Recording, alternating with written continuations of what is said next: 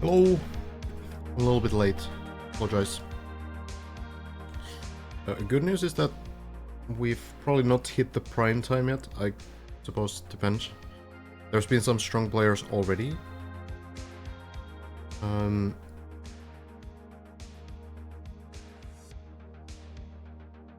But let's check in and see what's happened. I do know that Bren has gotten pretty far, but I don't know how far exactly. We'll see. I tried to quickly check through some clips. I didn't find it very fast, so we'll discover together. All right. Hello, Max. And Fated. Hope your voice held out. That's all right. It's all right. I'll just hydrate. Fine. What's up,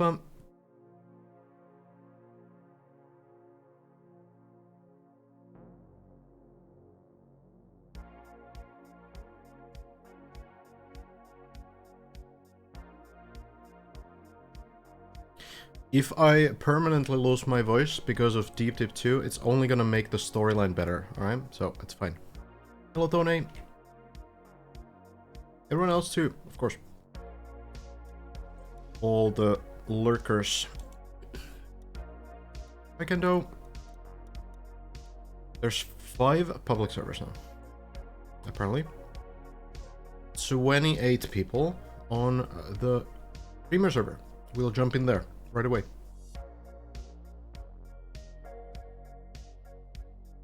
Hello, Jellet.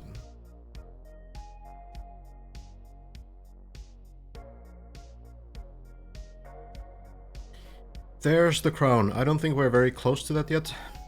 But yeah, as I said, I did know. Oh wait, Jellet, I forgot. Oh, let me fix that immediately. Oh, I completely forgot. That's my bad.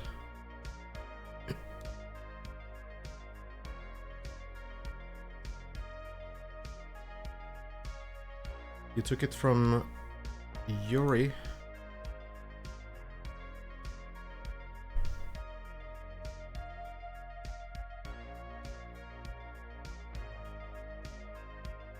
Jellet type 1.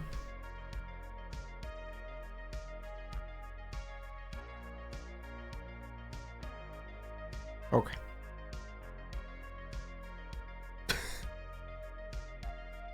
Hi, Bato. Okay. Wait, my game crashed. Why?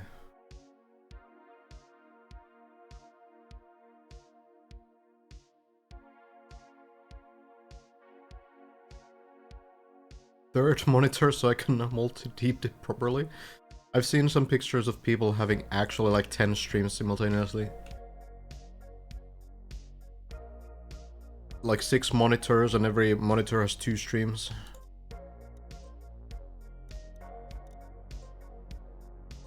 Alright, can we join the server without problems?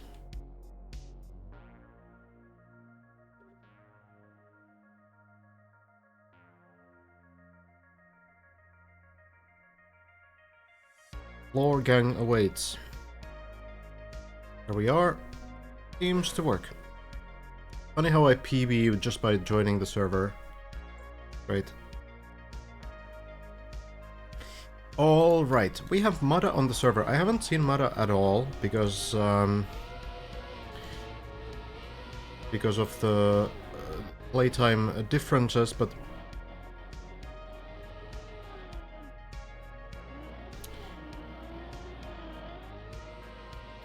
let's see if Mada is gonna stay on the grind for a while.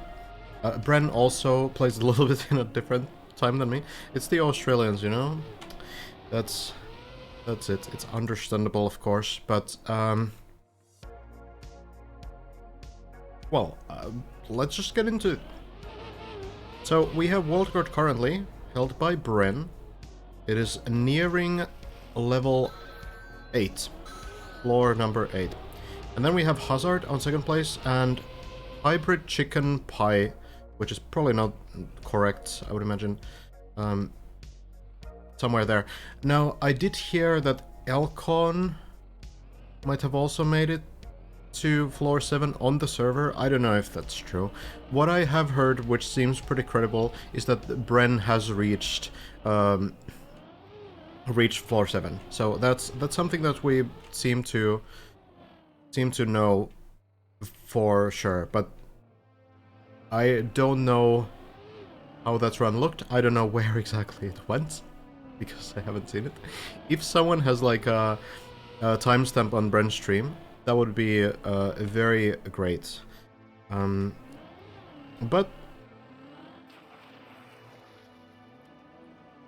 I guess we'll just get into it. Bren was on floor 7 like 5 times. Okay, interesting. Hazard has Walterguard on floor 7? Oh yeah? Okay. Alright, we have more information then. Good to know. We'll hopefully see someone get there legitimately. Can you please give me a link, 8B?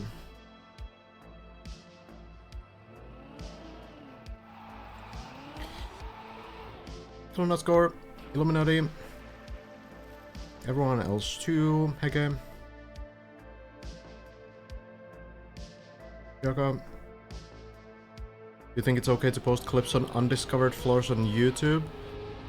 I mean,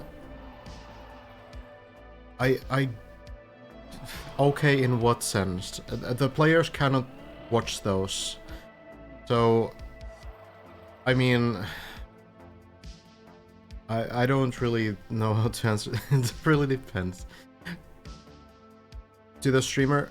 No, you can't do that. That is not allowed. Like, can you overall make content related to that? Like, if you're not participating in the competition at all, and if you don't really maybe care about it, like, I guess I don't really know. Like, it depends on whether it relates to the competition or not, I guess.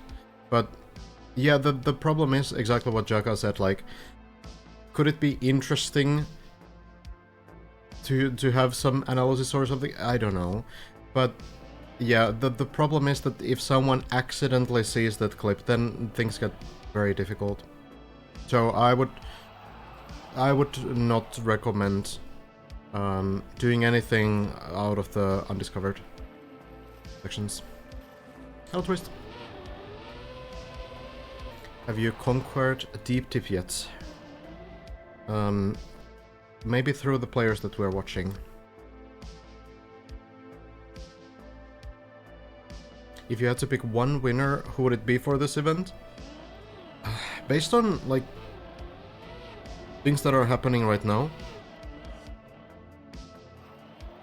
I feel like Hazard is looking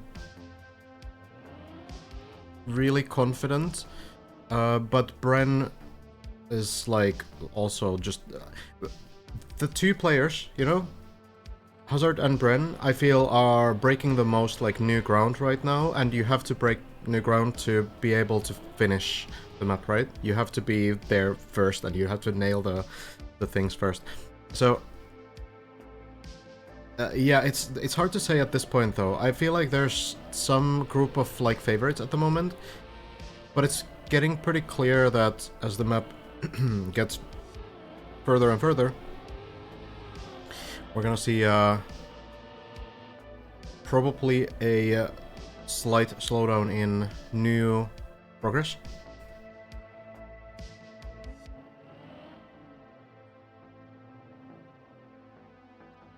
Map gets exponentially more difficult. If there's something on floor 9 that's like insanely hard, then that means that everything after floor 9 is going to be ridiculously hard as well, because you need to do that really hard thing on floor 9 to get there. So, and you get less and less practice on the higher floors the further we go, so... yeah, it's really hard to say at this point. I feel like any of these players that are currently putting in the hours, they can manage. Carl Jr. actually doing pretty well on this run too. Lens.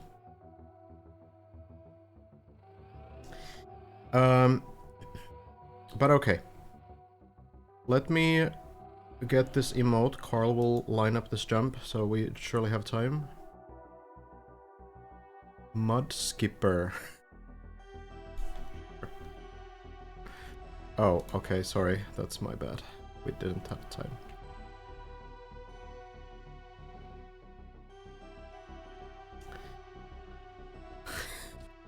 Bad timing for me, alright? I misread the situation. Okay, but we have a link. Thank you so much. Thank you so much. So we can watch the last few minutes of Bren's run here.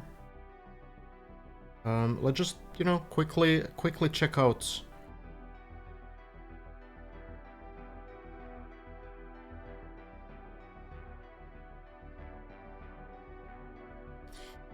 So here we are on presumably the run. Let's go a little bit forward. 10 minutes and already on the like midpoint in floor 5.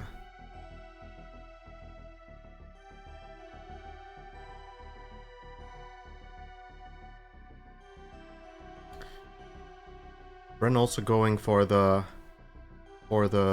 slower strategy on the grass, I guess.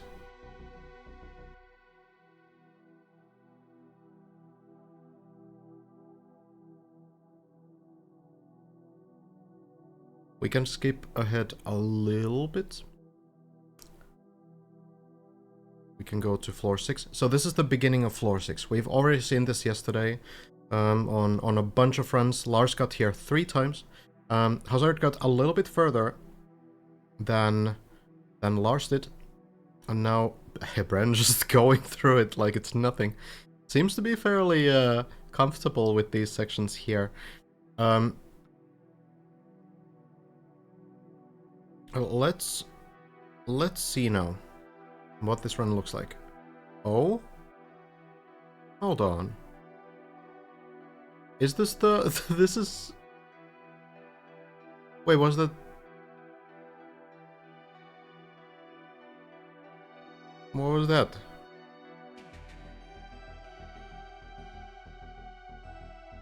Hold on. Oh, just spectating. No, the timestamp was a little bit further, so I figured I would go a little bit behind. Okay, so, alright, so... okay, so these are not the runs. So, is it this one?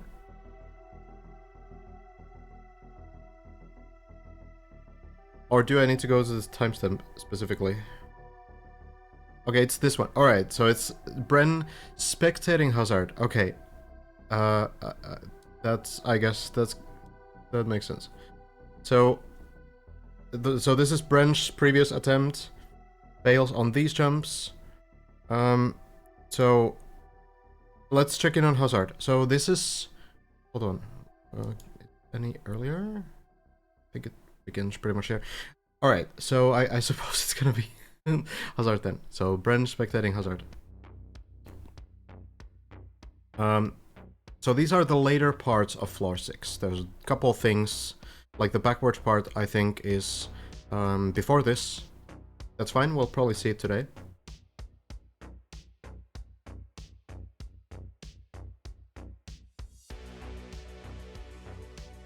Jumping into the pool with the ducks. This much we kind of cam 7'd yesterday, but didn't check much further. So is this still floor 6?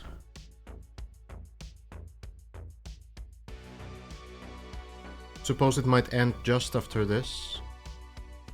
Yeah, this is floor 7 now by Techie, the sponge. So let's see. What is this one about?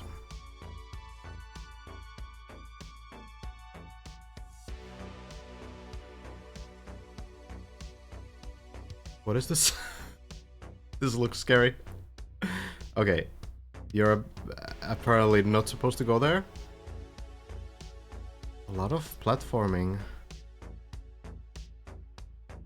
Very narrow sections in this level as well. Okay, we have some ice.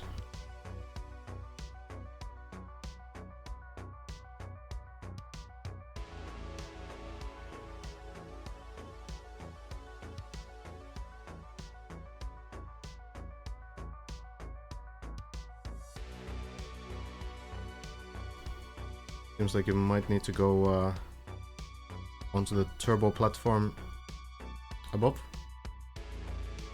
Oh, maybe not. Jump all the way up.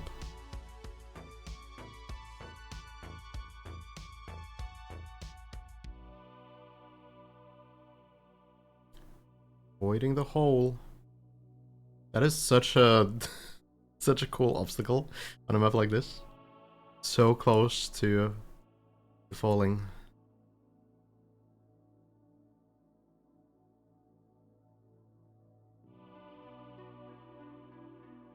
$770 meters, by the way, this height right now, and getting to 800. 42.0%. That seems planned out.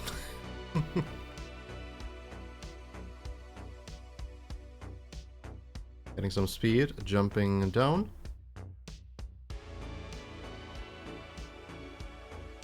Plastic walls.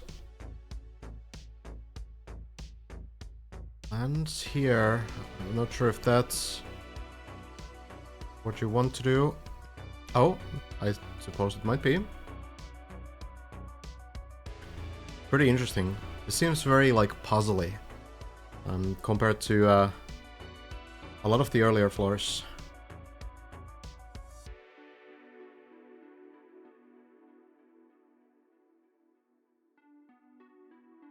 Yeah, it could be doable with the, you know, upside down line, but seems like it works just fine without it as well.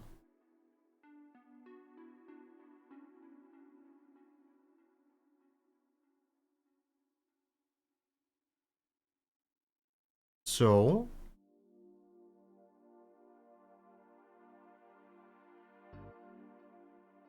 okay, so... that's one part of the run, and then we go forward. Hazard climbs back.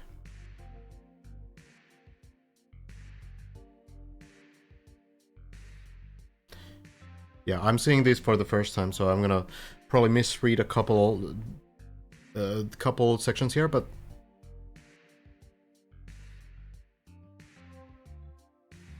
looks very pathfindy, this entire techie part, which is not that surprising.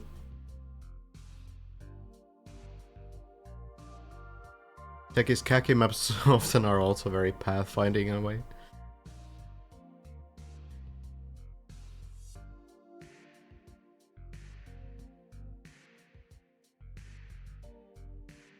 So the speed onto the sand, dropping down, and then, okay, so here, that's what you're supposed to do. Okay, so there's the recovery line where you can still at least try this again.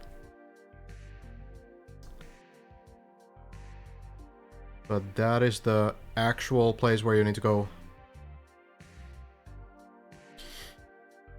Was this floor 8? Did it have the thing?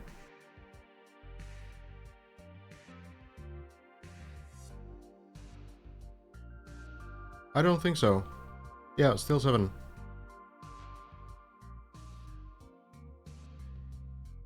It does seem fairly precise, this jump. Actually, it looks like a kind of a khaki map, this one.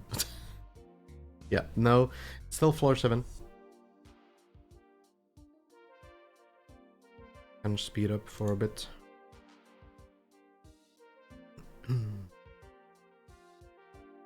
Turning around. Seems to maybe check out what's ahead. No, another transitional section clips the landing. Is that recoverable?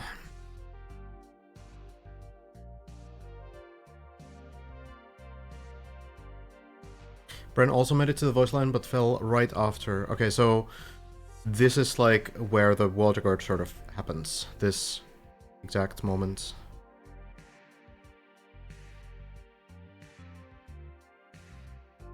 Side falling strategy. Great name.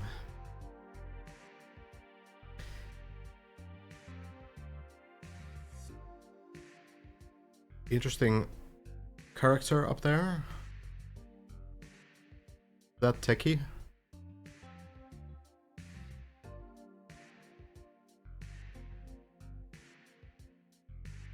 What is this now?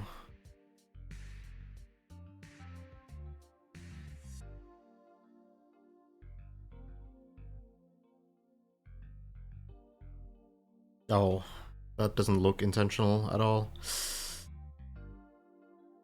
Are you supposed to, like, not get the turbo there? That kind of feels like it might be the case. And it's super cursed if that is indeed the strategy. Let's let's check that out. Yeah, this is indeed a competition. This is indeed one of the biggest events in the Trackmania calendar this year. It's going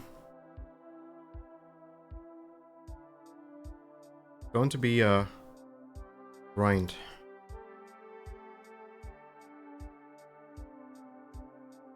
We'll get into it. Get back to the server, see how people are doing. Oh yeah, that is just a small recap of what has happened before. So if we go on to the map itself,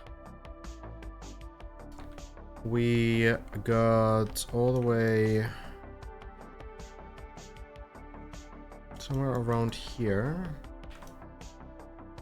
A little higher. No, hold on. Here. So, in this tunnel, seems like there's an opening here.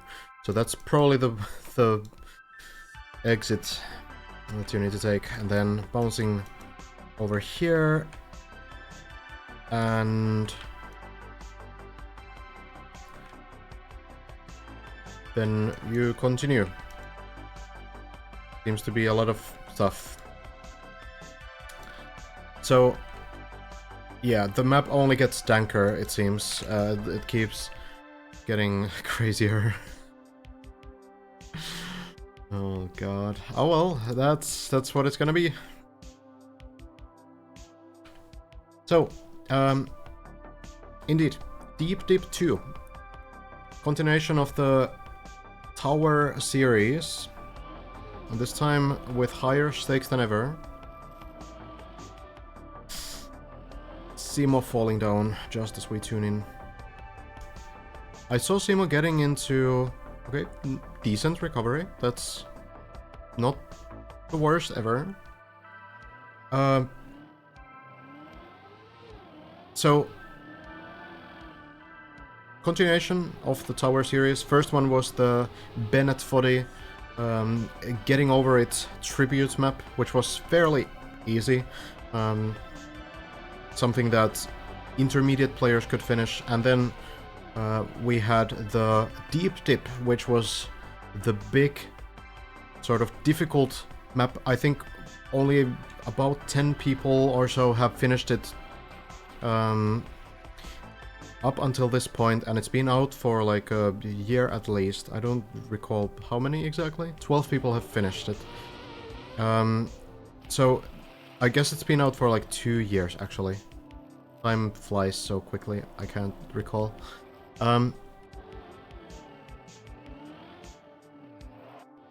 Bren was the first to defeat that tower. It took about a week or so, more or less, as far as I know. Juliano, not enough speed. So,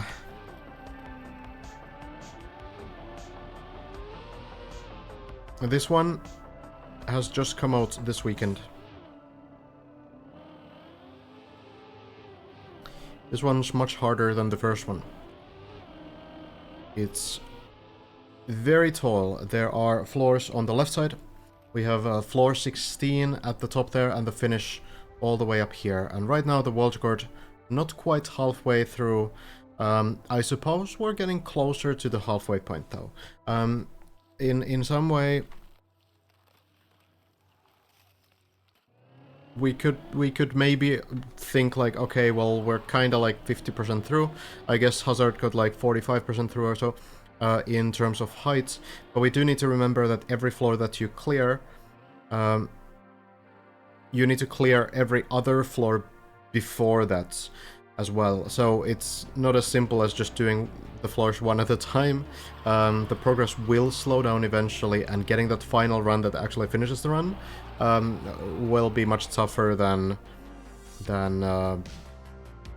getting these new floors cleared right now. So we'll see. We are live on our 3rd day right now. Have a bunch of players on the server. Hello everyone who joins as well. I missed a bunch of people by watching the VOD, but at the very least, we are now caught up to speed. So Bren and Hazard both have made it pretty far on floor 7.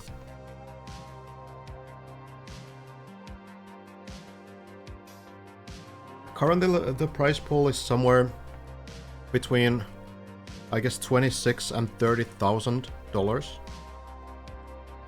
of which 50% go to the winner, who is the person who clears the tower first. So the stakes are high. It's one of the biggest tournaments that we will have this year in Trackmania, if not the biggest. Could be the #1 competition in terms of prize pool of 2024. So that's why we have these players like world champions here. We have Carl Jr., we have Mada, we have a lot of pro players trying this out. We have Bren, we've had Scrappy, we have Massa, we have Spam, Elcon is trying, Mime was also on the server at some point, and then there's a lot of players who are very good at like this specific skill set, like Simo for example, of course, Kaki champion. Then we have a bunch of trial players, RPG players, who are doing fairly well too, like Hazard, Skandir are doing excellently. Of course, Skandir also has played on the highest competitive level, or TMGLC at least, or TMCL, whatever it was called. Simo falling down. It does seem like this floor 4 is still acting as a major choke point for these players. But we are seeing more and more runs get through the quarter pipe jump on this 4th floor, which is a crucial choke point.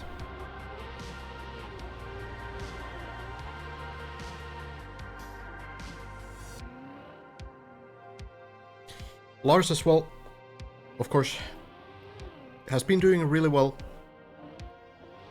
Currently, the top 5 here does not seem to be entirely accurate. I don't know who Hybrid Chicken Pie is. I don't think that's an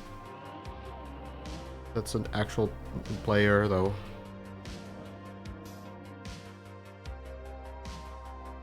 I mean, it's probably a player, but it's probably not the legitimate run. I would be very surprised.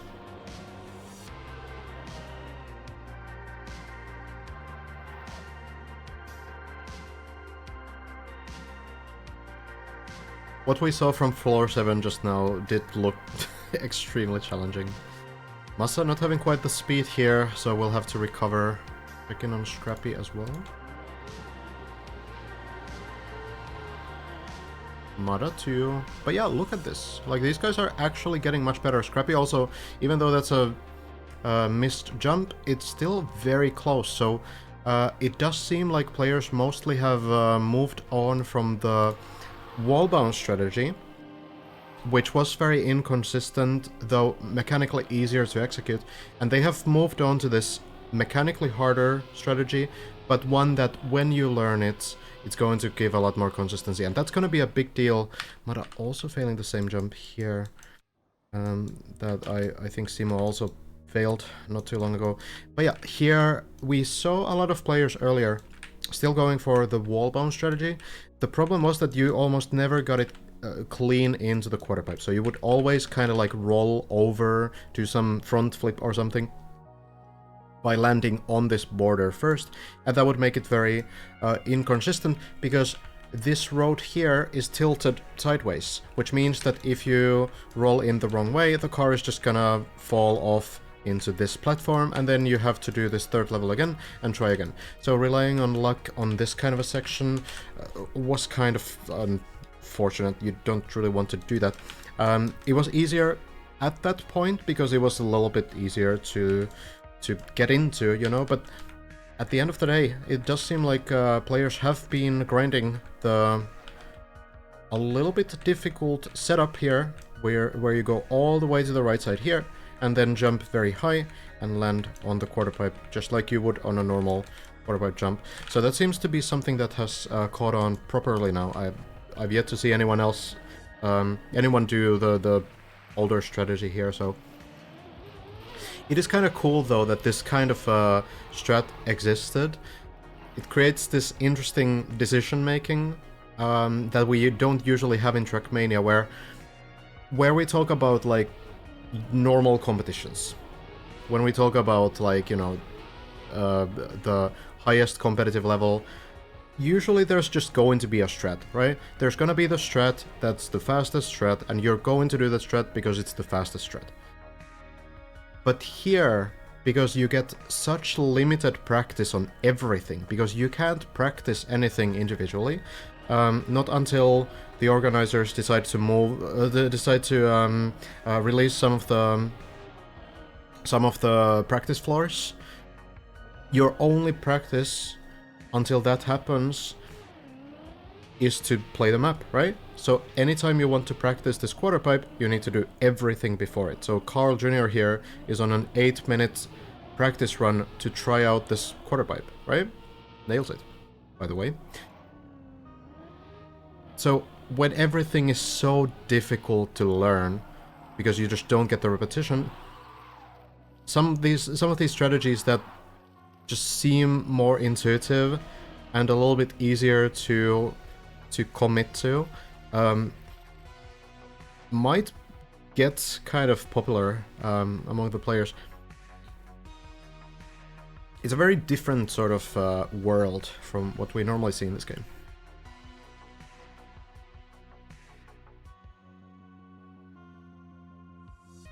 In the very beginning, though, we did see Scandier, among others, try out the normal landing, because, you know, obviously you go for the normal landing first. That just seems like the obvious solution, right?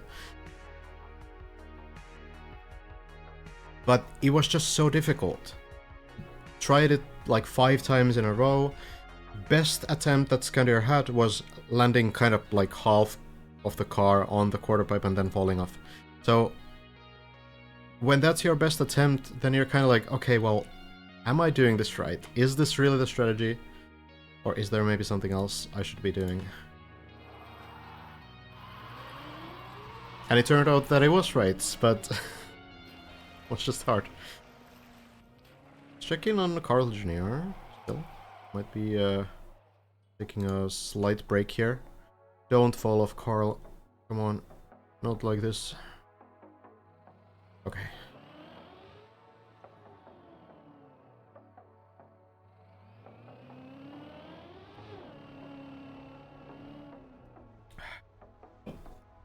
Okay.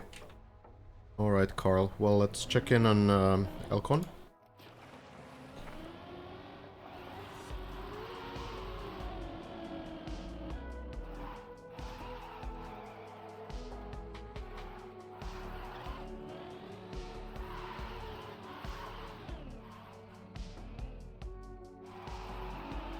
It's a nice stream / cast.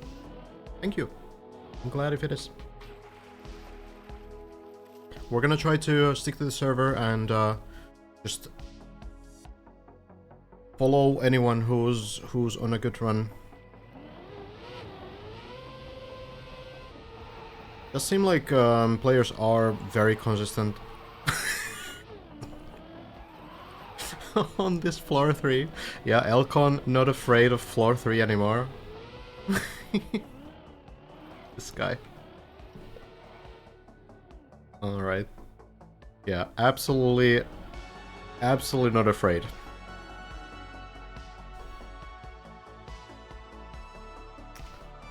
The extra bug sliding. Elcon's strength will be speed. Seems to get the... Well, gets the line, but it's a little bit too early on the quarter wipe jump, so it's gonna fall off right here, but does save it afterwards. One should be coming next. See.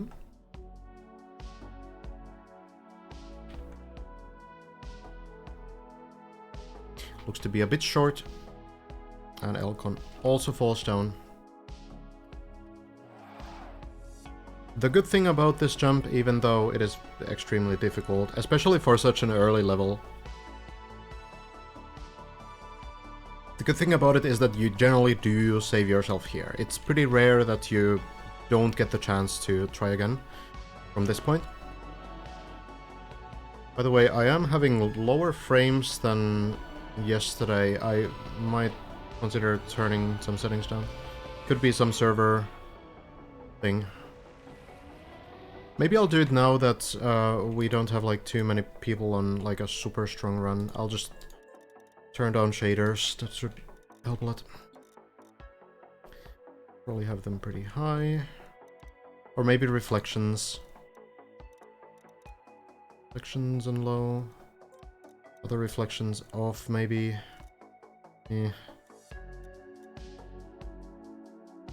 It's probably fine like this, honestly. Actually, let me... No.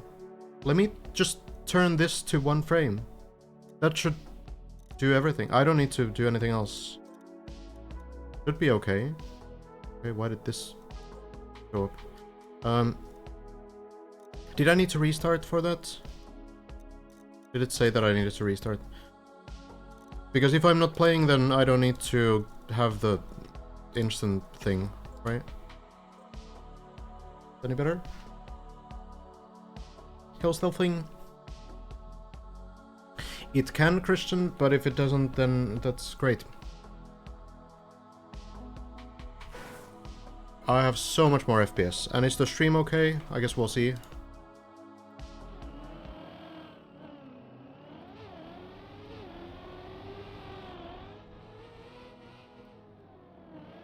It might be a bit choppy, actually.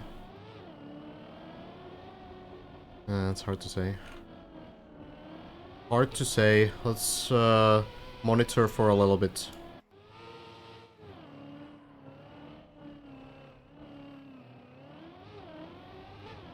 Of course, like, if you're looking for something to be wrong, then... Okay, alright. Well... Let's just play it safe. Should be okay. Immediate. Let's turn water surfaces to low. The reflections on. Why is this here? This should be enough. I don't know if there's anything else. I mean, it's not too bad anyway. Oh, I haven't updated the plugin. Old version was hogging resources. Okay, well that's good to know actually. Now I have the up-to-date plugin as well. That could be it because I feel like I had better performance before. Let's see.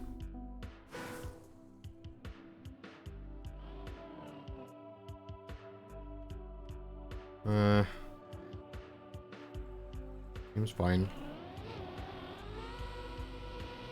It's like watchable. It's not quite 60.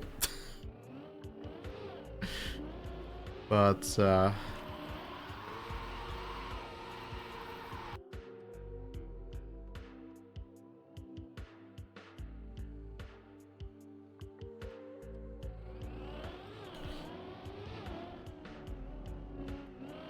should be all right.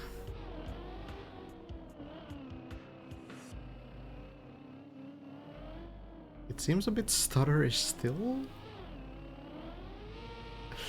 Why would it be? Maybe it's this video game. Maybe I'll just restart the game quick.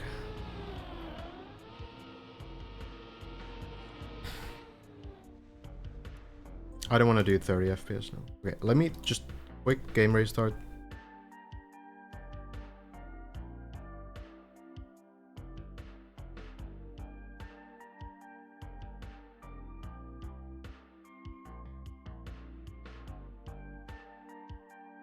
Luckily, gets up pretty quickly.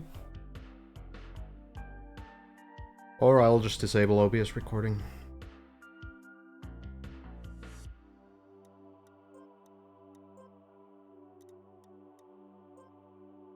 We can do that as well.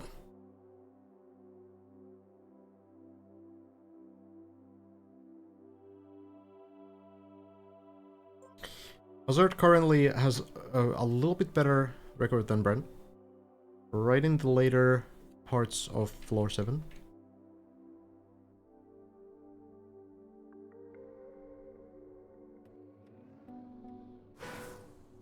Okay. Crappy. Getting towards floor 5, so we'll jump there.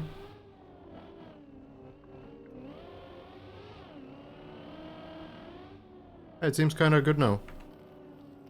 Seems fine. At least at the moment. You never know with Trackmania, honestly. This game is not optimal sometimes. We've seen this 5th floor many times. We will not see right now. Oh! No. Wait.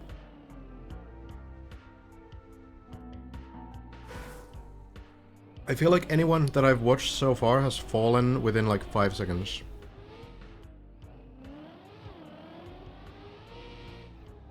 What's up with that?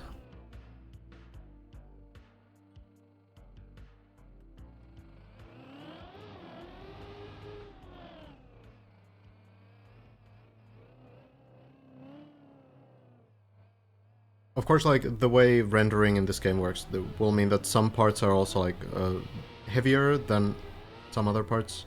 Depending on what you kind of have, like, what you're kind of looking towards.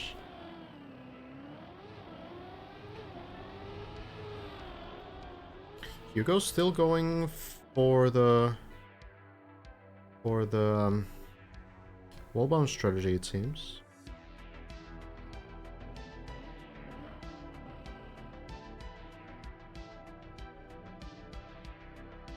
It is kind of a luck-based strategy. We haven't really seen anyone find like a consistent wall bounce line.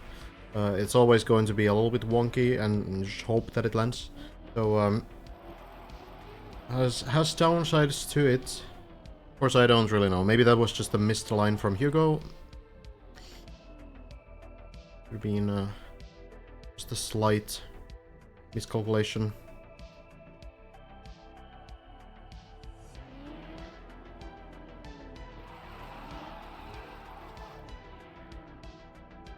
I don't know what this is. I guess a light recovery. We've seen Elcon do 180 on this jump between the platforms. The thing is that Elcon is going for like these micro optimizations that I think some of them do not matter at all. Of course they add up, and it will mean that Elcon will get more attempts to these floors because he's just faster. But I do wonder if the extra strats like Elcon going for the second bug slide on this landing, if those sometimes fail, and Elcon suffers from it a little bit. I mean, obviously they do fail and Elcon does suffer from it. I do wonder if there's maybe a strat change at some point from Elcon, especially like when you get to the higher floors. I do actually wonder if Elcon will change the playstyle a little bit, or if it's gonna be like full sending on floor 13. That's gonna be really interesting to see, because I think there's like two things that could happen. One is that you're nervous, so you take everything safer. And one is that you're nervous, and you kind of keep just going. You keep sending because you're kind of in this flow state through that sending. So you don't need to like overthink. You just trust yourself. You feel your instincts, and you just go. I do wonder which one it's gonna be. There's maybe something. Maybe something. With both strats. Albert.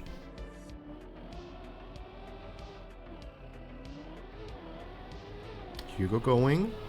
Goes for the white line. Okay, and this one looks very good. So, I guess the previous one was just a misaligned trajectory.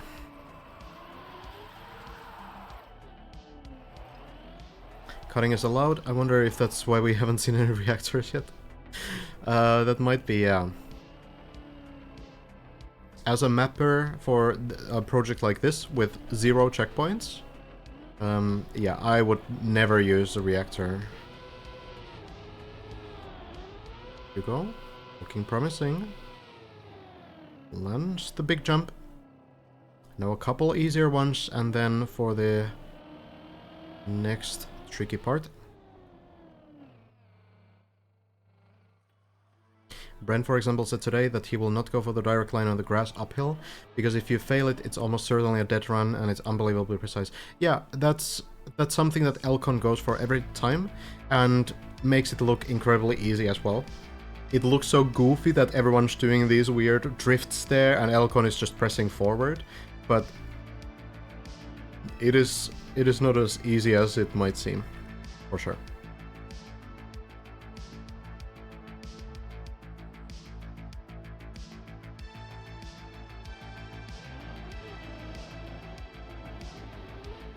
On Deep Deep 1, there were a lot of speedrun struts on the earlier floors, and even on this one, we've seen Lars do some like small shortcuts on the very first floor, like floor 0. So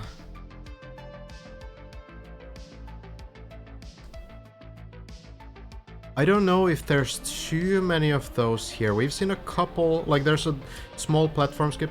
You go. Not getting the speed. Has to go back and restart this section. So we've seen like a few jumps where you can maybe skip a platform. For example,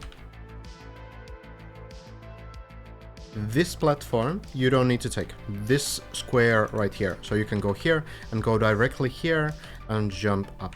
It seems pretty gear dependent, and it's fairly failable, so most players I think are still going here and kind of, you know, making sure to do that. Just lower the music a little bit. Playlist is all over the place with volume anyway, but that's just one of the examples. There's a couple similar things in the very beginning that I saw Lars do.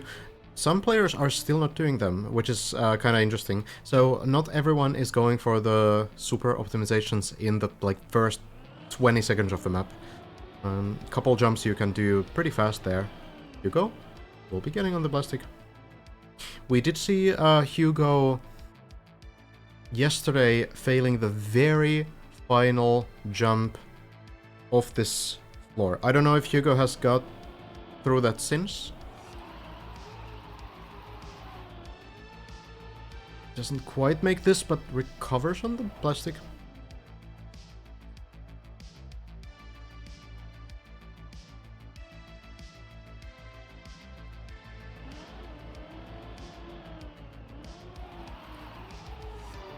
Tries again. This will land. So yeah, not sure if anyone knows if Hugo has been to floor 5. I guess we can kinda, you know, judge that based on the confidence there if this run goes through. Seems pretty confident on this jump. So maybe Hugo has already cleared these jumps. But this is the jump, this next one, that we saw Hugo fail last time. Looks pretty good so far, very much on the side, but does manage to land it. So Yeah, I don't know. This could be Hugo's PB. Potentially. Stops at least. Stops a little bit. So... who knows? But... does seem like... at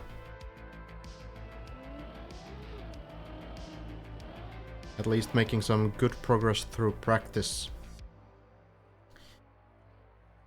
By getting to do these jumps now. 4 or 5 runs I think are still pretty scarce overall.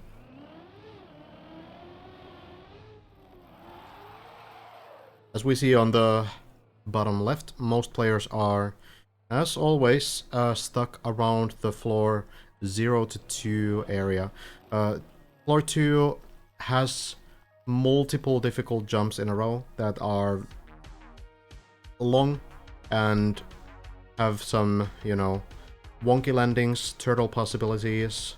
So that area is one where generally runs tend to end. But we've seen a lot of players get much more consistent as well.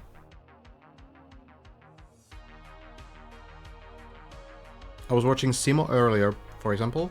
Simo got to floor 5 as well, getting a new PB some hours ago. In the morning, noon time, somewhere around there. So Simo also is looking really confident on the early sections now. Struggling a little bit on the ice parts, but getting good strats for those as well.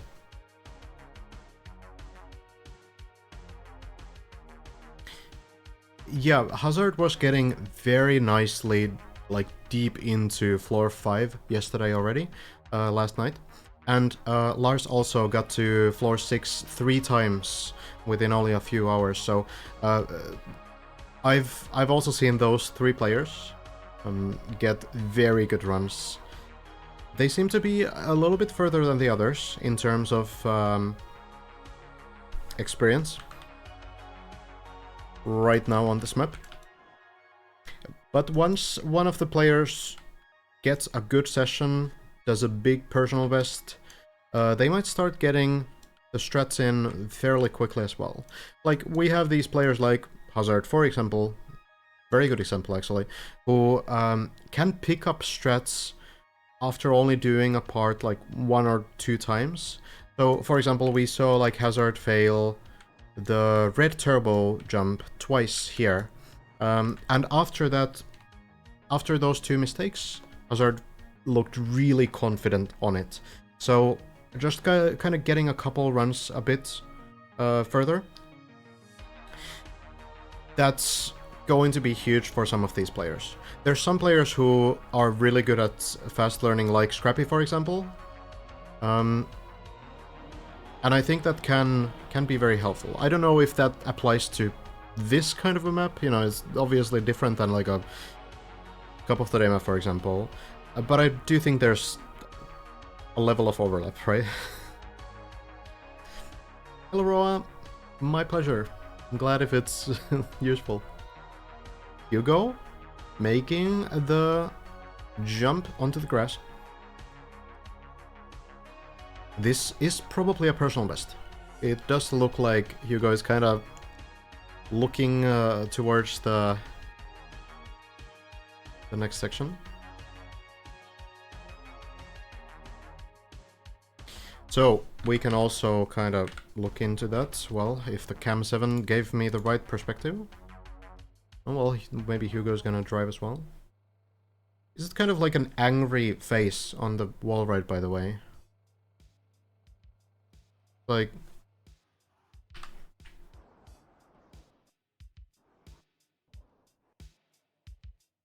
it's a bit aggressive. Is this like a tie?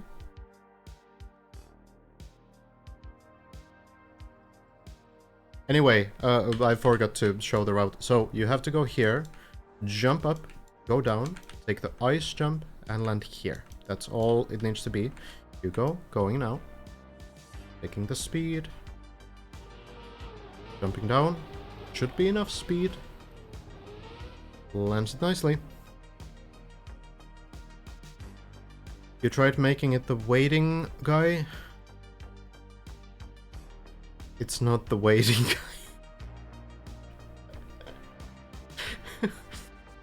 What do you mean? What do you mean the waiting guy? What part? Huh? I don't understand at all. Oh, there was arms and stuff, but it was removed. Okay, alright, that makes more sense, I suppose.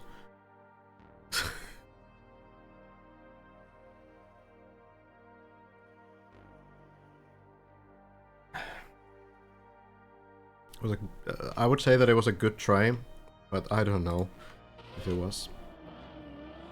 Alcon flying into floor number 4 now. By the way, 6 minutes on floor 4 seems very fast. That's like scary fast. I don't know if Alcon is more concerned about just being as fast as possible or actually getting higher on the map. It feels like there's a bit of a speedrunner sort of spirit going on right now.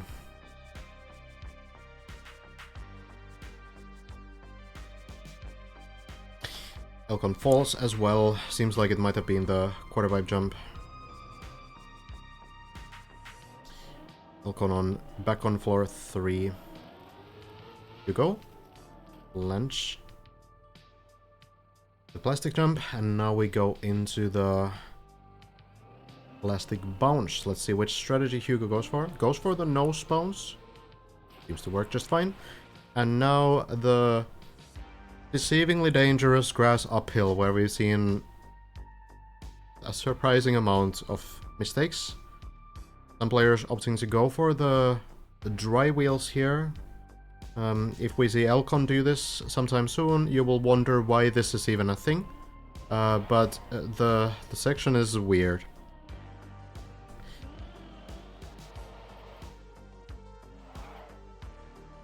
There is a lot of risk involved going up this kind of a grass section at 0 speed, and if you want to do it without doing these weird moves that Hugo will attempt to do soon,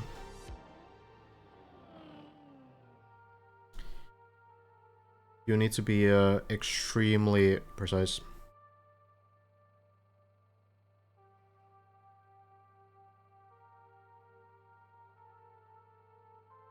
Alcon just drives forward. Like Alcon, I can't really describe it in any other way than Alcon just drives up the hill. That's really what it is.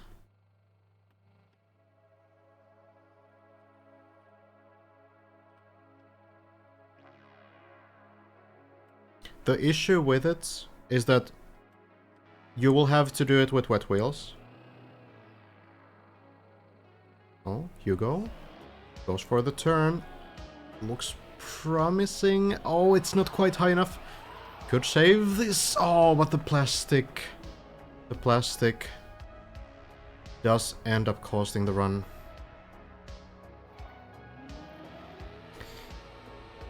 Hugo now has a little bit of experience on that, at least. Falls into the cone. Seen a couple of those. So, who would win? Trackmania players with thousands of hours in the game, or one grass uphill? Right now, it's probably about even. What Alcon basically does is take speed from here and seems to be doing a no slide line up the hill, very precise, going right up there. But if you lose your speed, then the wet wheels will probably be more of a hindrance than anything else. So you will put yourself into a position where it's probably harder to save yourself if you make a mistake. This strategy that Hugo was doing is the one that I've been seeing. There's 3 more strategies, says the mapper, by the way. So I suppose there's something more as well. But so far, these are the two strats that people are doing. Either going up very precisely with the wet wheels, or drying the wheels and then going up here, drifting sideways, and then driving up for the rest. And neither of them is entirely free for sure. I think it's a lot about what you want to practice. Now, obviously getting practice on a section like this will be very tricky, because you kind of need to pick the strat that you go for, and then whenever you get up there, you will just try it. You will just commit to that strat, and then if it works, it works. If it doesn't, hopefully you learn something. But it's, you know, tough task. It is really super interesting, though, that a really simple 2-block combination is proving to be very difficult for these players.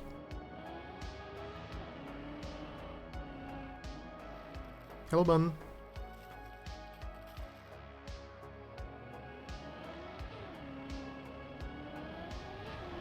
Oh, thank you, man. Yeah, there's the clip from Elcon. Virtual has struggled with this jump a lot, and it's still not quite working. I'll fall down all the way.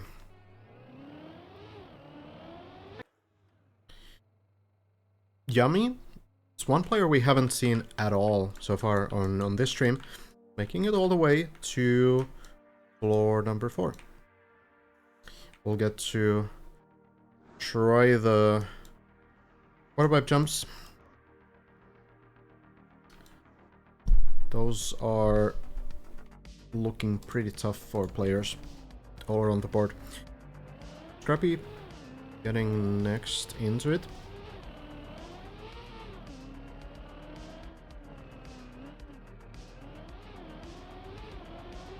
Also going, oh, needs to slow down a lot, but is that part of the strategy? I think the small release there, actually, entirely planned out.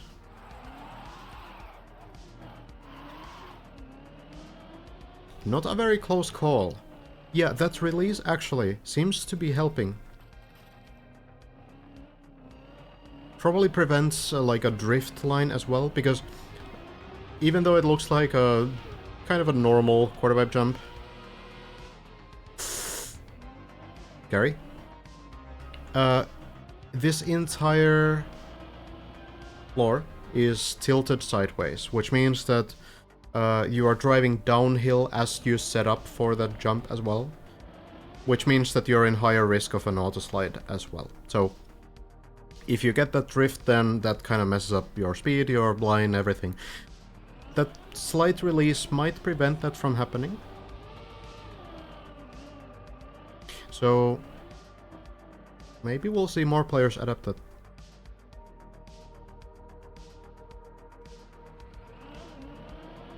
Floor is indeed skewed. Your skewed is the name of the floor. This one's by Sparkling. Scrappy, looking pretty calm and collected on the later parts of this floor. Going directly into floor 5. Slowing down a bit.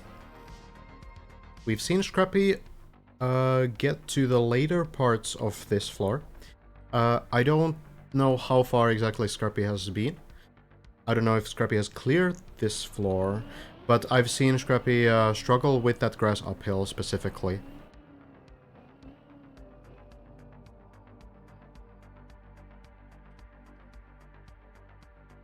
We shall see if some progress has been made.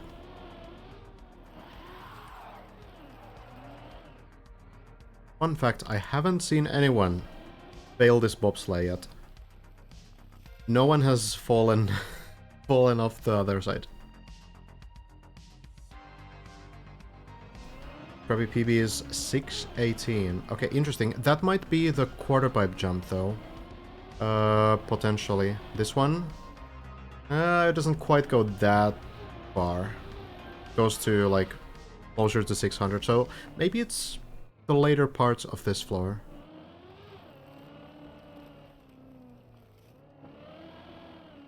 I mean, let's see. Maybe we're watching a PB run right now. Doesn't quite get the... Okay, well... That's my bad. Alright, well, let's tune into Yummy. Probably checking out the quarter pipe jump right now.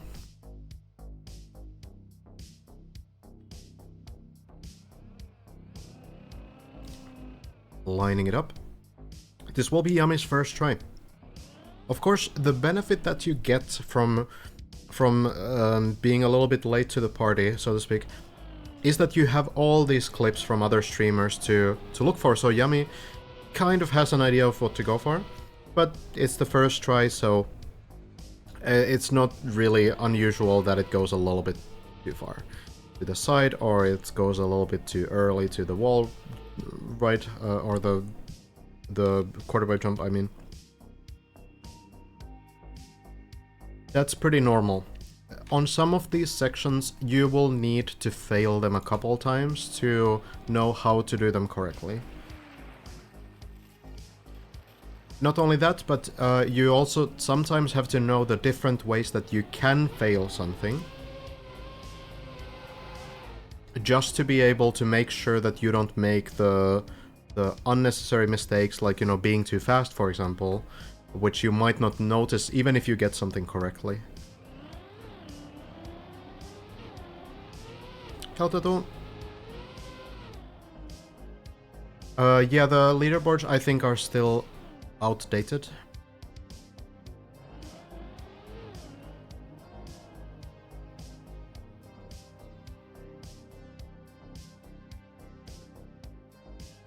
I'm doing good, Tato. What about you? Looking forward to some floor 7 runs.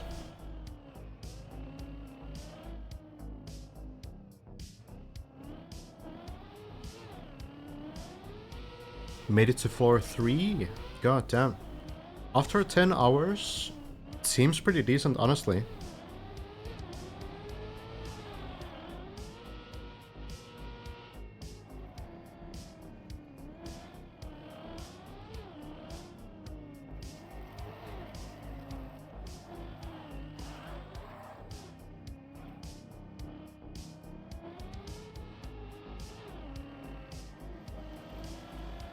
A lot of these players played for 10 hours on the first day and didn't make it to floor 3, so I think you're doing pretty well. Bam. Looking like a tough jump. Makes it barely, though. There's kind of like a difference between mindsets with the players, of course. Like, if you are a little bit behind the others, if, you know, your PB is like floor 4, and, you know, these guys are getting closer to floor 8 right now, then some players will absolutely welcome those clips to learn everything as quickly as possible, but some players are, you know, they have a little bit more of like a discovery mindset where they want to like find out the tricks themselves. They want to be surprised about the new sections, and they want to play the map the same way as they would if they were playing any other Trackmania map. So I think there's some players that are not, you know, solely focused on trying to win the competition no matter what, but also kind of like just enjoying the experience. So it could be that some of these players that are starting maybe now or next week will just want to do the discovery experience, the same as what people are doing right now.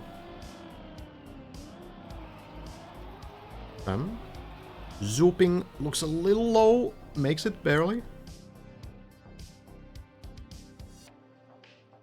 No clue what Spam's personal best is either. If someone wants to spy on Spam's stream, then that would be nice.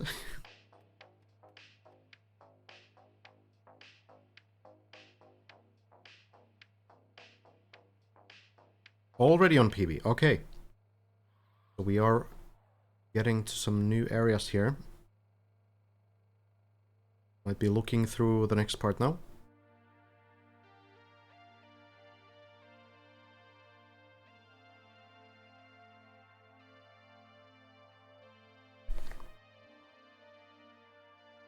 These last two jumps are fairly easy compared to the stuff you need to do before. But the problem is that because you did all the difficult stuff before, you are super scared about these jumps as well. I'm hesitating. Last moment there.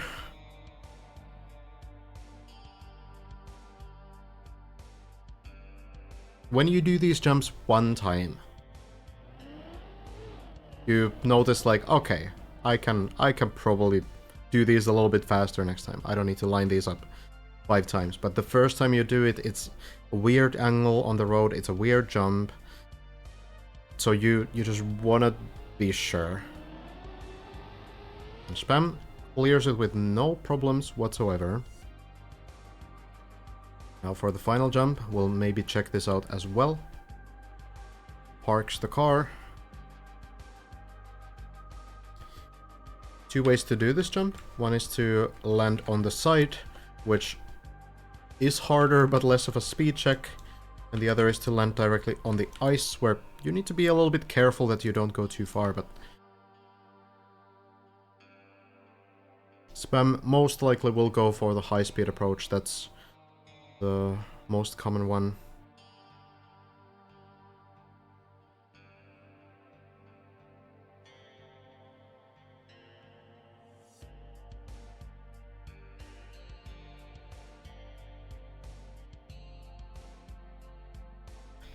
Still waiting. Now, let's see. Hesitating. This we see every single time. We see players testing out the turn, just making sure that they have it. Now committing to it, makes the landing. Very nicely done. Floor 5 has been reached by yet another player.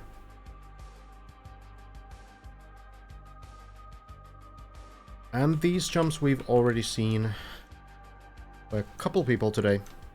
Going over here, taking the turbo, jumping up here, going up here,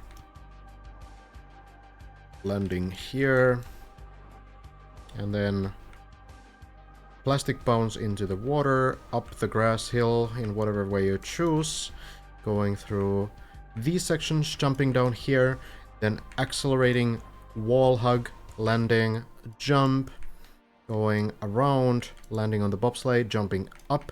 And here we see 2 different strategies. We see some players specifically taking wet wheels for this, and some players specifically going with dry wheels. Taking the turbo, turning around, bouncing, taking the other turbo, wall hug, plastic bounce, and water. It's a very dank, very dank floor, this one, for sure. Spam has actually started driving already. Makes the first grass jump. There's a couple more things after that, but nothing too crazy, it seems. We've mostly seen players manage to do those later, the very final parts of this floor, just fine. So once you get through those, you are already on the winning side of this floor. Bam. Going into the bobsleigh. Needs to slow down. Does so just fine. And has a good line into the platform. Probably going to check in on the next section now again. Massa. Water pipe jump seems to work out.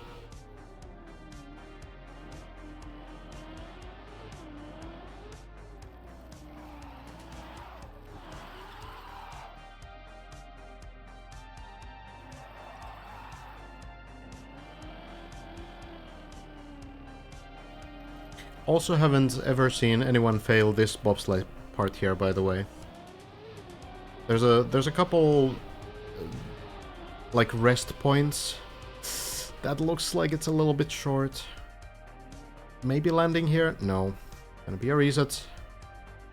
Most likely will bounce somewhere, but let's turn back into Spam. The quarter pipe jumps, there's 3 of them on the 4th floor. Those seem to be the hardest ones. Spam does not manage to get the line, and that will likely be a redo. Going back to floor 0.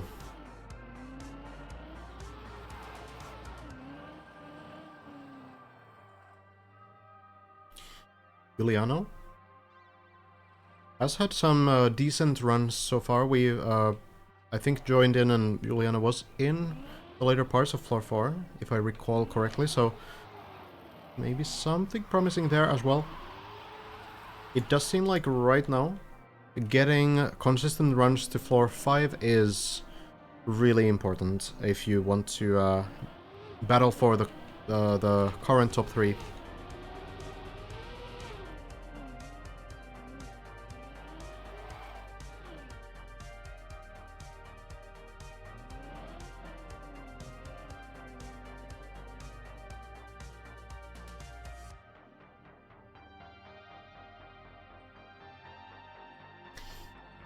Scrappy then has to be pretty comfortable with these jumps by now. Has been through them multiple times. Going for this extra platform still.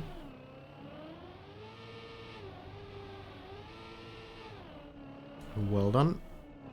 Yeah, just goes directly into it, and look at this release strategy. The slight release just before committing to the quarter pipe, that seems to be a really nice strat that Scrappy is doing.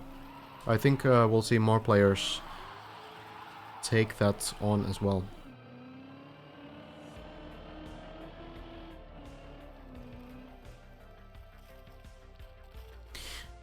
Might not be just me struggling a little bit with FPS, having a little bit lower than yesterday. It could be that it's a server-wide situation. Maybe there's going to be a server restart at some point.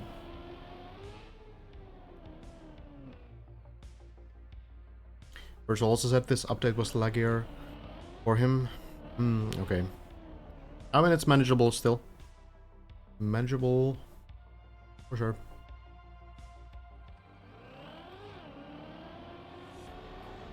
Scrappy. Lines up, should have the speed.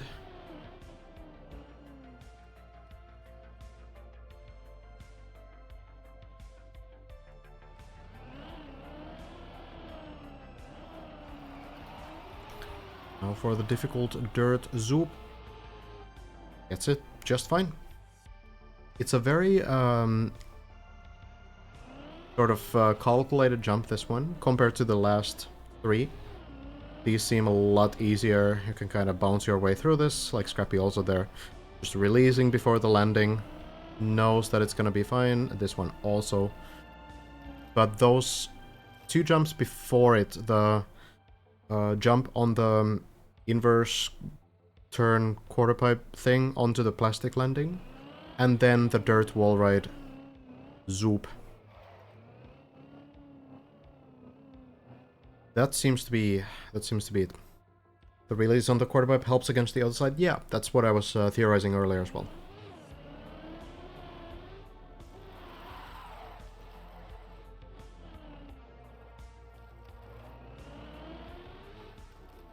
Haven't even reached floor 2 yet. Most people never will. It is a tough beast.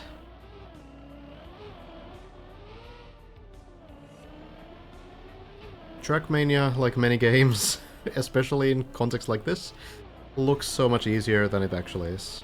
All of this stuff is so incredibly difficult.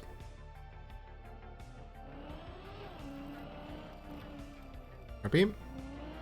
Now we'll probably go for the sideways roll here. Yeah, this is interesting that Scrappy is doing a different strat. No, should actually flip the right way. That works just fine. So can just redo the quarter pipe. Should be fine here. But Scrappy is going for the or the sideways roll instead of the nose bounce. And this is a difference between players that we also keep seeing. So in this area we have a couple strategies that that people are sort of choosing from, which is really cool. Adds a little bit of depth and difference between the players. Sim number 2. Hello, Argo. Keep dying at the turtle part. I would as well. It is incredible how these guys are so consistent on that kind of stuff. So here, Scrappy also choosing to go for the dry wheel strategy. Will take a little bit to get the water out.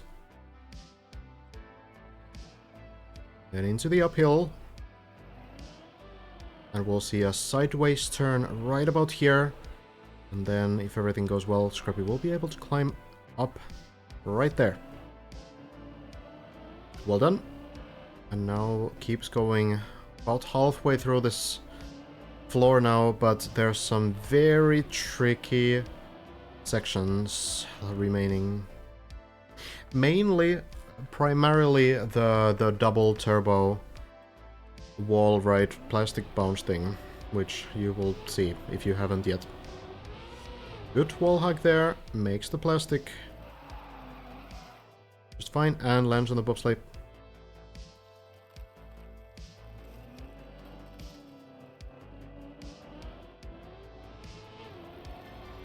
And now, jumping into the water. Ooh, that was a bit scary. We do have the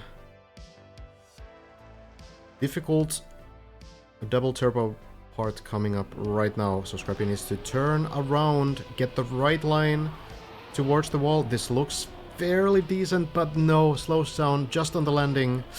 Oh, this looks rough. Not getting very lucky with that landing. Oh god, not even getting the luxury of landing on the floor too. That is a tough one.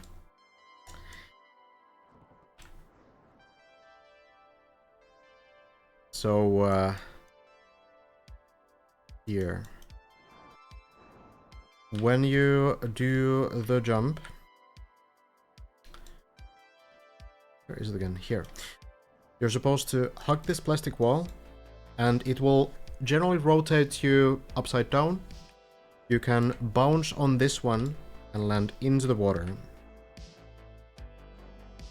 It's kind of a speed check. You need good speed for it, but at the same time, it is also much about the line.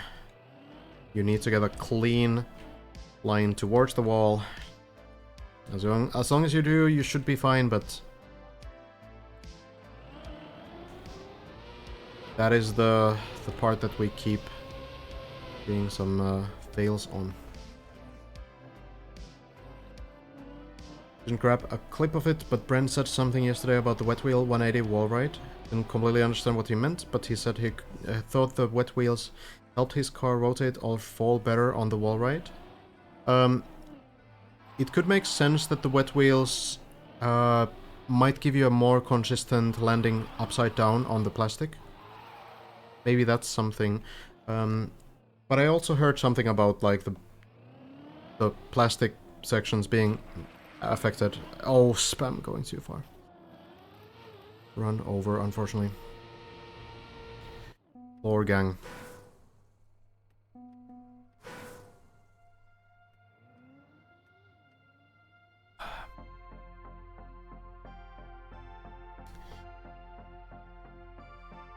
Let's check in on Elcon.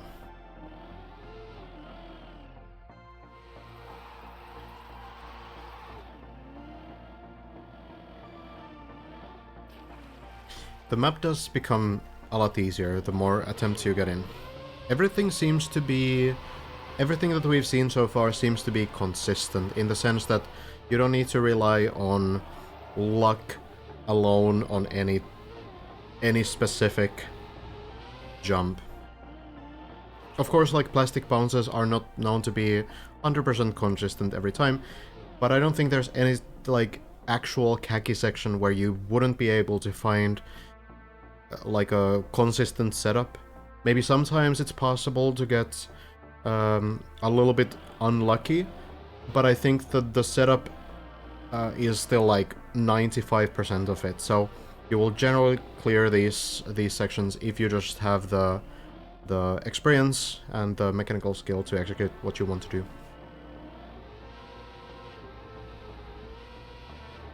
Elcon does go for the dry wheel strategy on the plastic bounce, maybe. With some luck we can see it on this run.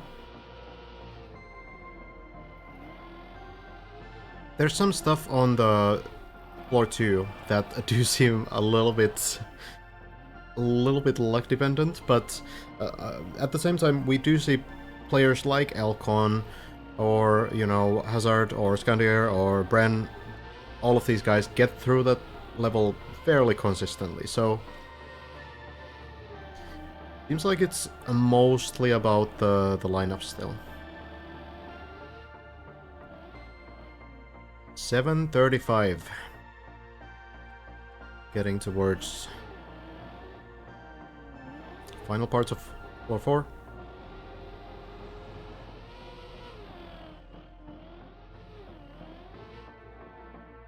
Timo getting closer to floor 4 as well. Saifi actually getting in there as well. Saifi we haven't talked about. Haven't seen much of that player, but notably, hopefully I'm not getting this wrong, there will be some khaki people who will correct me very quickly. Saifi, I believe, is the first person to finish every single khaki reloaded map in this game. That includes all the absolute garbage maps like 190 and 290.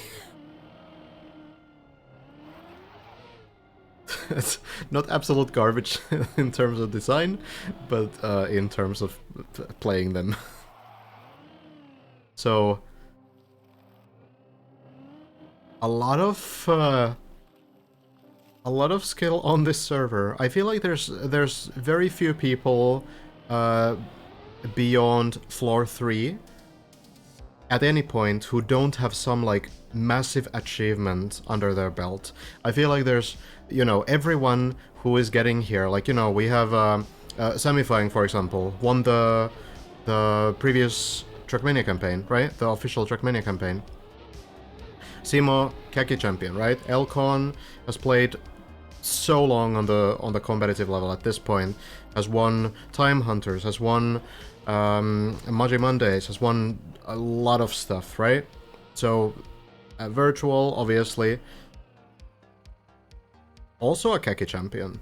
For example, Elcon. Turtling on the plastic. We will not see the grass uphill, unfortunately, or the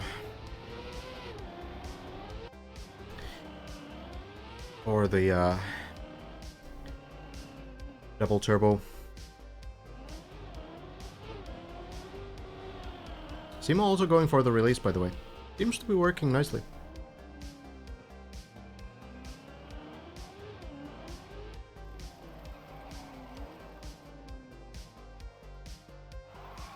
Virtual a little bit further, it seems.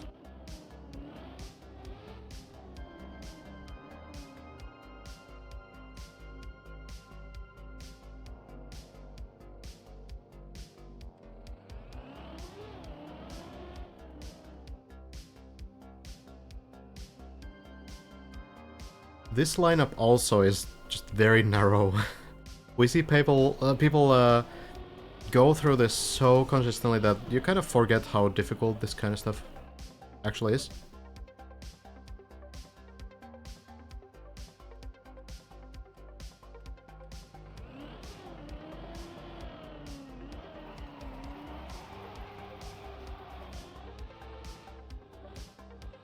That is not the line. Maybe with some luck we'll land here. No.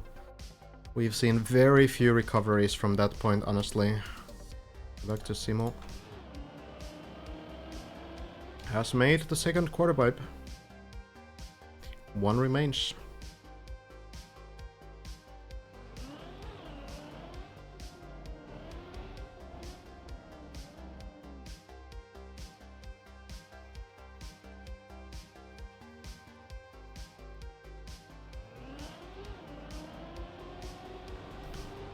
Going in. Seems to be good speed. Zima will land onto the plastic.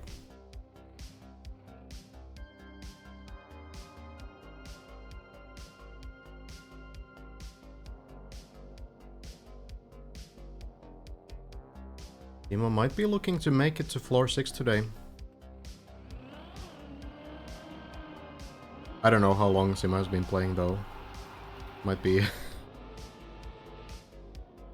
looking to sleep as well.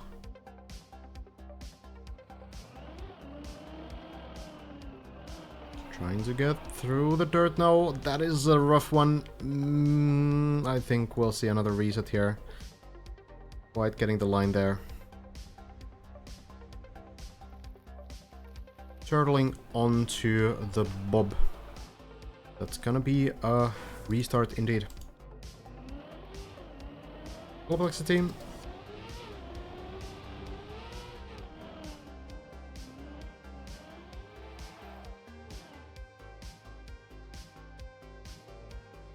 Massa and Zypher fairly close too. I don't know, we haven't really talked about Zypher at all.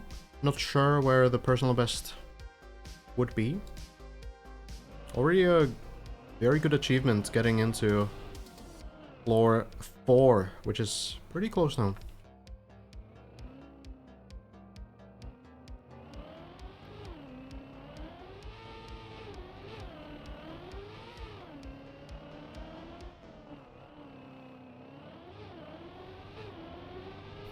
Crappy. Did he do the release this time? I didn't notice it at all. I feel like sometimes the release is so small that it's very unnoticeable. It could also be speed dependent. Like if you're a little bit slower, then you obviously might not need to do it. If you get a bit more speed than usual, then you might go for a longer release as well. But Scrappy seems to be consistent. It's the last 3 attempts on this quarter pipe have all gone through, so looks to be feeling this floor right now. Going pretty fast through these parts as well. Little trunk lane.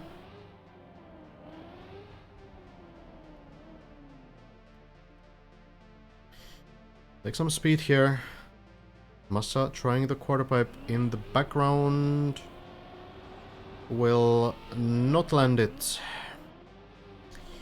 So we'll stick to Scrappy.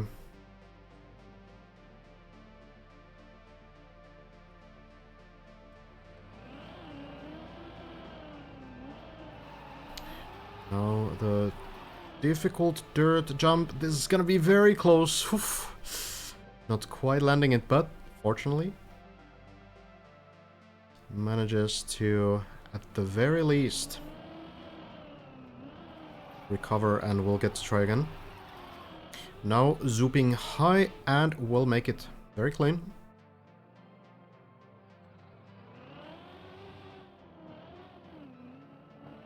And now it should be easy going for a little bit. These jumps are much more forgiving. Crappy knows it as well. Doesn't need to line up too hard here. And enters floor 5.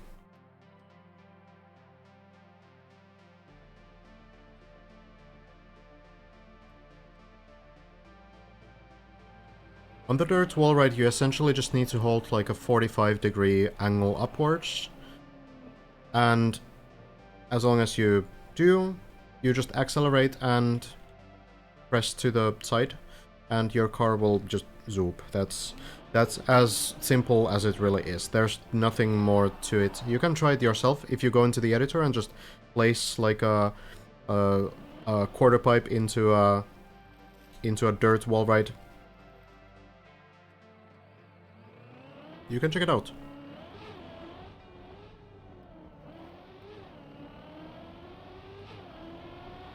You can do it at pretty low speed.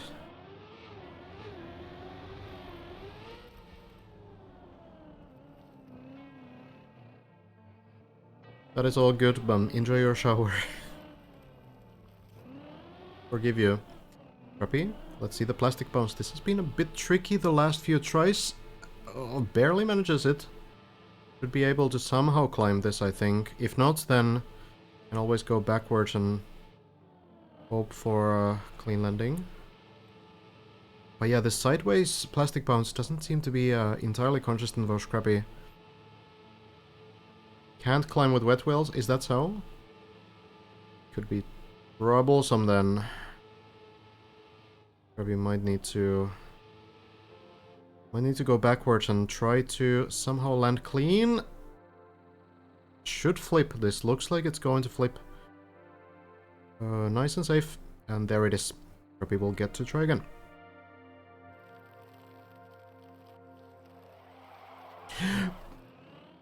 Wet wheels, Scrappy.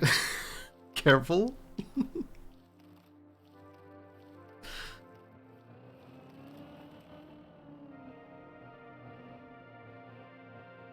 It's easy to forget.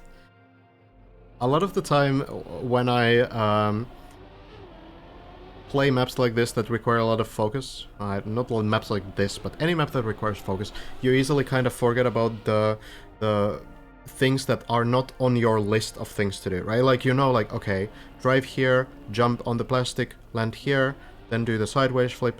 You remember like a list of things that you need to do to complete the section, right? This looks pretty rough as well. I think we'll see another attempt.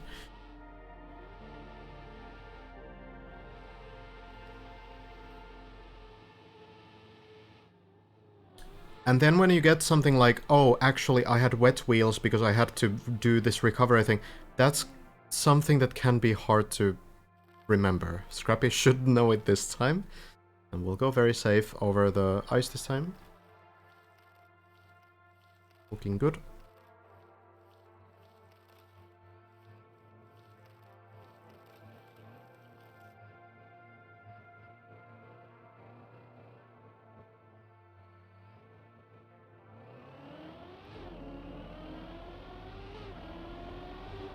Three is the charm.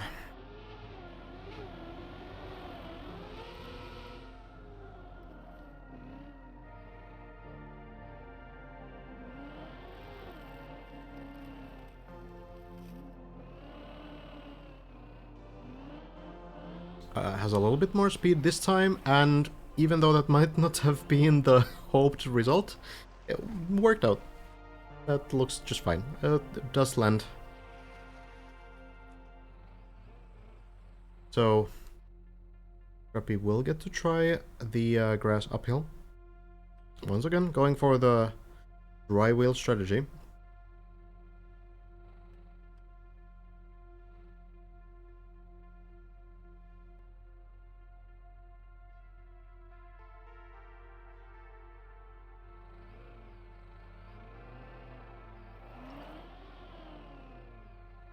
Turn around here. Going very far. Is this... This has to be a recovery. Scrappy knows it as well. Not taking any extra risks. Not quite high enough on the grass to go up from there. So taking the safer route. Massa we see on the left side. Falling down all the way. We'll restart.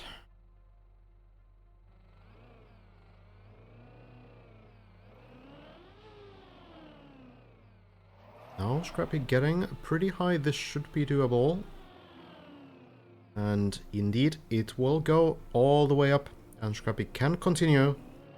We'll get to try the plastic wall hug next. Has been doing it pretty well. And then there's the double turbo.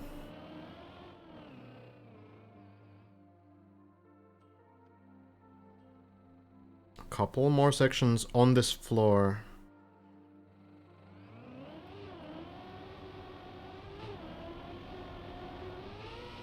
Have enough speed here. Launch the bobsleigh.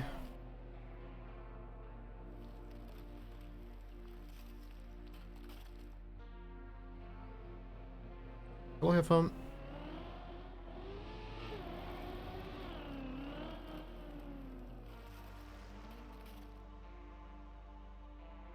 Good control. Scrappy will get to try the turbo turnaround. Just goes right into it with the wet wheels. Has a good lineup here. This is looking promising. Is it going to be enough? No, it doesn't bounce the right way and misses the pole as well. Unfortunately, the car will not bounce on that plastic floor and it will not get enough distance. I do wonder if the problem was that Scrappy, instead of hitting the... Where is it? Instead of hitting the wall in the corner here, just on the round part, Scrappy kind of went first into this sidewall here. That might have been the problem there, but it was very close to bouncing as well. So probably not really like a major lineup issue, just unfortunately not quite managing.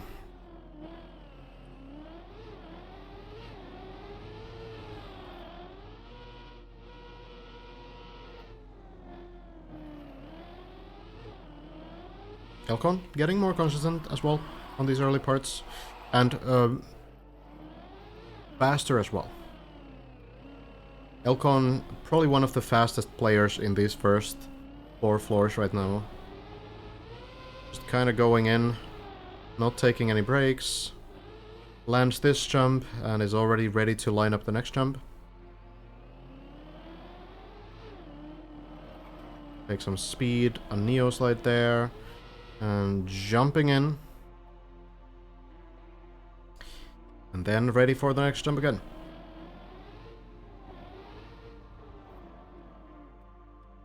A bit of speed.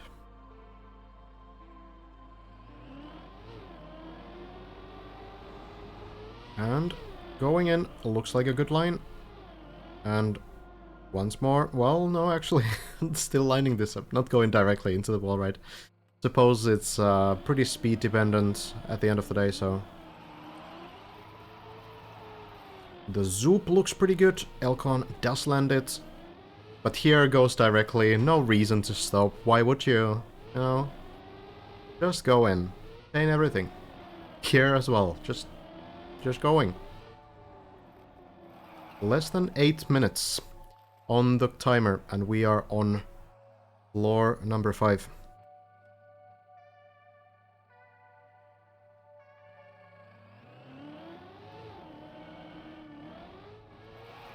A little bit of a breather there, though, before we start getting into this part, but we're starting to get to the area where players, while they are experienced on these things, Elcon knows exactly what to do on every part of this this layer here.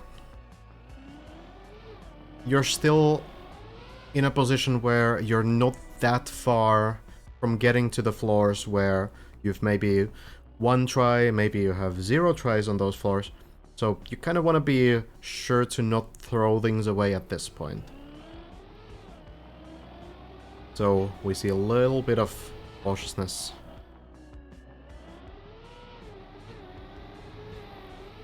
Turning around in the air. A little bit of efficiency as well. And then jumping in. Oh, close jump, but manages to do so. Elcon also going for the sideways bounce. Very similar to Scrappy there. This seems like it will flip though, so Elcon will also get another attempt. Hopefully accounts for the wet wheels too. Seems to do so. Probably not the first time that has happened anyway.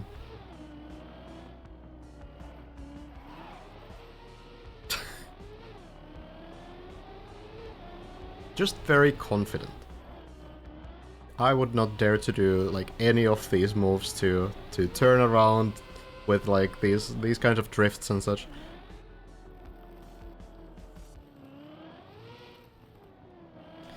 Another try, and we will not get up. Maybe Elcon has some trick to do this. Hard to say. Don't see Scrappy managed to do this, so... Elcon also just goes backwards. And we go again. Seeing a lot of mistakes on this this pool entry here. This is something we didn't see too much yesterday, actually. He's just waiting the wheels to dry. Yeah, probably decaying the icy wheels. That's fair. Yeah. In the beginning of the floor.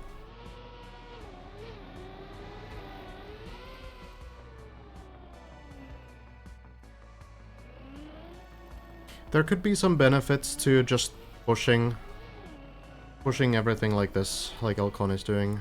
A very sideways jump, but it works just fine. And now Elcon will go for the direct line. Makes it look so easy. And when you see this, you're like, well, what the hell are these other guys doing, right? You're just wondering, like, why is not everyone doing that? But it's it's not that simple. It's not that simple. If he doesn't manage to do that, it's a very high chance that the run is over.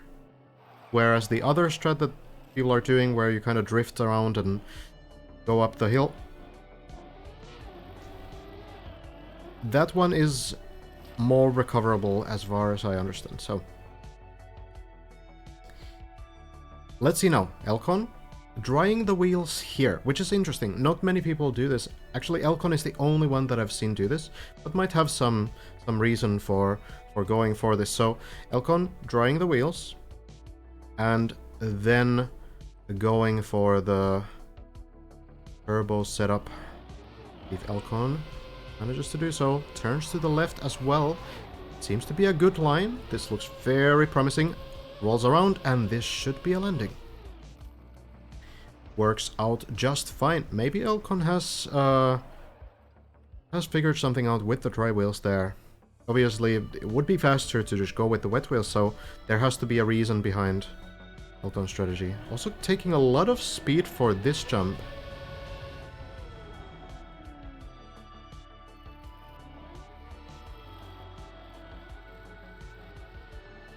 Bobsleigh turtle. Looks optimistic. I'm curious. I'm very curious what the reasoning is behind taking so much speed for this. Because if anything, we've seen players go right next to the turbo. Where is it now? Here. Right next to the turbo. Start from 0 speed. Just going immediately like 1 pixel away from the turbo and then just going from there. Elcon taking literally maximum speed from here. Maybe it's a consistent setup. Maybe it's something that, you know, Elcon has figured out will always give you the right speed. Even if you kind of like bounce in the middle of this ramp, maybe that can be something where you will still get enough speed to barely make the landing. It could be like a, you know, a consistent setup where you don't need to think about releasing or you know, taking a speed a little bit too much or too little. Maybe this is something where the speed at the very least is consistent. Obviously the lineup was the main problem there, hitting the pole, but it's maybe a reason like this. Very interesting. I haven't seen anyone else go for that. Another new name here, by the way, that we haven't seen on this stream. Shmaniel. Oh, living on the edge. But seems to be fine.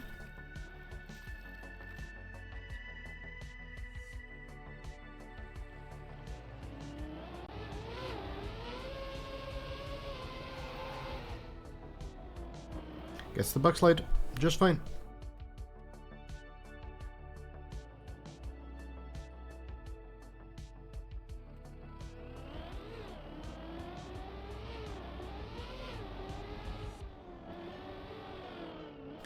Floor number 4 there, taking the current lead on the server.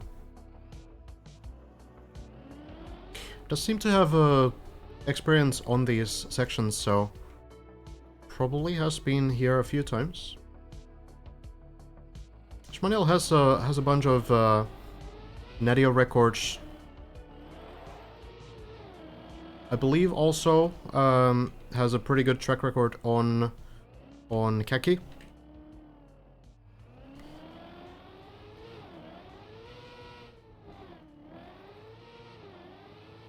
Accomplished player, for sure.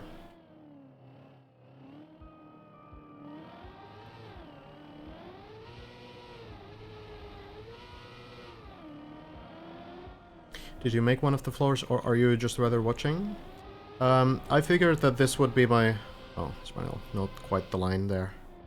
This would be the best way I can contribute to the events, because my attempts would all die on maybe floor 2 if I was a little bit lucky. Don't think he plays Kaki? Oh, okay. Maybe I'm mixing it up with someone else.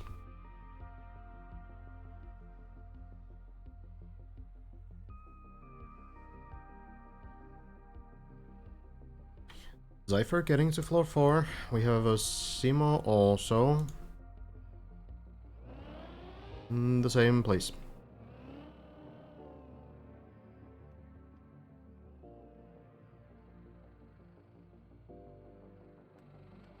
Right, anyway, I think at this point, I don't think anyone else is really doing like a cast of this. This is gonna be my role for the event, and I'm completely fine with it.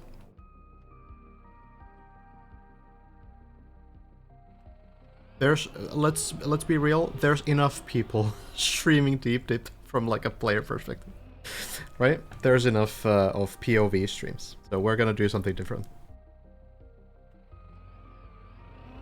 Hey, thank you, Phil. Simon going for the shortcut here, by the way. There's a little bit of time.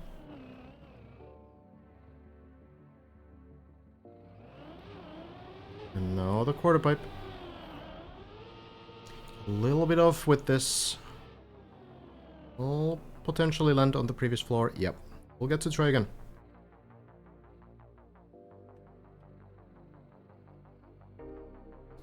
Simo is indeed a Kaki player. Kaki legend, we could say, at this point.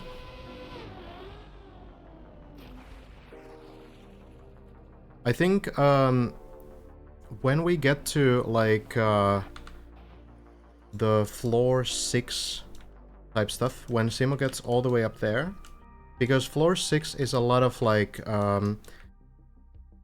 more sort of traditional platforming. I think that could be something that Simo can learn pretty quickly as someone who, you know, plays a lot of TMNF trials and plays a lot of Kaki, especially in TMNF as well. So, you know, these kinds of like narrow passages, like the beams and the jumps, this could be something that's right up Simo's alley.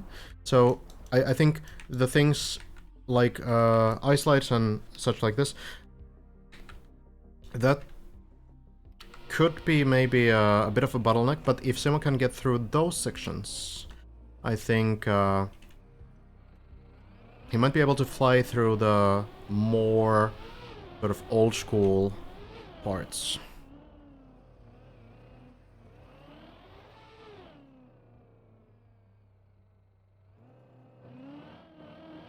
ACMet.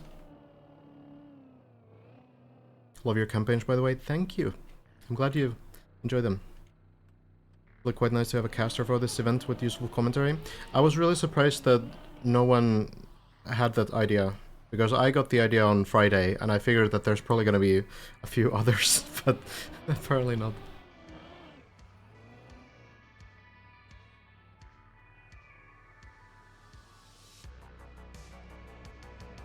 Appreciate the stream. The big POV streams are almost unwatchable because of the hype trains in chat.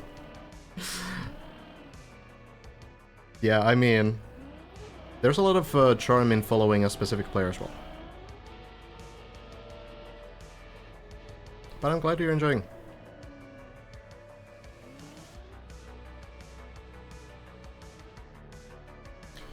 Demo probably at the end of this run here.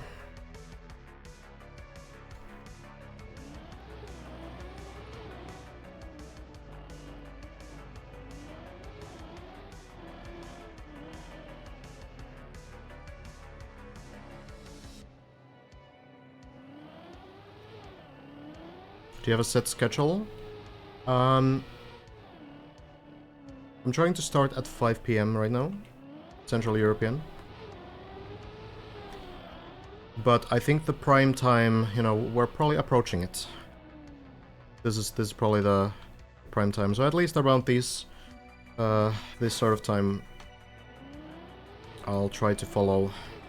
Of course, it kind of depends, because someone like Bren will play at a different time, and Mara will play at a different time, though Mara was here not too long ago as well. So, you know, it's kind of depends on what players you want to follow, I suppose. Good evening, Billy.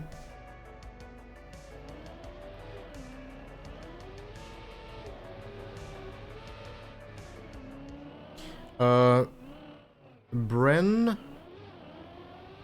has reached floor, the very late parts of floor 7. Hazard got a little bit further. As far as we know, we checked a part of Bren's VOD. So it does seem like these guys have been getting to floor 7 quite a bit. But not quite through it. Hazard seems to be the one who got the furthest right now. It seems like Bren is higher on the leaderboard, but that doesn't necessarily mean floor progress, right? Because you might get some high jump that makes you go higher, but it's not about the height necessarily, because some parts are gonna be lower. Like here, we're actually going downhill, right?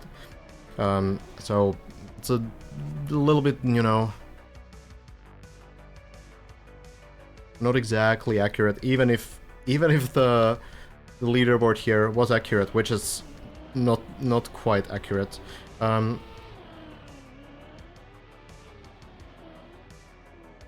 Even if it was, it would probably be a little bit misleading.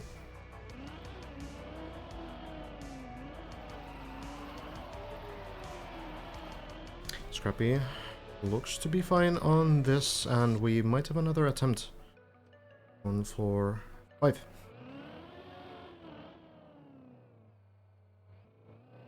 Floor 7 looks pretty dank from what we saw. Hopefully we get some players into that area today.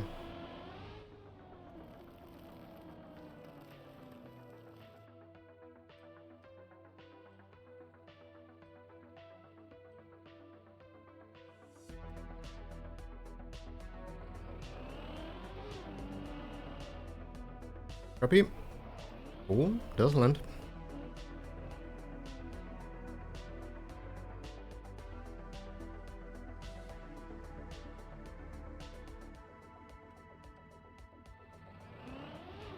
Still taking things kind of carefully. Like, you know, we definitely see the difference between Elcon and Scrappy here, where Elcon is just kind of never lining up these jumps. Very few of them Elcon lines up, and kind of just always chaining what he can, and Scrappy is taking it more cautiously, kind of.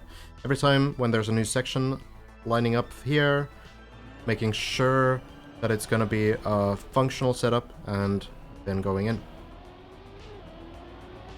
Both players seem to be doing pretty well with their strategies, to be fair.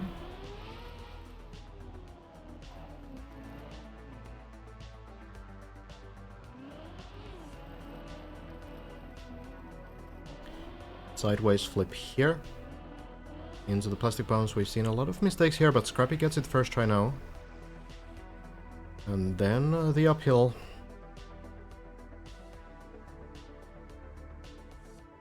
Hello, jump scheme.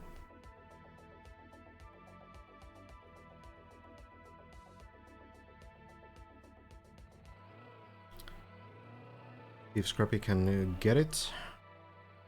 Looks pretty promising. Turn around. Should get up the hill. And now through the terrible flicker, which apparently wasn't the mapper's fault or something.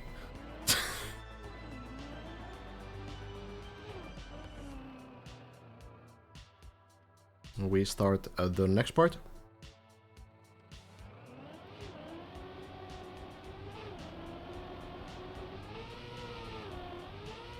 Seems to be good. Bobsleigh landing works out, and now getting very close to the turbo turnaround once more. The part that has killed Scrappy's runs today.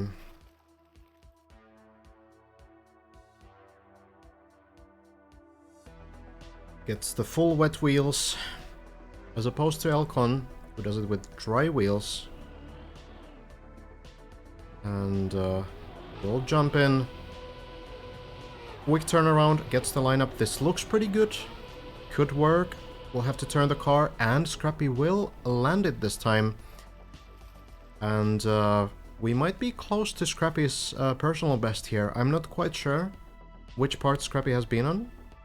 But I have not seen Scrappy reach this point yet, so could be possibly a personal best run.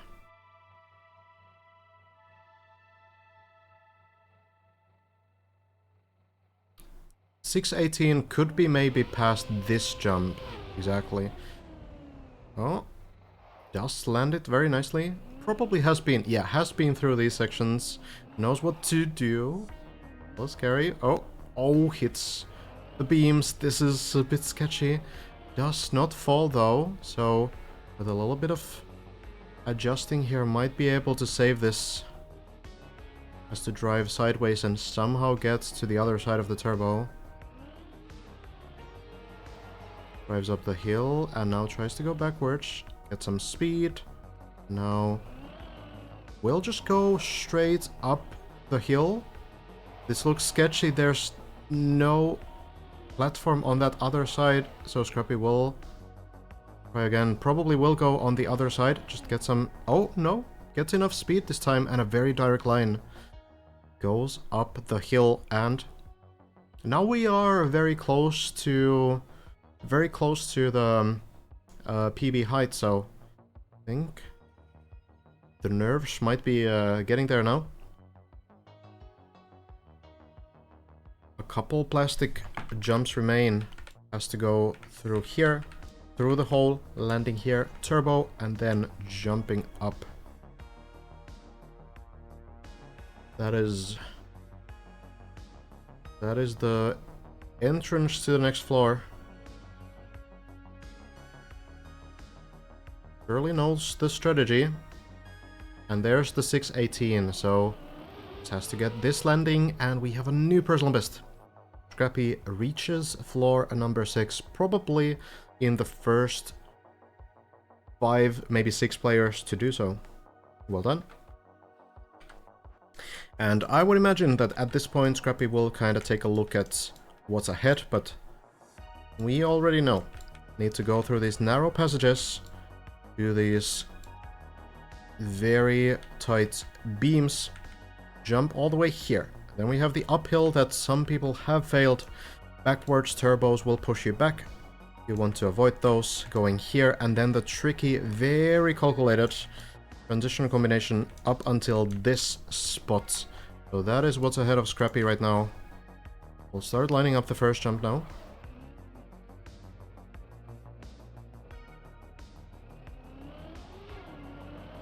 Gets the speed, should be fine.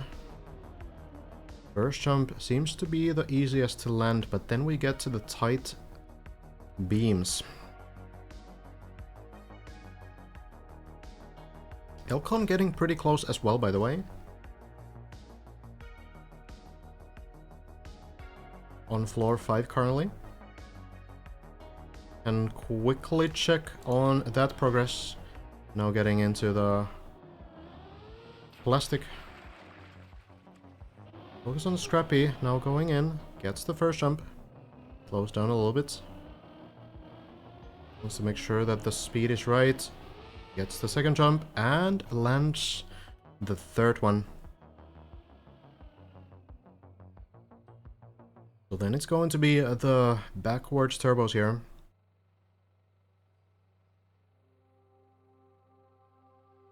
Bren, Hazard, Elcon, Lars. Scandier, I'm not 100% sure what Scandier's progress is. I don't know if Scandier has streamed everything.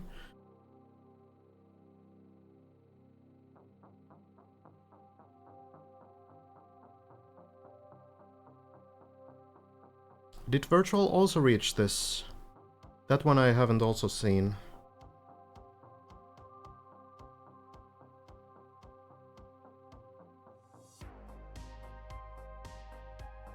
I think out of those, we do know that Hazard, Bren, and Lars have been here quite a few times at this point. So they are fairly experienced on these jumps, but most people are still trying to figure out these parts for the first time.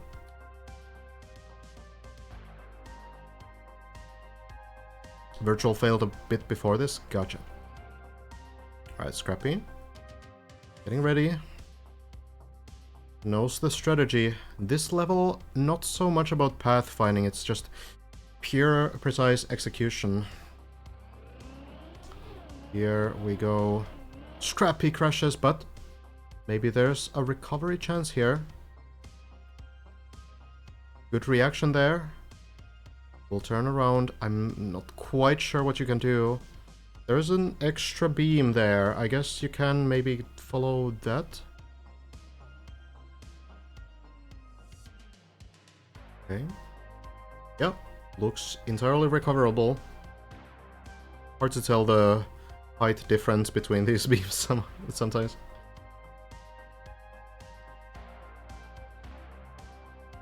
We go again. This time, Scrappy gets the first one, gets the second one, and lands the jump. And now to one of the harder parts that we've seen people struggle with. Very precise landings on this one. Not a lot of room to be too slow. Scandier has the same personal best as Bren. Okay, so then Scandier, Bren, and Hazard are very close in terms of personal best. If that is the case. All of them have made it to the very end of floor 7.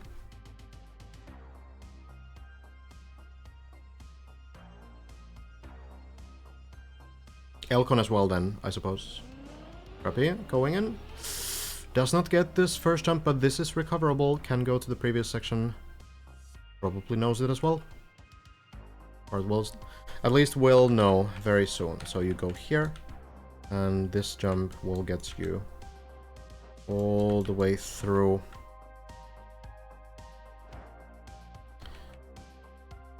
Should be just fine.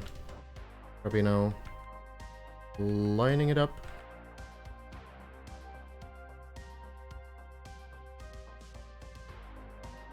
Carefully going in and makes it.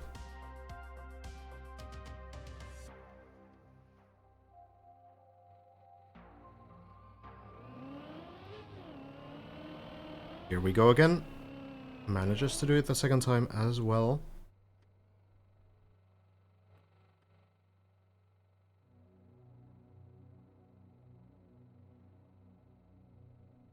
The good thing about being able to attempt this multiple times in a row is that you can kind of test out how much speed you need and try to come up with a visual cue for when you start driving and where you sort of jump down from. So if you're able to kind of pick some information from every attempt you do, and if you don't fail this uphill turbo thing, you can learn this section pretty efficiently, which is important because it's a difficult one.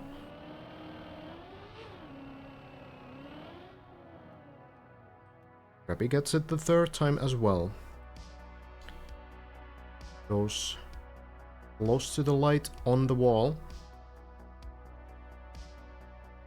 And we'll maybe try something else this time.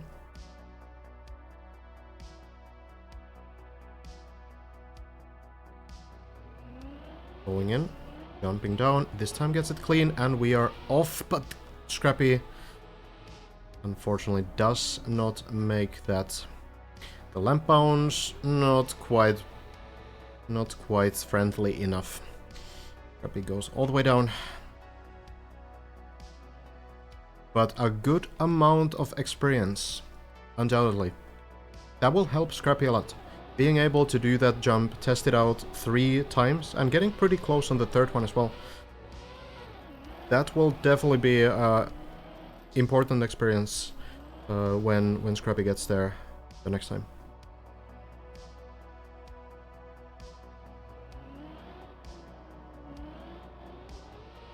And now Elcon. The dry wheel strat coming up. We'll stop here, most likely. Wait for the wheels to get rid of water. We'll see another attempt. Well, okay, I guess we restart the process.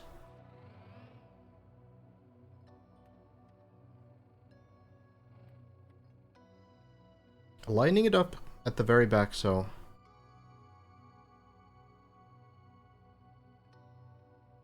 Waiting for the wheels to be ready.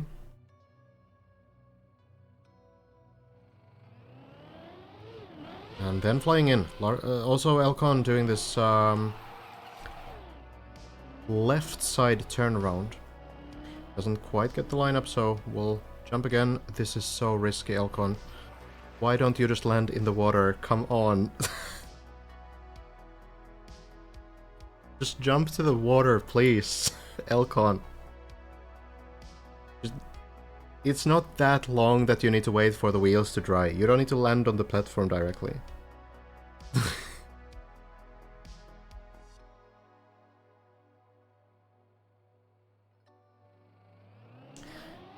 Attempt number 2. Looks more promising. Could be good. Lands very nicely. The bounce is a bit early. Is it gonna be enough? Well, and now we get again on this section, and Elcon took so much speed last time. He's gonna do it again. I'm really curious what the reasoning behind this, because nobody else does this. This is an Elcon special.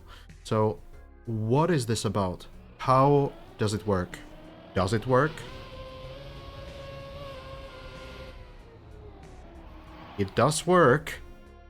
A very curious strategy, for sure. Kind of bouncing like the front wheels higher on that landing.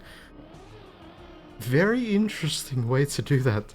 But it does seem to work for Elcon. So the previous time it was a little bit of a line issue, but this time no problem.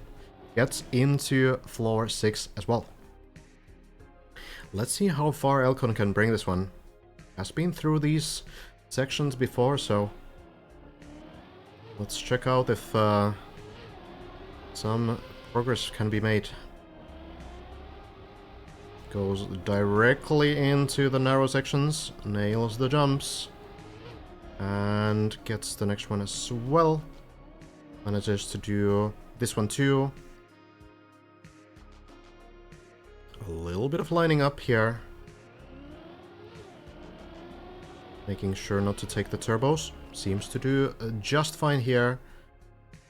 Probably lining up for the speed here. It does seem like players are lining up the back wheel just around the light on the wall. That seems to be the play here. And dropping down at the specific point as well. Elcon does react in time and doesn't fall off. Not quite the correct line. Elcon will be able to try this again.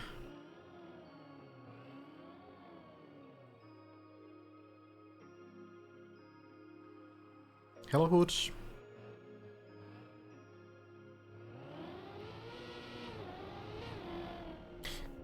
And yeah, Heffa, I mean, it's hard to say. Like, all of these players, all of these, like, top 5 players right now, I think are doing extremely well. So, it's really difficult to say. Bren, Lars, Elcon, Hazard, Skandir, Scrappy as well now. All are doing really well. Okay, another try. Looks very tight, but Elcon makes it.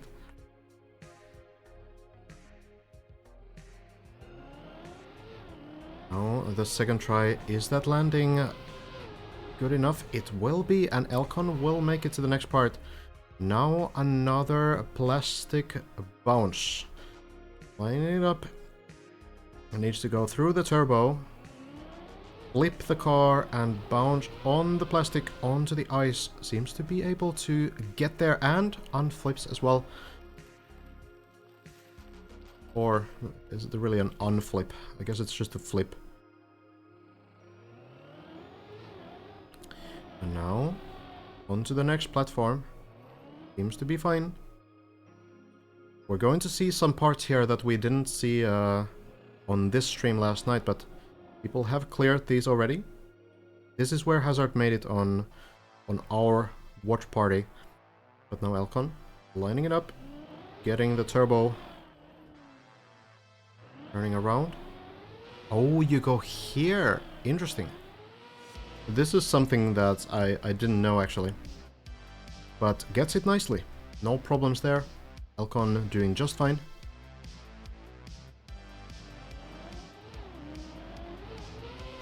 Gets a clean landing onto the next part. A bit of a turtle situation. Is Elcon going to be able to flip that? The water is right there, but no. I think the car might stay like this. Is there potential for default movement? Well, we will never know, I suppose. Elcon has restarted the run. Still a very good attempt from Elcon, but unfortunate. So close to the water, but so far as well.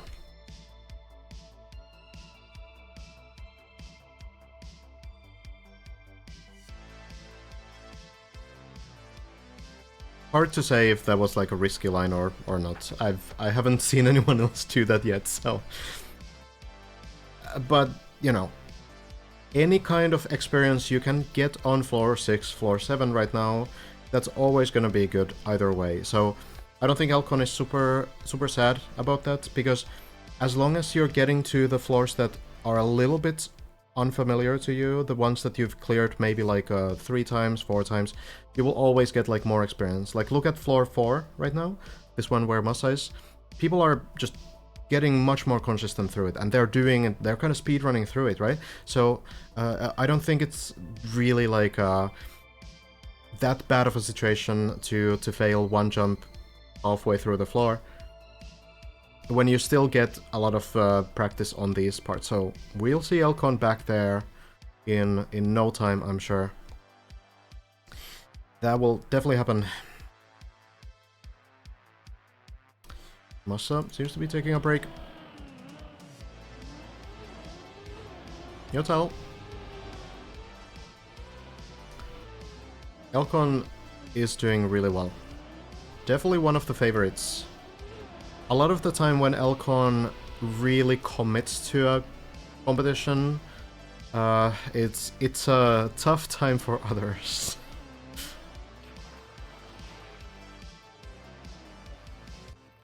If Elcon keeps the motivation up, it will be a scary force to play against.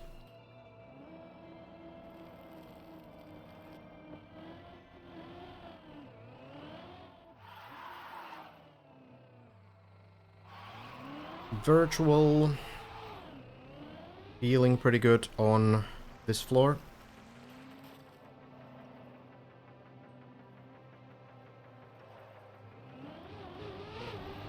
At this point, I think the players are maybe getting a little bit tired of this floor as well, because this is the one that you will do a lot, especially when you fail the quarter pipe jump above. You will always fall down here.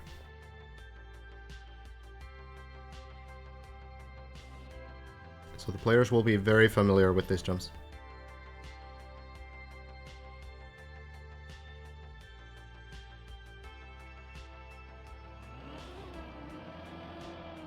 Massa going for the dirt. The zoop needs to be very precise. Is this enough distance? It's not going to be a tricky one to save, but maybe.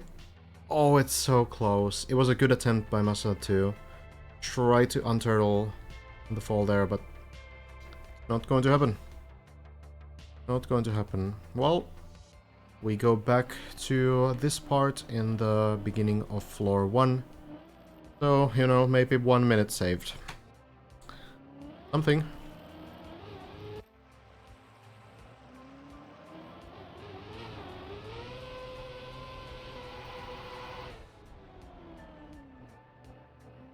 Virtual will probably get there soon as well.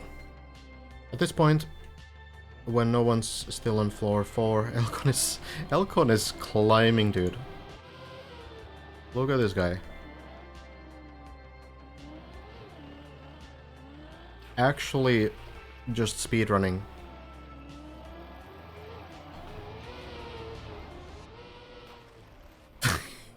It's like actually just looking like a normal RPG map at this point, right? Just kind of running through it, painting everything, landing in an ice slide. Okay, yeah, Oh, it's so stupid. A little bit careful here. You need to line up for the turbo, so you kind of can't really do like an ice slide entry there.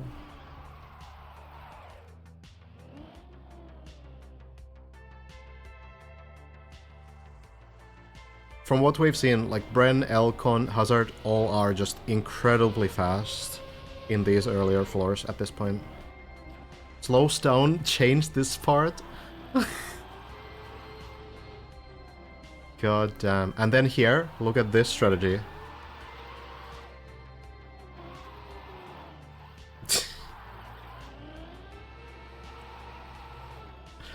Oh, doing a 360 there as well to slow down. Yeah.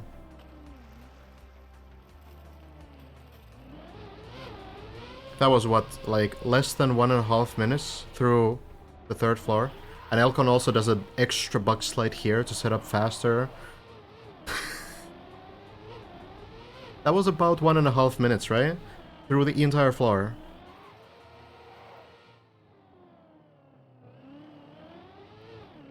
Yeah.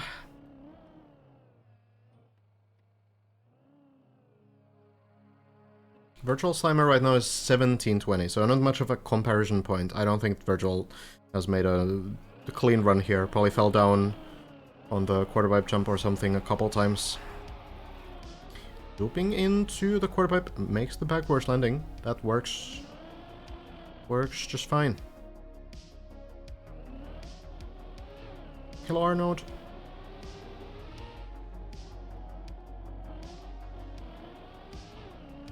Getting into floor 5. Goes for the beam landing. We don't see many people go for that. Usually players just go for a little bit more speed and land on the ice, but I suppose Virtual finds that to be a little bit better. Elcon probably on the bobsleigh right now. Lars has also joined, as people mentioned a little bit before. Yeah, Elcon has made it through the bobsleigh. This is the fastest run I've seen from Elcon. 7 minutes in. That's fast. 7 minutes in, getting into the final parts of this floor. That is the best time I've seen by far. I thought, like, Elcon had 7:30 in that same place on an earlier run, and I thought that was fast, but this is half a minute faster.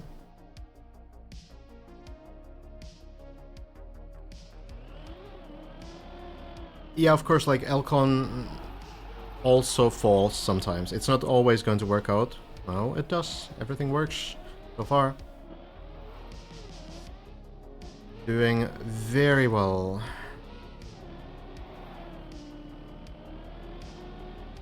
Goes for the jump. Now probably gets rid of the icy wheels before continuing. So, yeah. Of course, sometimes the speed will come with consequences, but at the same time, we also do see players line jumps up for half a minute and then fail them anyway. So it's really hard to see. I feel like Elcon's playstyle is just built like this, right? So it seems to be working. Seems to be working so far.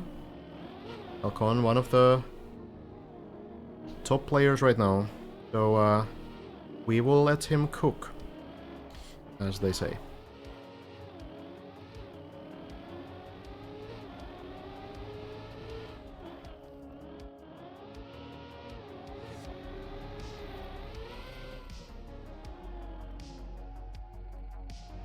Hi, Note.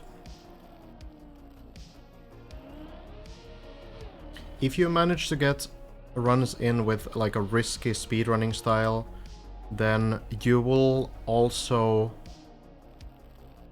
be a bit more efficient in learning, especially over like 100 hours of playing this map. You will have like a significant advantage in efficiency.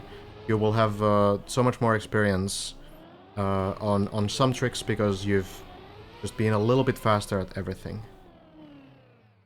Bit of a multiplayer POV here.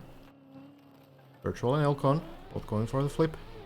Elcon just zooming through and makes the landing as well.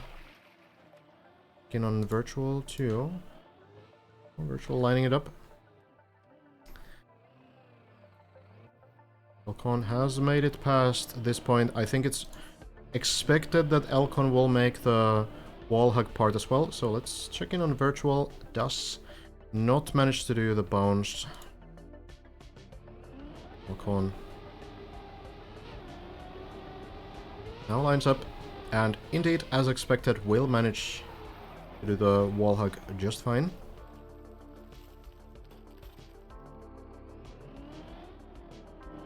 And once more, we go into the difficult part, perhaps the most difficult part of this floor. The double turbo turnaround.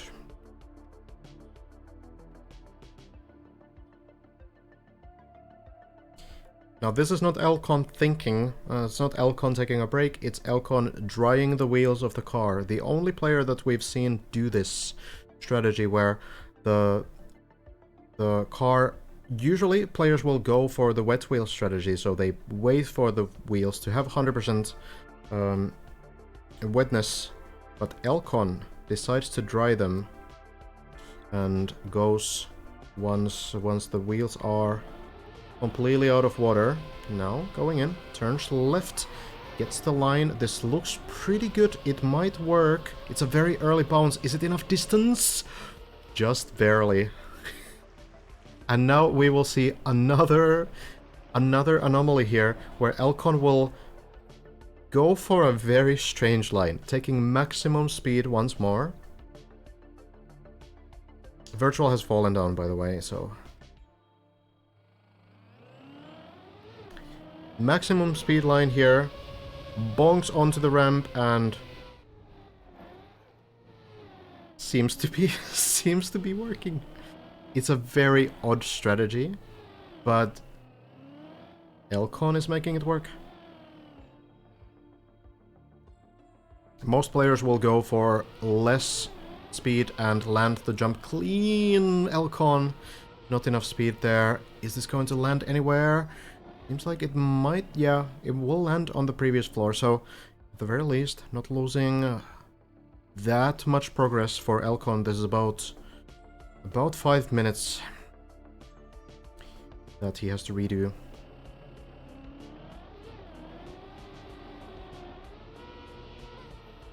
Except if, well, okay, that works.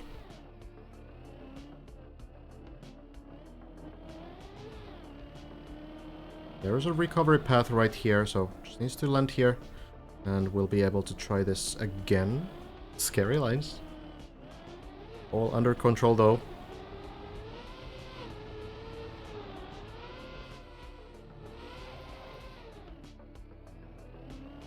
Hello Tyrael. Good up. Everyone else too. Welcome, welcome. We have a bunch of people now on the server who have been to floor 6, so we might have some permitting runs incoming. Lars, Scrappy, Elcon, all on a decent run, as in, you know, it's beyond floor 2. And those players have all been pretty high on this map. Scrappy just got a floor 6 attempt for the first time. Elcon was a little bit further on floor 6 as well. This is not going to work, but maybe the bounces will be recoverable. Actually, we'll be able to land very cleanly onto the quarter pipe. Scrappy has fallen down. With Lars getting the first runs of the day in. At least first runs of the evening.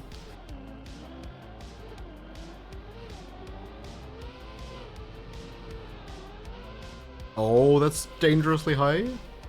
Manages to dodge the wall. Haven't seen anyone being that close to the wall right block there. Probably a little bit of a turtle danger if you do hit it. Was doing slightly better. Yeah, it's alright. I should probably get a drink, especially if Elcon is taking a little bit of a breather here as well. Thanks for asking, and reminding me as well. Alright, I'll be back in just a minute. Surely Elcon will just breeze through these sections anyway. We'll catch up on floor 5.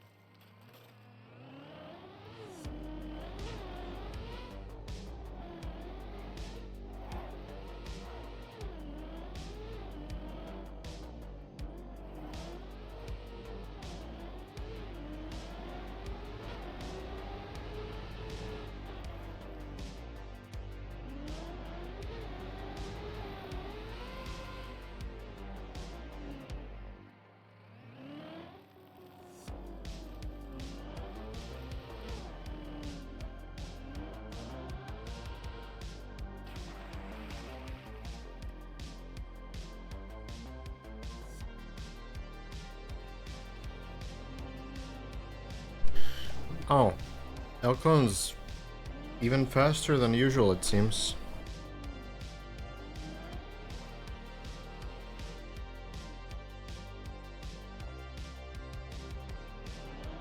But hey, we are ready for the important part again.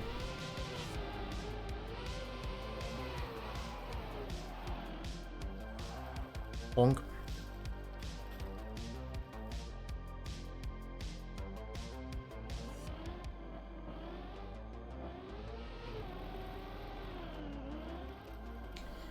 Once more, I think we'll see Elcon wait a little bit before this setup here.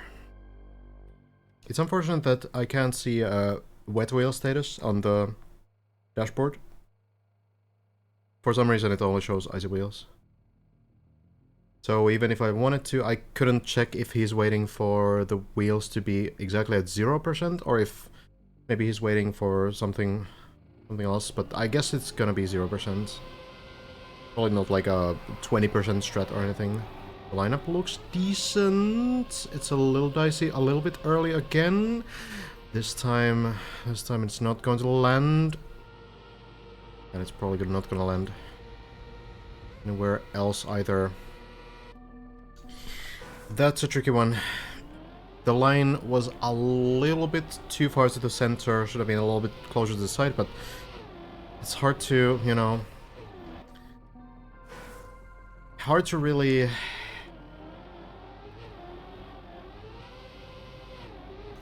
make the decision at the very last moment.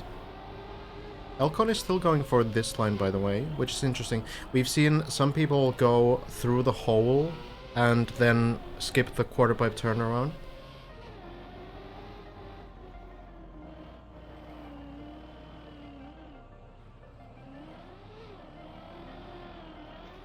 doing very well though. On the early parts too. Massa currently the only one on floor 3, and floor 3 at this point pretty basic for these players, so we'll probably see Massa soon in floor 4 as well.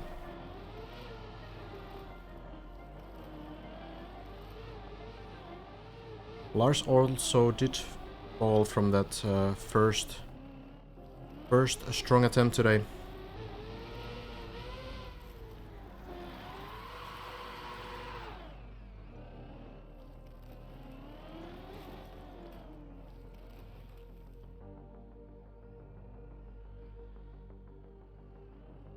Elcon catches up to Massa before mid of floor 4, you think so? It's possible. The previous run, Elcon reached floor 4 at around 5:30. So that gives Massa about 4 minutes now. Massa is on the last jump. Last jump before the floor now makes it.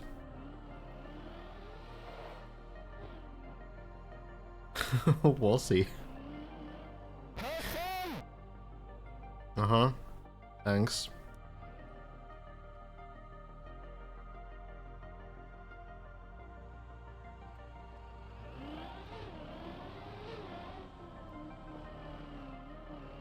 Massa pretty familiar with these jumps as well, though.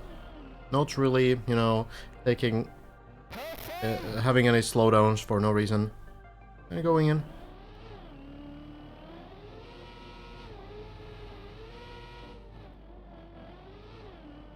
Seems like Elcon has fallen, by the way, so... probably have Massa alone here. I think the horn is saying, have fun? That's what it sounds like? Maybe it's something else.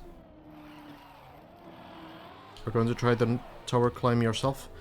Probably not. Not during this event, at least. Maybe at some point later in the future. But I'll focus on the casting for this one. Kind of watch party type thing. Massa also falls down. Massa's run actually also pretty fast though. This is similar to Elcon's time.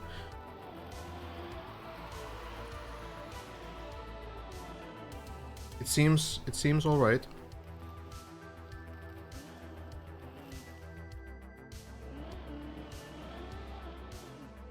About 7 minutes into these later parts of floor 4. Carl Jr. also on the grind. Feels like the players are always in the same order, like Carl Jr. is always at somewhere in the top. Maybe this is ordered by player ID. Could be. Wait, is it just... oh, it's just alphabetical. Oh, no. It's just the name. Oh, I didn't even notice. Oh, that's useful.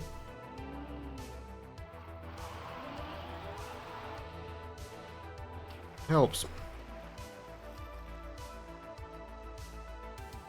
I might actually find the players now that I know this.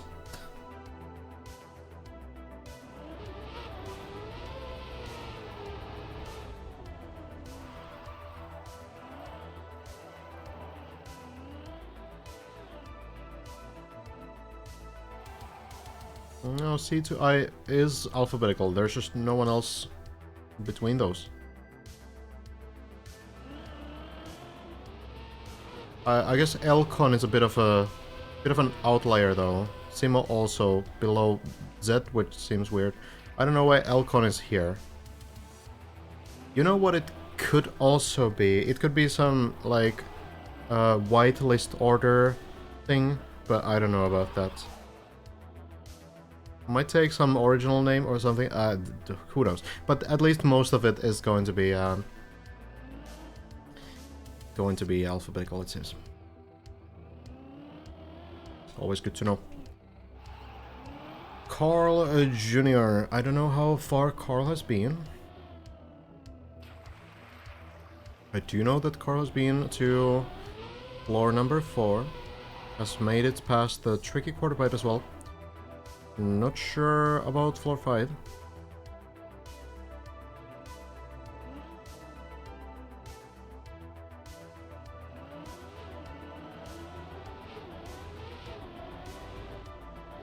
Could be something like that, Wajo, yeah.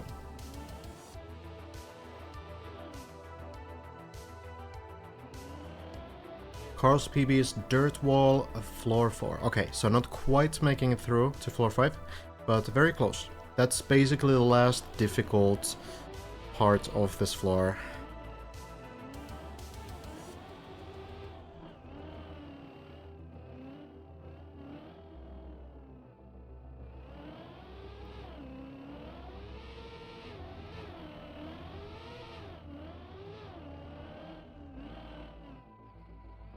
Let's see now. White lineup seems to be enough distance. Very good jump. No sweat.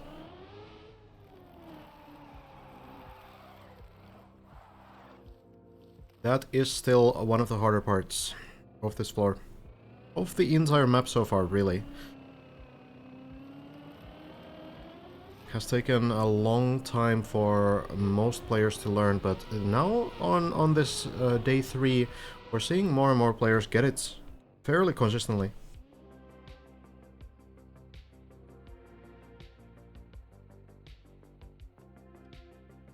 Lining up the next part. Zypher we see on the side, falling all the way down to the floor. The car will have some space here at the top.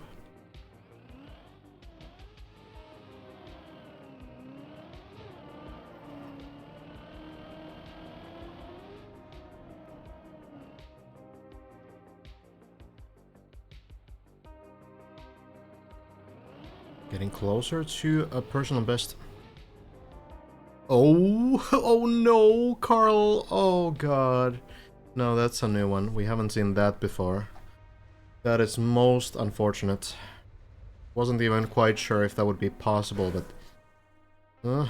the ball down and Carl will have to start over.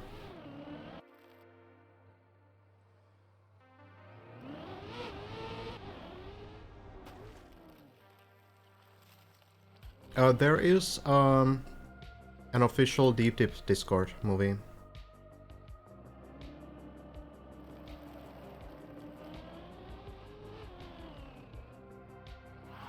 Someone maybe has an invite link. I think it's called the GOI something server. Like, getting over it. Yummy. A little bit of a tricky situation.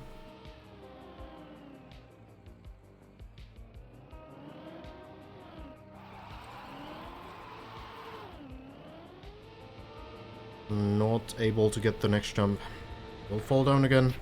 Bit of a quiet moment.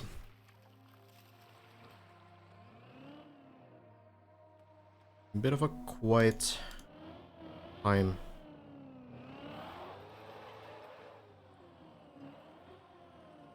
Yeah, it should be on the trailer video description movie. If you check Deep Dip trailer on YouTube. I think I got it from there.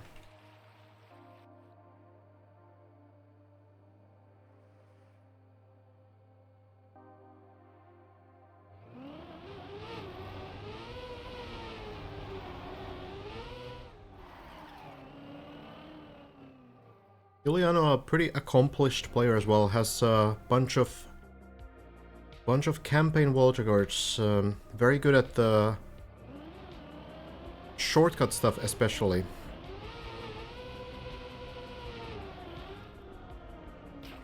And that might come in handy, that kind of a skill set on this map too.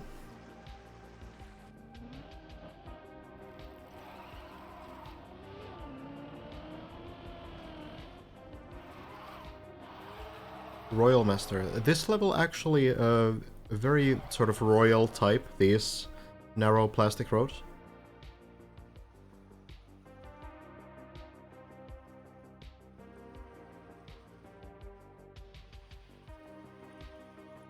Taking it easy. Not going for the ice slides here. This is of course a wet wheel, ice wheel plastic, so not your typical plastic section, as you know, might be pretty obvious from the driving style here.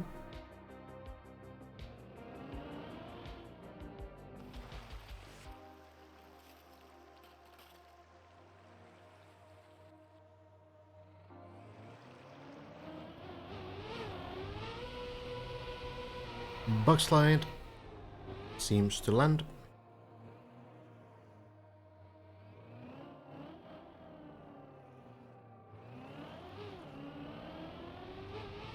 And we're in floor number 4.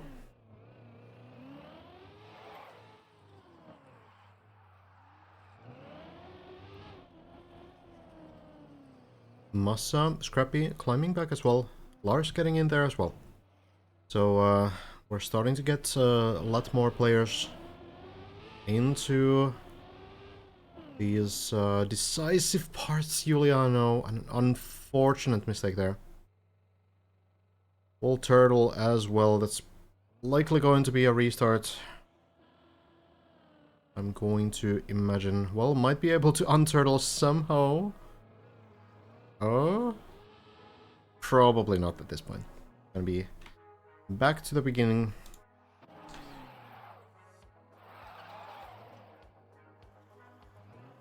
Have falling down a little bit. Virtual making it to floor 3 now. At least very close.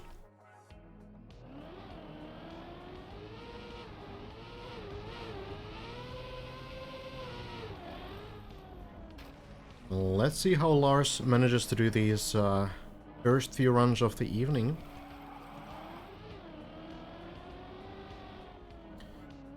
Hello, Anomaly.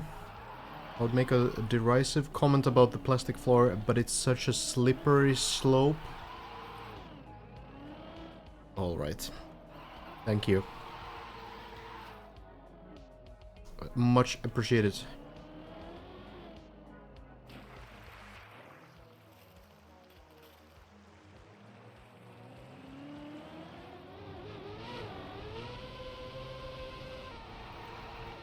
Massa seems to have fallen.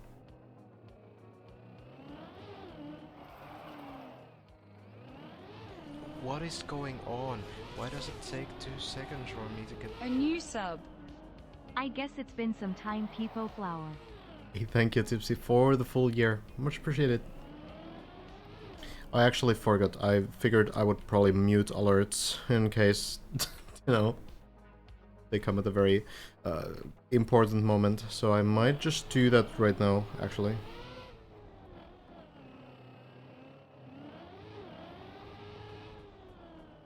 Probably reasonable if I call this stream a cast. Okay, let's wait slightly. He maybe Scrappy do the final jumps to floor 5. And then I will try to make it quick. Getting in here, I think this is probably a good point. Let me just quickly jump in. Should not take too long.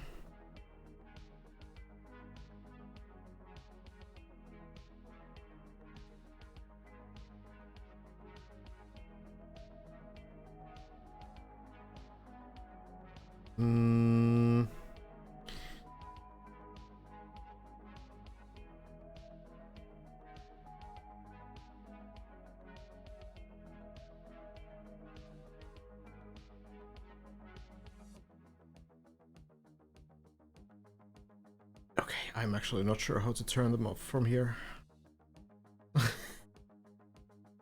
I can just turn them off, I suppose. For now. I would need a separate thing that I don't have on this piece. Okay, I'll do it when there's like a quiet moment.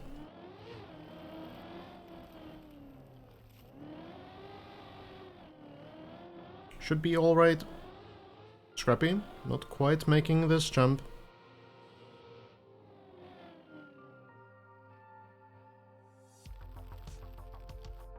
But it is possible to redo.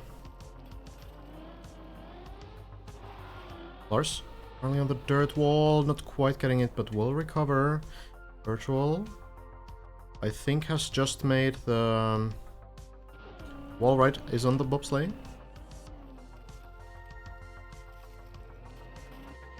Scrappy now. The next attempt on the plastic bones.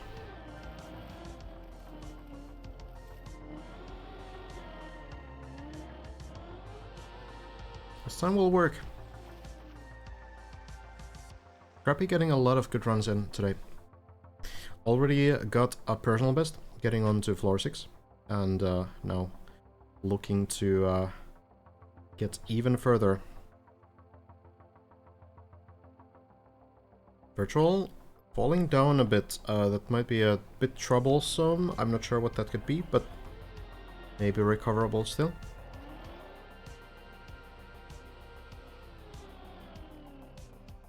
Probably failing the second quarter pipe there, actually, and going back to the first quarter pipe, so...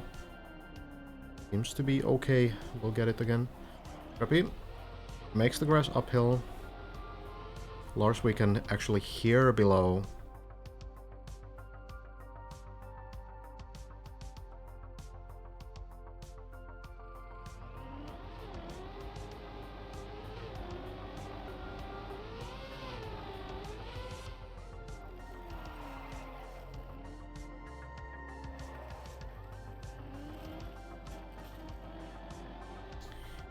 And we get back to the double turbo.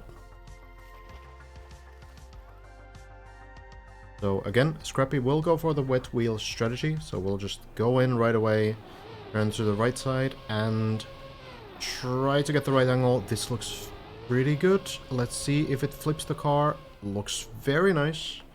Even a bit of a scary high bounce there. Looked like it might go too high, but Scrappy manages. That's the... perhaps the hardest part of the floor. So, very solid from Scrappy. And now, taking the slow speed approach into the turbo, going in now, landing clean and landing in a backslide. Goes pretty far. Actually not backsliding, just going sideways and slowing down. One proved to be a little tricky last time. Seems like it will be again. Scrappy needs to be careful here not to go too far. Might be able to climb up with the turbo, and that will be the case, but now it might get a little scary. Scrappy can definitely make it through here and will be able to do so. Now just a couple jumps away from floor 6 where Scrappy could get the second attempt.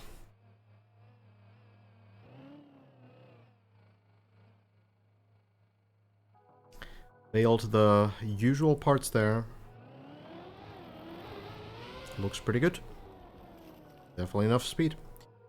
Failed the usual parts, which is the transition combination after the backwards turbo uphill. So we will get through these initial narrow parts. And if those go fine, we will get to try the transitions. A little bit to the side on this one. That's not going to land. It might land somewhere else. Like it's going to be on the sand, so no luck there, unfortunately. Well, we're gonna turn into the next person. That's gonna be Lars. Lars? On the same position, Virtual actually going a little bit higher on the height scale, but I think that's just because Virtual is on the grass quarter pipe. So Lars still ahead in terms of map progress, but Virtual pretty close. Only a couple stunts separating the two.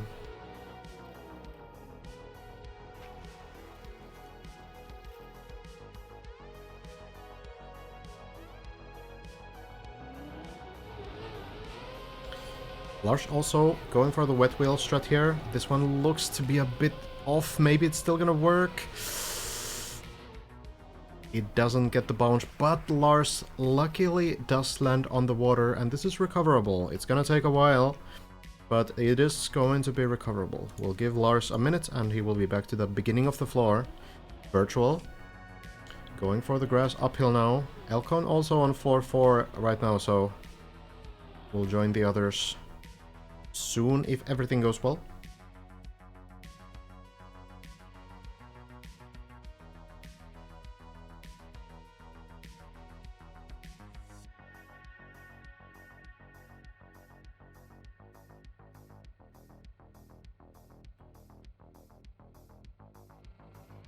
Virtual, ready to go.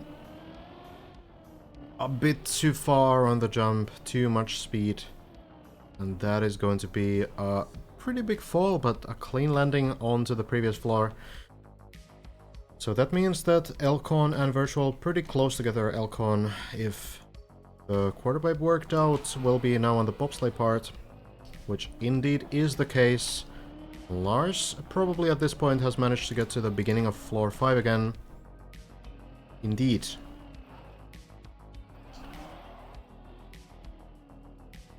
You can read a lot just by kind of memorizing certain movements of the dots on the left. You can get a lot of information from those. We can, I suppose, check in with... Well, okay, Lars moving. Let's just stay on Lars for a moment.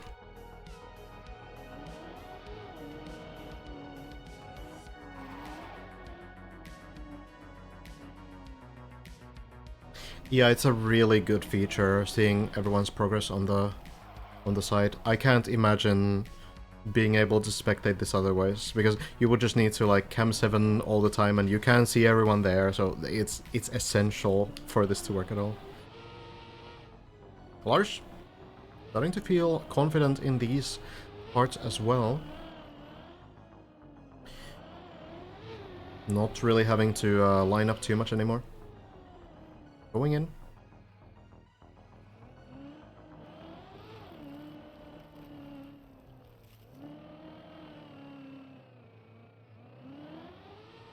Lars is going for the nose bounce strategy. We see some players go for that one. I've seen Bren do it. I've seen... I think Virtual does go for that as well. Elcon and Scrappy are going for the side flip there, so a little bit of different approaches. Also here, of course, Elcon does seem to be the only one going for the straight line on this uphill, but Lars, Virtual, Scrappy, many players are going for the potentially safer strategy. Suppose it depends on your personal skill set as well, what you find to be the safest way through that. The wall hack works out and Lars will get back to the double turbo.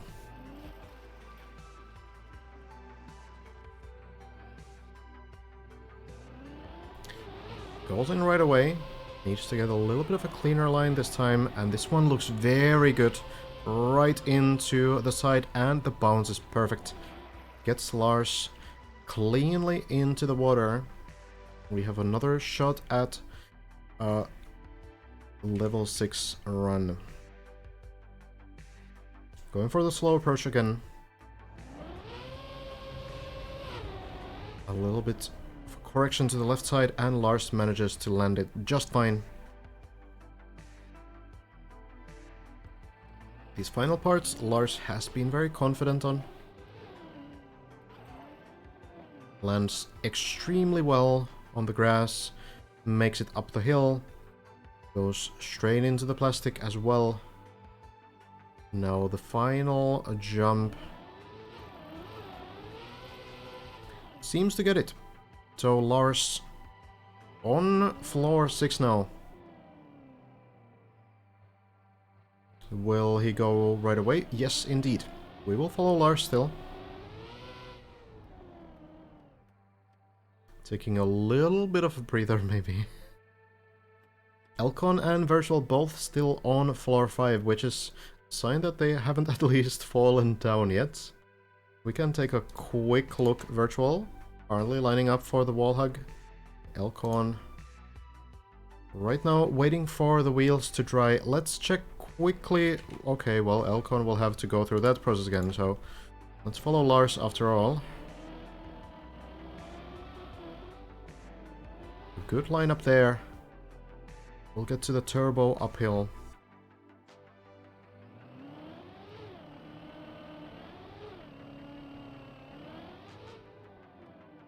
And we'll get the landing real quick. Let's check on Elcon. Elcon has made the landing as well. So we have a lot of good runs going on right now. Lars will line up for the transitions. Looks pretty good. It's enough distance, just barely. Lars does manage to land it clean. So getting into this very compact part with a lot of small tricks, small transitions. We'll see. Oh, well, Lars going. Perhaps going. Going? No? Yes? No? Elcon has fallen down, so don't need to switch to that perspective, I suppose. Can check real quick with Virtual. Virtual getting the wet wheels right now. Lars has been here before from what I hear. I'm not actually sure. Has Lars done the previous transitions before?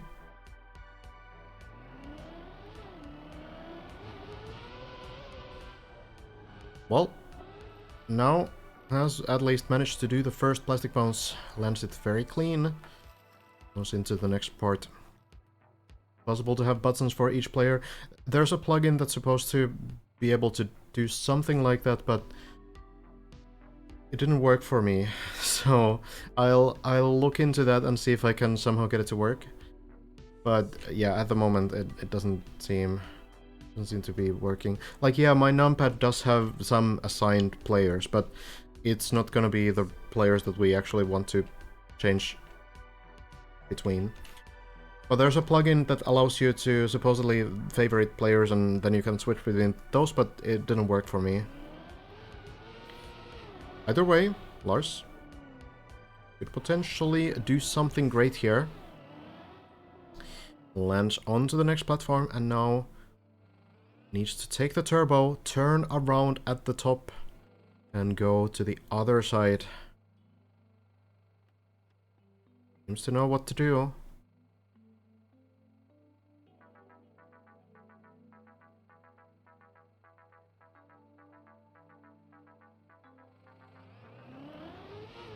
Here we go. The turnaround seems pretty good. And the speed will be enough as well. This is where we saw Elcon fail not too long ago. People have made it past this section and much further as well. The current record is essentially a full floor ahead of this point, but Lars might have a chance here to get to floor 7.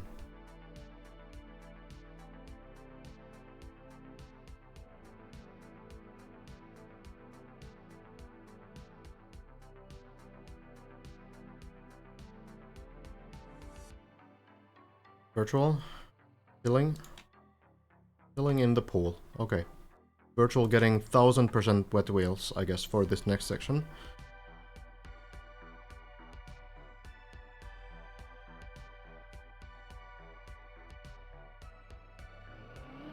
Lars is ready to go now. Gets a clean landing, needs to land into the pool, hopefully. Oh, flips the car, gets into the pool. Very well done.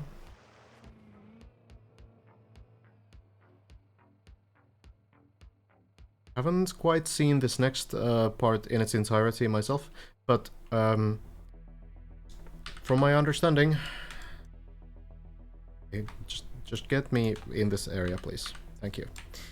From what I understand, you need to flip the car here, land backwards, and then do all of this backwards, and then you can bounce from here and land to this part here.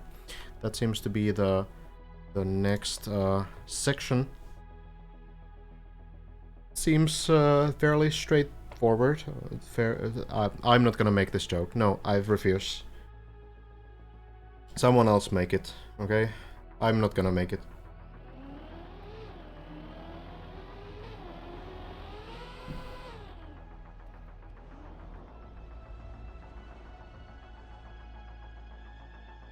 No, it's so bad. I was gonna say that it's not really straightforward, but like straight backward. And I was ashamed of even coming up with it.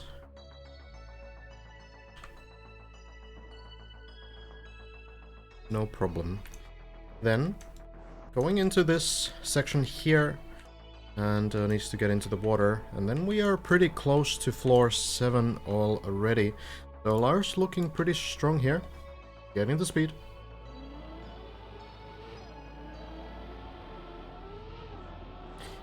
Seems like a good entry here, and the dirt zoop does work out. Lars doing very nicely so far.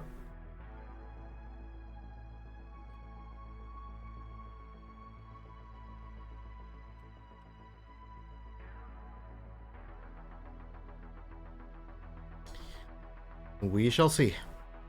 Few more narrow parts left. Height has reached 700 meters now. Gets the first one, and then this narrow beam here gets that one as well. Very well played from Lars. Keeps the nerves calm. Or at the very least, plays well regardless of the nerves.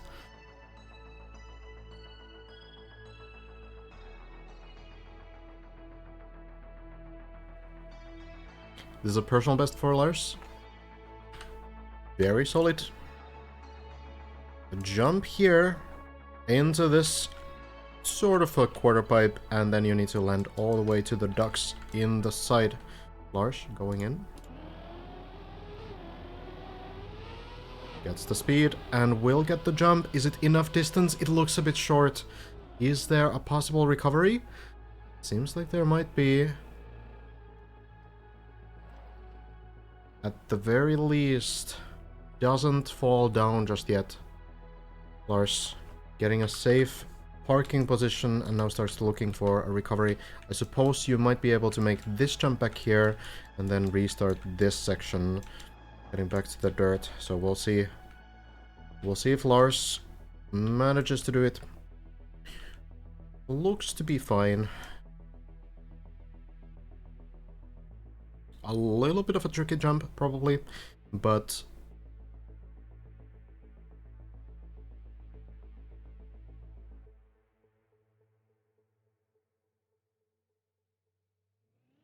Lars taking extra speed, does the jump, lands it just fine.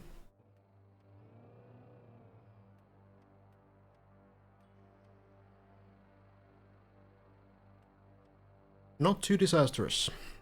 The run is still alive. In the meantime, we have Simo getting closer to floor 5. Elcon as well. Lars, next attempt looks pretty promising too, and manages to land it again. Simo has fallen down as I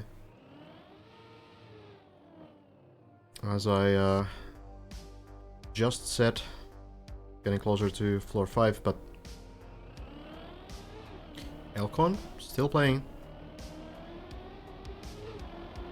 Lars manages to get the jumps the second time too, so we have another shot at the long duck jump, we can coin it.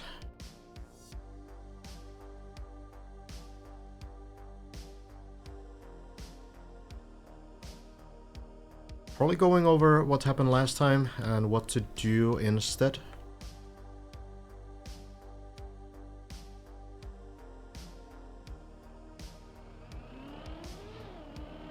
We are going again, getting some speed, landing on the left side more, but it's not quite enough speed. Lars at least able to drop down a little bit closer this time.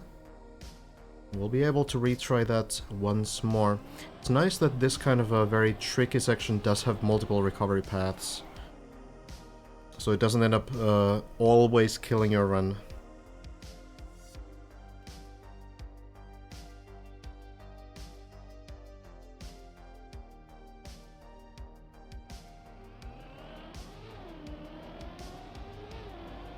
Going back in. Another shot at the quarter pipe jump. This looks really good. Lars will land it.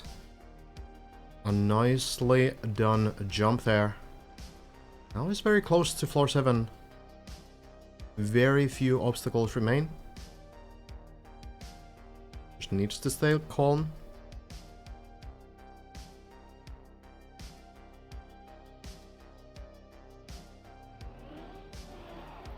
Okay. Zooming in, and that is floor 6 cleared. I think the 4th player perhaps to reach floor 7 now. Bren, Hazard, and I don't know, has Elcon reached this as well? Maybe Elcon has also reached. Maybe at the very least 5th player to reach this floor.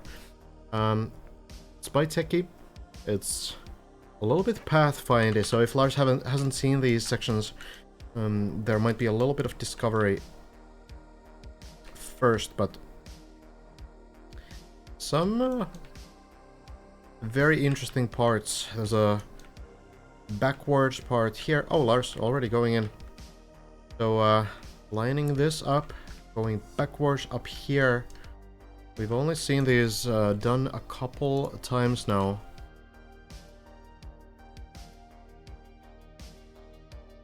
Elcon did it offline. Okay. I'm gonna take the speedrun approach and say no vid, no dit.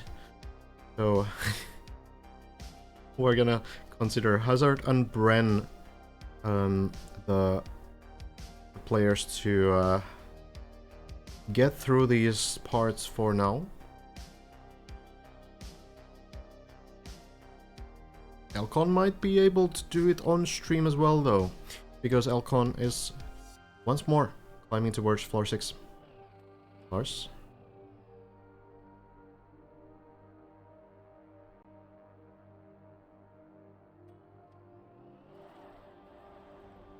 Some speed slides there. Okay, hesitates a little bit. Oh, the turbo. Scary times, but with a decent speed slide here, might be able to get through. We can speed slide at around 70 speed when going backwards, from what I know. So Lars will try to do a small drift here to gain a little bit of extra speed before getting through the turbo. That's so close, but not quite there. We'll be able to retry it once more. A bit more speed needed.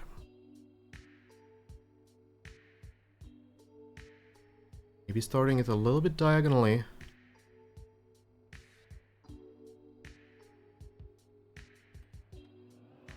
And going in. Looking like a good attempt. Lars lands it. And then is already ready for the next couple jumps. Goes in and we'll be able to stop here for a little bit. Unless he's already ready to go. But I think, considering it's a completely new section for Lars, we might be looking through the next part a little bit. As far as I know, I have to go taking the turbo. How was this again? You have to go up here and land in the water. That's what Hazard was doing, I believe. So there's a lot of stuff happening here, right? There's so many things that you could be doing. You could go on the turbo, you could go on the plastic bounce. But what Hazard was doing, and what seemed like the right approach, was to go on the water. Maybe a couple baits here, but This one has been ultimately solved.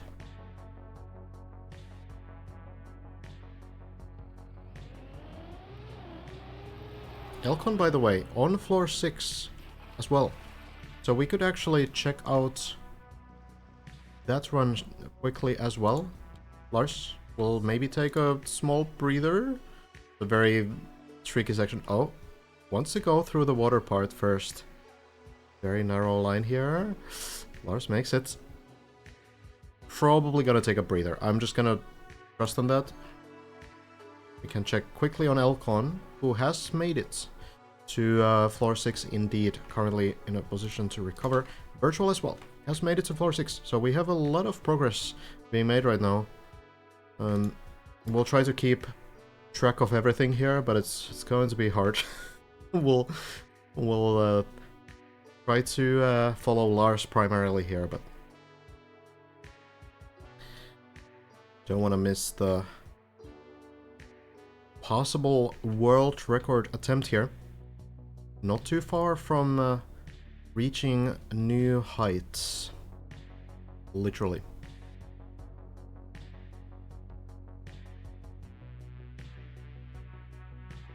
Everyone is kind of looking through the next parts. Elcon has fallen down, has failed on the earlier parts of floor 6, so we're down to 2 now.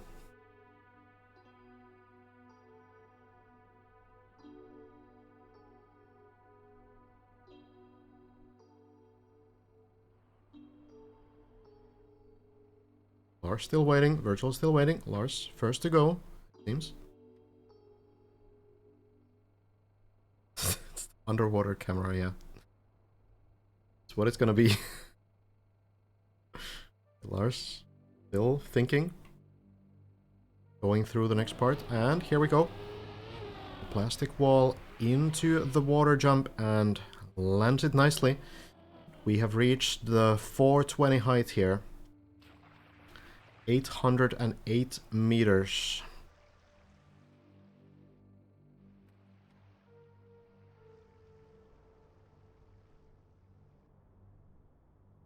Seem like Virtual. Still thinking about the beginning to this floor. Lars will be the second player to clear these next few jumps if it works out. This next quarter pipe thing is very tricky. It looks painful to manage. So what you need to do is take some speed, land on the sand, land here, go here, and go upside down. Line it up perfectly so that you fly all the way on this platform. There is a recovery path. If you don't have enough speed, you can make it back here, go back to the water, and then make your way to an earlier section, but obviously you would rather want to get it clean, because the previous parts are not so easy either.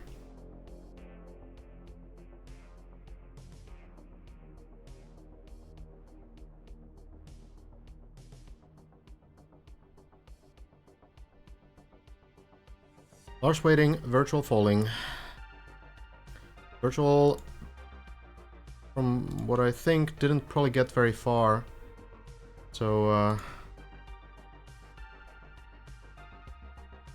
right now we're in a kind of a silly position where Lars is 5 floors ahead of anyone else on the server. And there are 32 players on the server, so it's a little bit of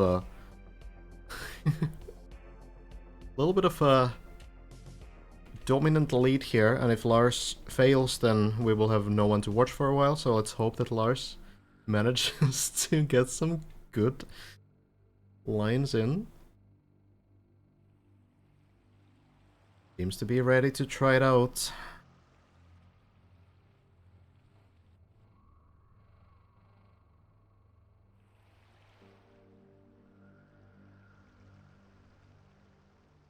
Thinking about it.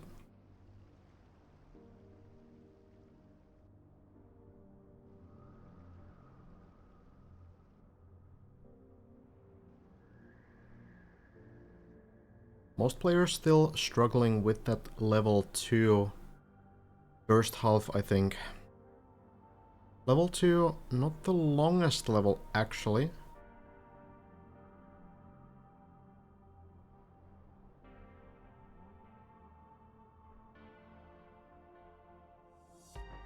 But it compensates that with the difficulty. All of the jumps are just very tricky.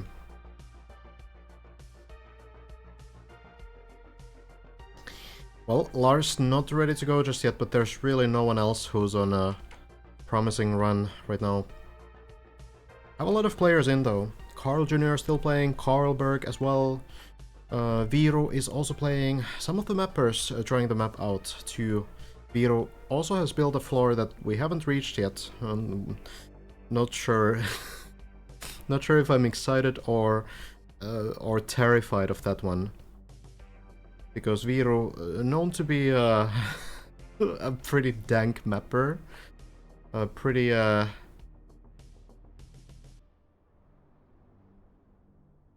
wild guy sometimes. Yeah, apparently 12 people have beaten the first deep dip so far. And so far, we are not very far on this second one. But it's only been a few days.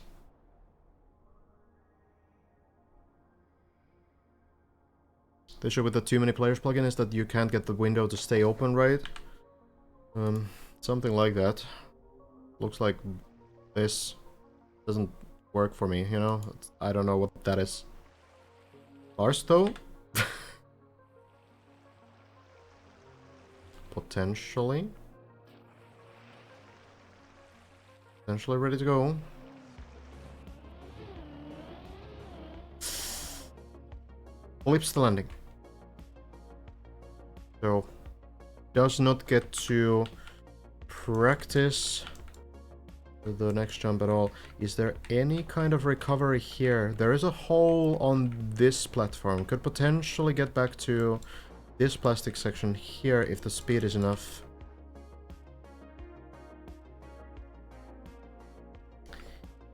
Not quite sure. Suppose you could also just go forward and land here. Maybe there's a recovery path here.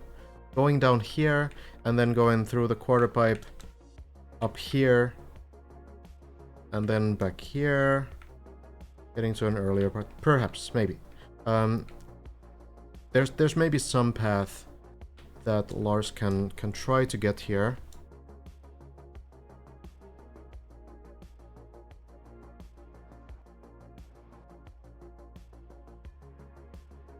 Gonna be a long journey back. But it's better than nothing. Suppose Lars is kinda checking his options right now. Oh, interesting rave out. Yeah, I don't know, dude.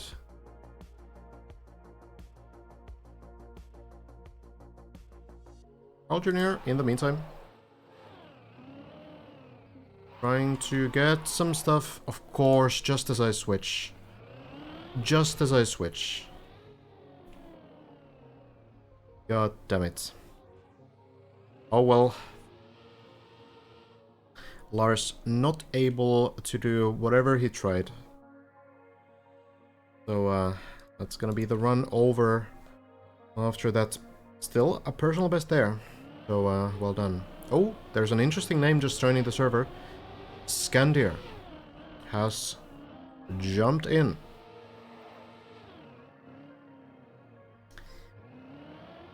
One of the best players that we've seen. A very strong RPG player, has been playing on Trackmania Grand League, the Challenger, and has been doing pretty well in different kinds of competitions over his career, so it'll be interesting to see what Scandir can cook today. Hasn't maybe been playing on the server too much. Some players preferring to play a little bit in solo, but some of these players that play in solo might still be streaming, so if you want to check out some players who we cannot cover here on the server, that's something you can do. Okay, taking a little bit of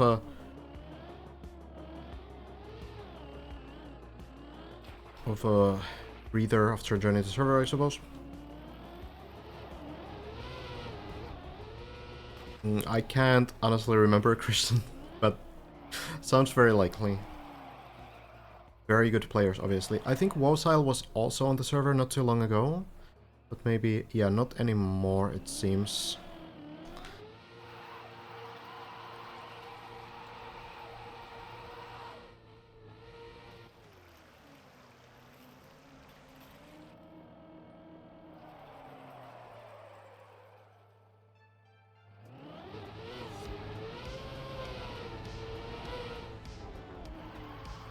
Back to the common floors, let's say. Summer Slide. This one. Made by Max Chess. And to be honest, it seems like a pretty comfy floor to be doing after you get comfortable with the Icy Wet Wheel stuff. Also, Scandier has left the server, so maybe not playing on on the server after all. Oh well. Maybe changing some settings or something. Would really hope to see these pro players, top players on the server too, but not up to me. Okay, Elcon just chaining it, god damn. This guy.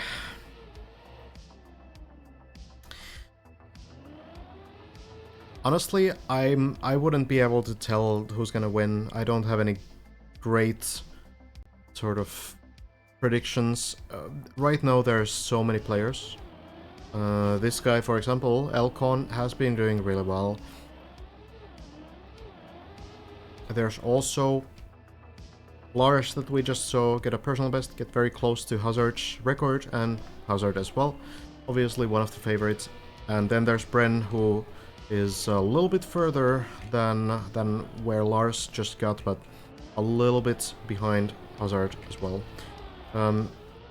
It's gonna be difficult to tell. I do wonder if we get to a position where we have multiple players able to finish the map, like, you know, getting to floor 15, getting maybe to floor 16 even, and then we have a actual timer between those players where you can't take breaks, because if you take any breaks, the other player might finish. That might be pretty intense if we get to that position, but a lot of the map is left to be discovered, so we don't really know what to really expect. There could be some things that match Elcon's skill set really well. There could be some things that match Bren's skill set really well.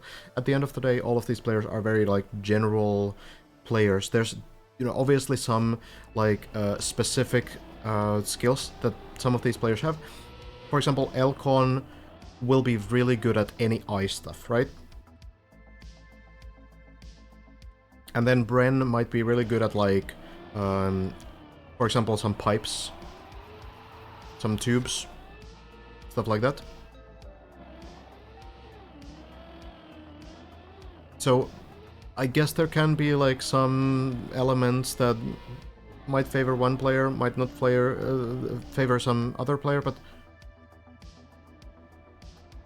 okay, Elcon wants to practice the second half of floor 4 again.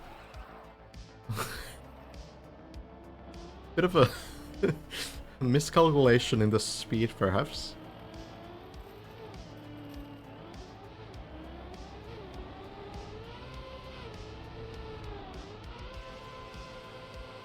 That seems like a pretty good list, Hannibal. Can't complain. Bren, Hazard, Scandier. Wouldn't be surprised if any of them won. Wouldn't also be surprised if Lars or Elcon won, to be honest. But it's hard to say. But I can see the arguments. Speaking of, There's another player that I will hype up and then they will leave the server immediately. Hazard on the server.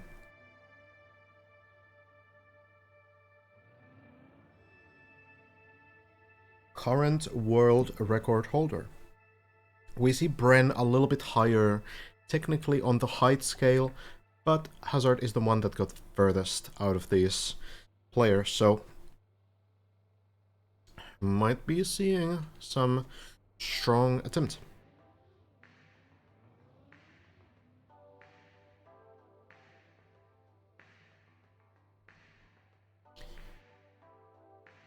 Okay, it seems like players are not not playing when they join.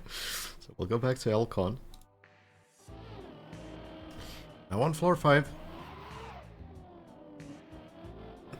Hazard also a very fast player. Like almost as confident as Elcon from what I've seen. And you know, in some cases maybe you don't want to be as confident as Elcon because this kind of like, you know, chaining everything, pushing everything might not suit everyone's playstyle.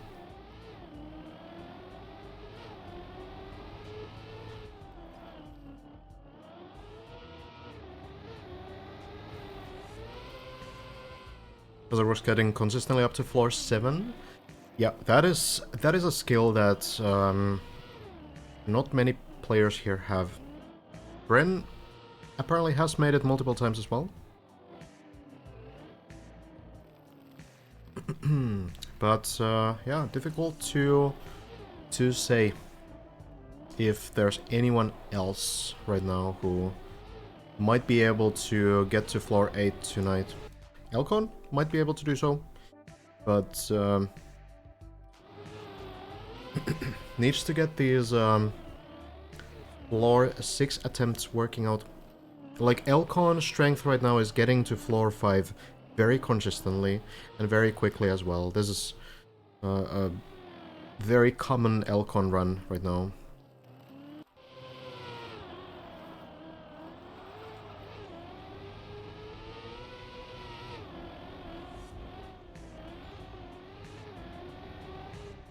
Let's follow Hazard a little bit. Also gives us a chance to watch the beginning of the run, in case you haven't seen it yet.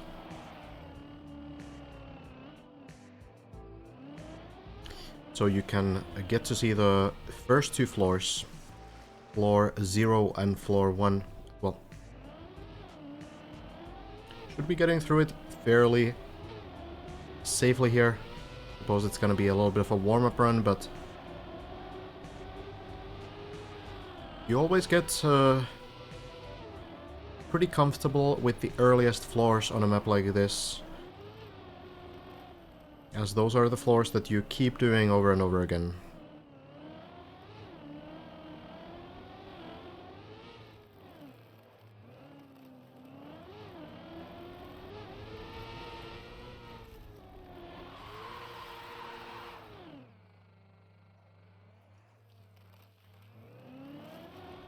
Doing well so far.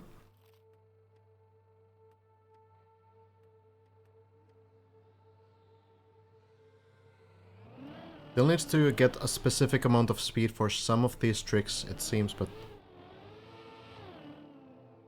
I think seems to be working out fine.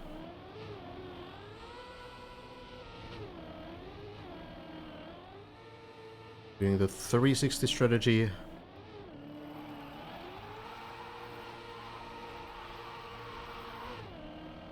Seems to be enough speed for the landing here too.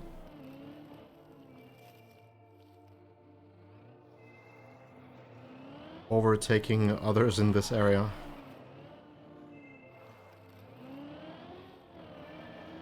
Elcon probably not AFK. We can quickly check what's happening there.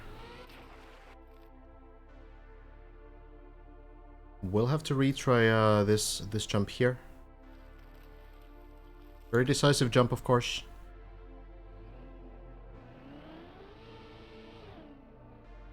Will take a little bit, about at least about 10 seconds before Elcon will be able to retry that. Drops down to the water now.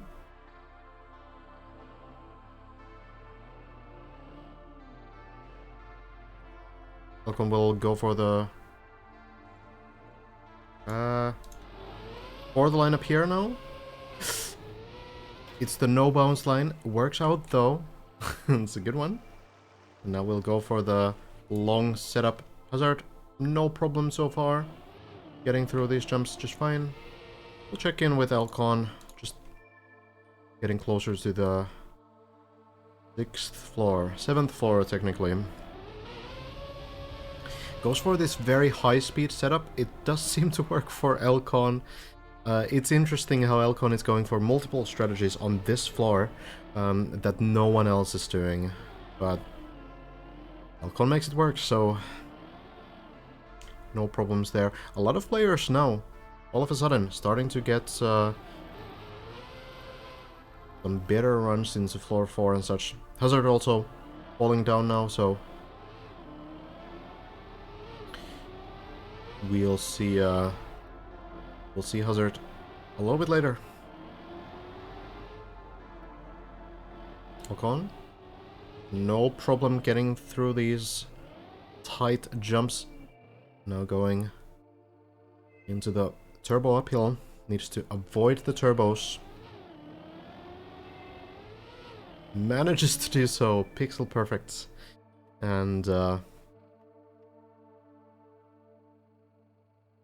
now we are ready to try the tricky transitions that many players have failed. Elcon will have enough speed to get through them, and now we'll line up for the next plastic bounce. Starts the acceleration, bounces up, and looks like a clean landing.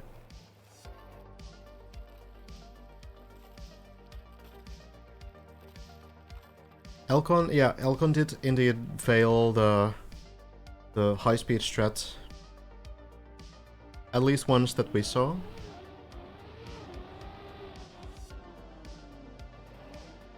But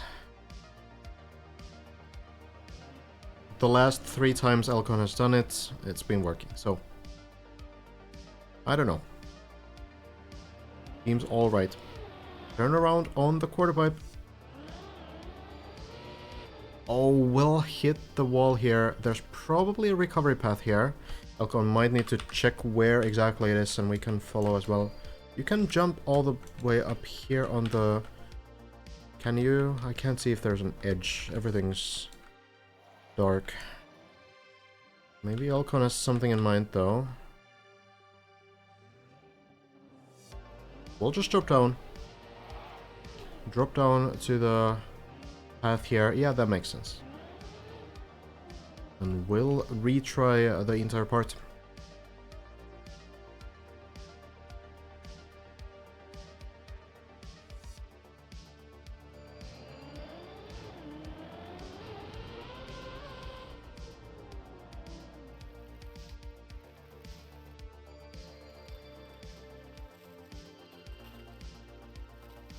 Virtual getting closer to floor 5, but it's gonna be a bit of time before anyone reaches these areas again.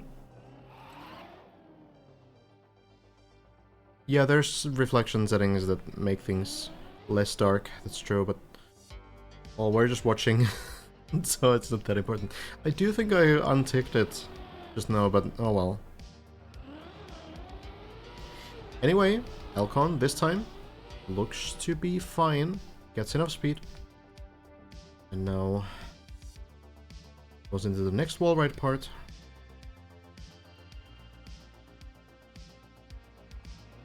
Maximum speed, turbo, landing, and now this one Elcon failed before. Manages to do it this time, so getting further into the 6th floor, 7th floor, whatever. I hate numbers. Elcon, backwards landing, looks very clean so far, and it's going to work out. Elcon will make it to the final parts Closer to 700 meters now. Getting some speed, landing clean, and now the dirt zoop into the water. Works just fine.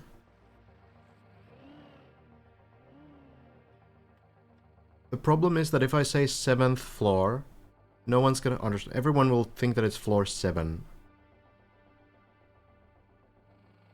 I can't say like that, right? So I need to be incorrect. Going in, Elcon slows down a little bit, but still enough speed to make it through. And just change it, just goes for it. No fear. Yeets up. That seems to be enough. Elcon makes it work. And that is a good chance to get to floor number 7. Which is the 8th floor.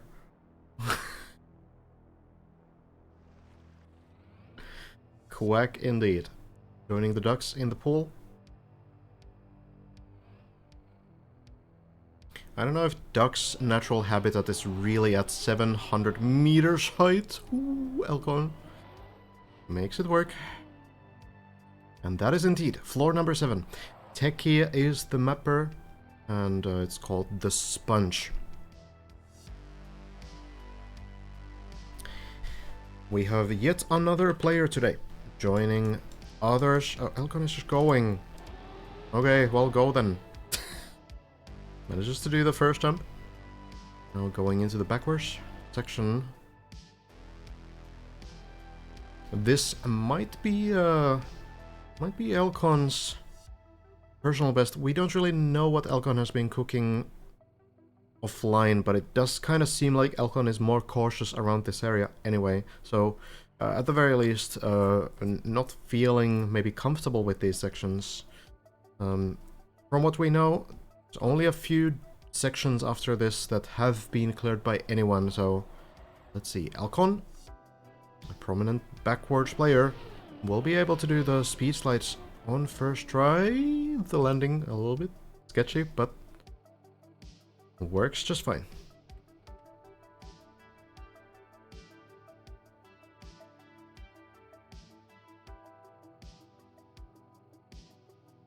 I'm afraid to go to Camp 7. The next part needs to take the turbo, turn towards the ice quarter pipe, and fly up into a water landing. We're going to wait for Elcon to make the move. Seems to be ready.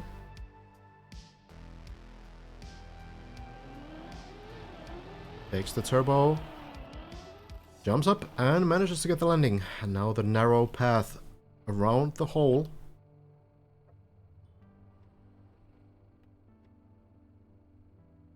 Doesn't seem to be the hardest part of the map at all, but still very scary when you're barely hanging on the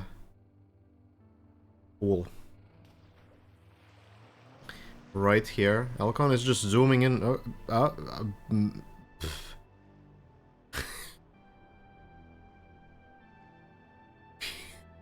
Hold on. Is this recoverable?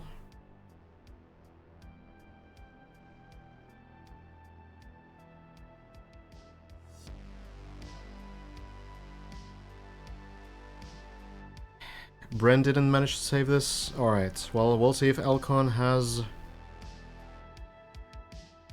better chance. The wheels are rising up, but I don't know if it's quite enough. Well, Elcon will try all he can, I'm sure.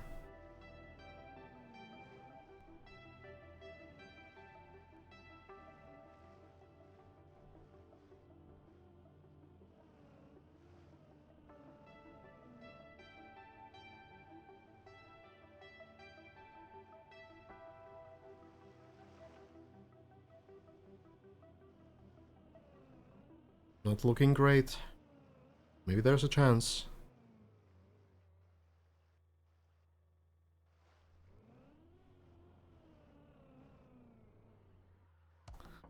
It was a very fast attempt. Just fully going into it. According to Bren, this one is easier at higher speeds. Is that so? I've seen Hazard and Lars do it so far, and they were doing it very slow. So suppose I don't have, you know, much of a reference, and it's probably confirmation bias, but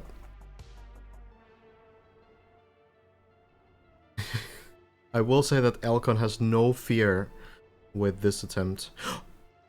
That was close. Signs of life, perhaps? That was looking pretty optimistic.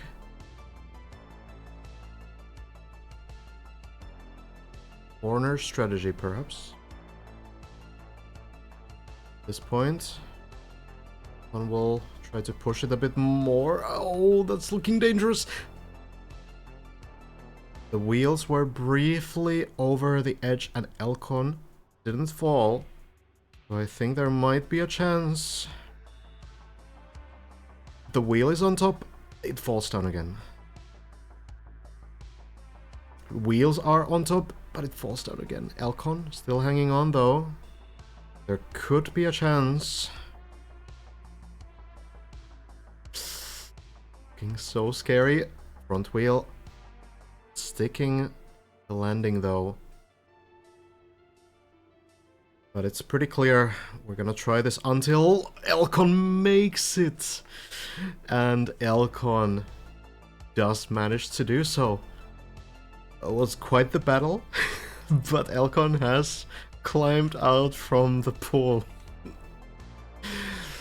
40.0% now, and I think Elcon, no matter how courageous he is, might need a small break after that one. There's another jump into this pool next, and Lars did manage to one-shot it not too long ago. We'll see if Elcon will follow. In other news, Lars, Hazard, Carl Jr. in floor 3 right now, virtual on floor 5. Carly doing the grass wall right here. We'll stick with Elcon, as we are pretty close to the spot where Bren, Hazard, and Lars have all failed.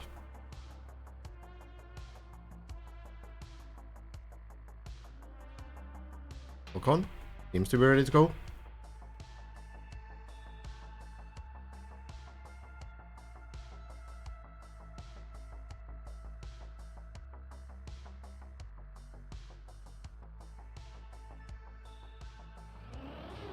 And will take the wall hug, jumping out of the hole, lands it nicely, and now they are ready to move on.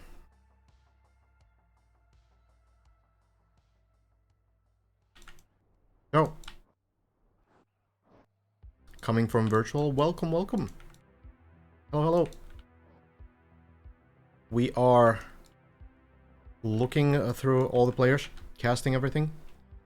Trying to follow everyone who's doing nicely, doing good runs. So we'll keep following.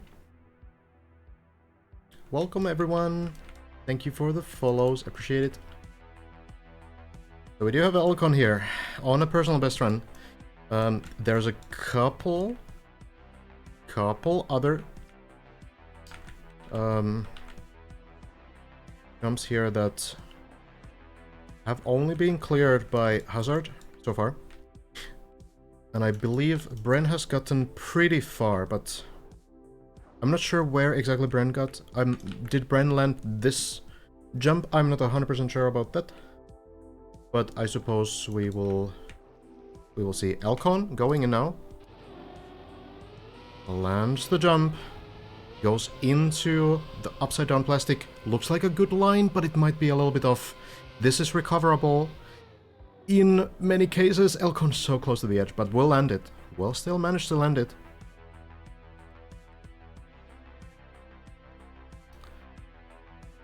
This is recoverable, but it's a bit of a long journey.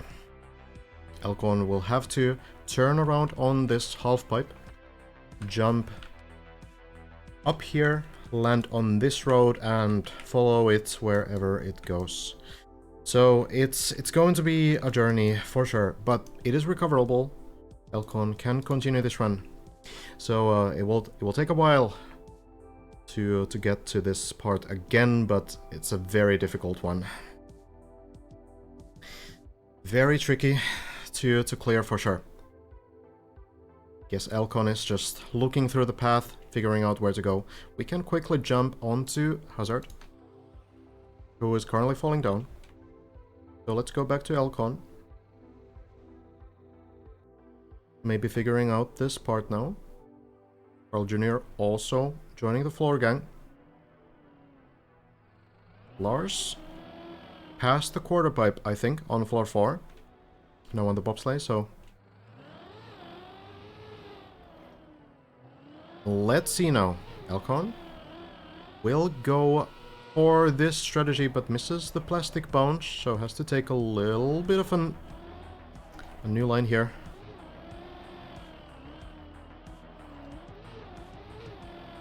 Needs to hit the cube, and now does so nicely. Then just needs to follow the road, get back to an earlier section, and try to continue from there. Probably checking the rest of the recovery path, but it's going to be a long one. You probably hope for a better one, and you're going to try to look for one, like, okay, well, maybe there's this, maybe you can do this. But I think it's going to be jumping pretty far down, and it will take a while. Yeah, probably also drying the wheels, of course. Getting the wet wheels out of the equation. And now Elcon drops back to the previous floor, and we'll continue from here.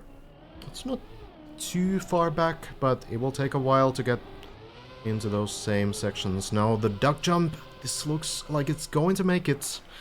And Elcon manages to get another try at floor 7, as long as this final platform section works out.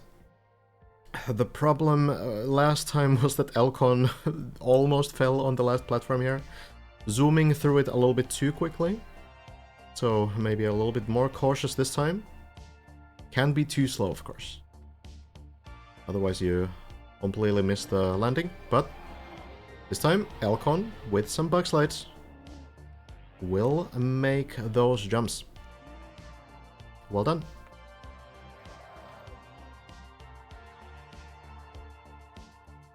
Back to floor 7. And now needs to do a couple other tricks to get back to trying that same jump. Welcome everyone.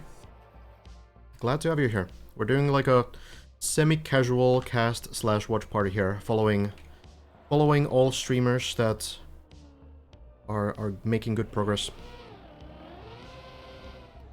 Have a pretty good run by Elcon right now, getting near the world record. So the wheel states, unfortunately, at least before when I tried to check, the problem was that it doesn't show wet wheels. It only shows icy wheels, so it's not much use, honestly. Okay, Elcon. Oh, bouncing on this. I can turn it on, but it's probably not gonna work again. Yeah, it doesn't show wet wheels. For some reason, I don't know why. Elcon this time a little bit more confident past the water hole. This part, by the way, is wet wheels as well. Wet wheel plastic, because water doesn't decay. Doesn't decay on plastic, so can be a little bit scary. But Elcon making it back. Okay, well, maybe able to control this. Oh no, the wet wheel airtime. The wet wheel airtime, that does not work at all, and Elcon is flying down.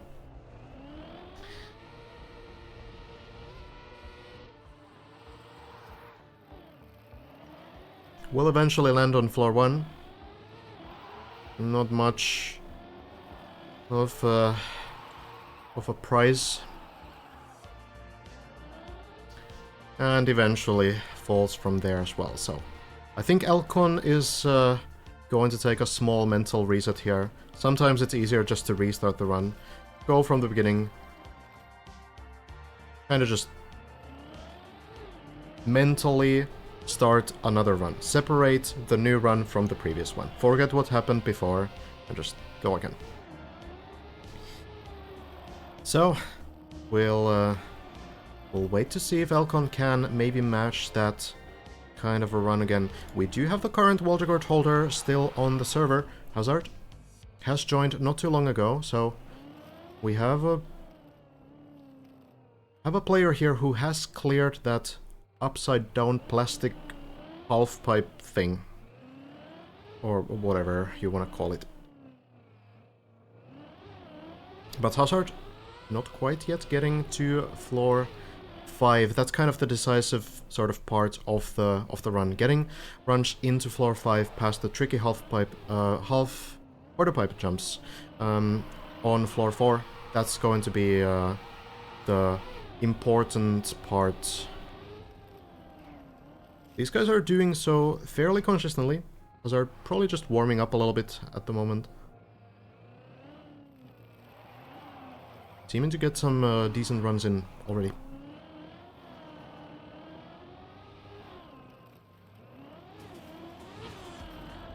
Currently, Hazard, Elcon, Lars, Bren, from what we know, have been getting extremely good runs, so it's been very good.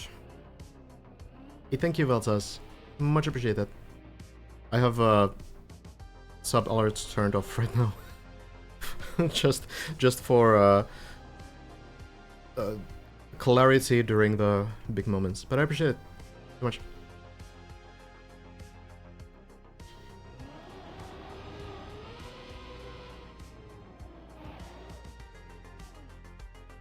Is Matt not on PB? Good question. Probably not anymore, at least. Don't see that on the leaderboard. We do have Massa Virtual starting the climb. Arlberg as well on that fourth floor. Technically 5th floor, I suppose, because floor 0 is a thing, but we can quickly check on Karlberg, perhaps. Just waiting, I suppose. Lining up for the quarterpipe jump. We are seeing more and more players get much more confident on this. Just kind of chaining everything. Doing everything very well. Oh yeah, Karlberg also. Also a little bit scared of this one, and this is completely understandable, by the way. This quarterpipe jump has ended so many runs. There are 2 strategies that people have been doing, and there's a key difference between the 2. So there's a line here where you go very wide and you take a clean jump, land clean onto the quarterpipe. Virtual will probably show that to us right here. Very wide entry seems like a pretty good landing. Yeah, gets it clean. Another strategy that people have been doing a little bit earlier was to go from here, bounce on this wall, and then land on this edge and hope that the car rolls down. Now, out of these 2, the latter is mechanically easier to execute. Karlberg looking actually pretty good. Might be a little bit of an early jump, but no, Karlberg nails it. Very well done. So Karlberg getting a feel for that big jump, the optimal strategy. So the key difference between the 2 is that when you jump with the wall bounce, you have to rely a little bit on luck. You have to get a little bit fortunate with the roll down the quarterpipe. But if you get the clean landing down, the clean jump down, that means that the setup is harder. You need to go very wide. You need to be very, very careful with how you actually line it up. But at the same time, if you get that down, if you get that to your muscle memory, you will be much more consistent, because you then don't need to rely on getting lucky. When do you think the tower will be beaten? Hard to say without seeing the later floors, because if there's any super cursed floor in the next few ones, like 8, 9, 10, 11, whatever, that might slow down the progress by days, you know? So it's really hard to say. It really depends on what's ahead. The thing is that you might see like, okay, well in 3 days we've got like halfway through it, right? So we're on floor 8, more or less, right? And then there's floor 16 and that's the last one. So we're a bit less than half through, but the problem with this is that when you reach a new floor, you need to do every floor before that to get there, right? So every floor becomes exponentially harder because you need to do every other hard trick before that. Karlberg, not with the greatest approach we've seen into this one, and will unfortunately fall down. That is indeed not going to be the line. But should be able to jump down to maybe level 2 from here. It's gonna be Virtual alone at the top now. Getting the second quarter pipe jump here, Virtual has had some trouble with that one, so now getting closer to floor 5. Go Cam 7 the later things. Well, I kind of want to keep it a bit of a secret as well, you know? Not a secret, but like a surprise. I'm kind of, you know, immersing myself to the player experience where I'm discovering the new stuff with them. I think that's fun.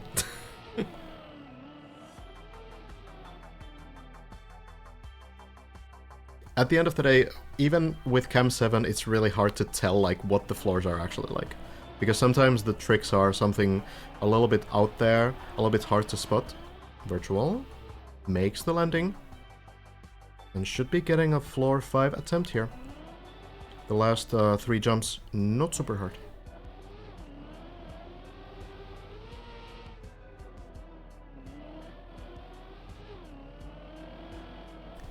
Virtual is going for this beam landing. Not many players are going for that now. I'm gonna disable the wheel display because, yeah, it doesn't, unfortunately, in Spectator it doesn't unfortunately show the wet wheels, so that's a not that helpful here. And yeah, Miss, by the way, I saw you write that it was a Nadio bug. It's unfortunate. Oh well. We can kind of like predict if the player has wet wheels or not. Should be fine. Virtual now.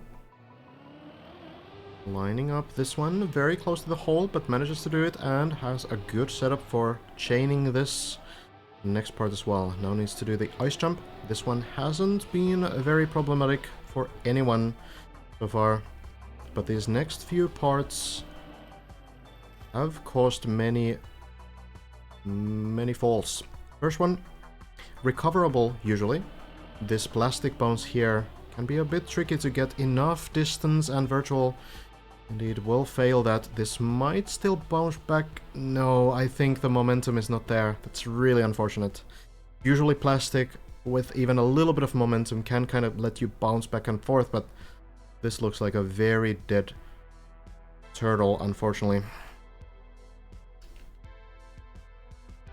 It's not going to work. Scrappy has been to floor 6 today as well, for the first time.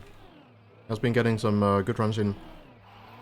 But right now we're kinda in the position where everyone is back to the earlier floors. Hazard has gotten a little bit further than Bren, technically. Bren has a little bit of a higher run right now. That's why the Walter guard does say that it's from Bren. But technically Hazard has gotten further into the map, so current record technically on Hazard.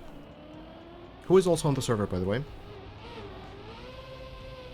Yeah, Sammy also on the server, by the way. Here. Getting to floor 3. Sammy, of course, won the previous official Nadio campaign. A very good player. Might be getting into some new sections here.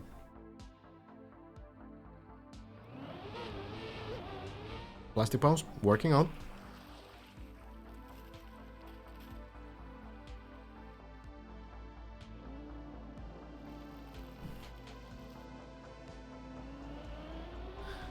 This looks very tricky. There's some parts of this that are getting kind of a lot easier for the players, but the wet ice wheel plastic is not your usual Trackmania experience. So plastic retains both of those, and you can get both wet and icy wheels at the same time by getting wet wheels first and then driving on ice, which is kind of... it's a weird combination. Similar to ice, but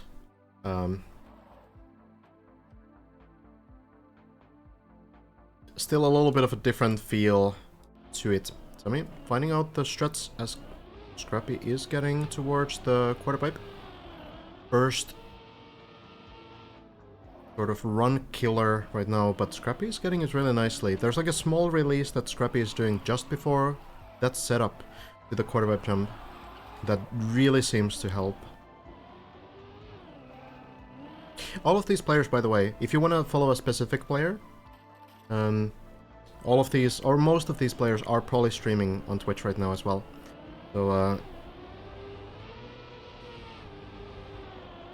if you want to discover someone, they might be live right now. Scrappy not making the jump, will fall down again. Has been through these sections many times before, so not really new to this kind of a process. Where is Hazard again? Here. Let's check in on this guy. Current water guard holder. Most likely no wood in the track itself. Hazard in the floor gang, by the way. So,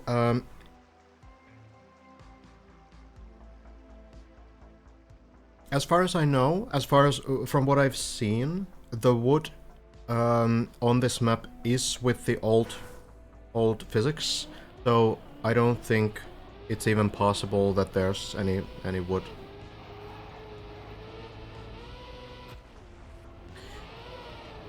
It's probably not the case.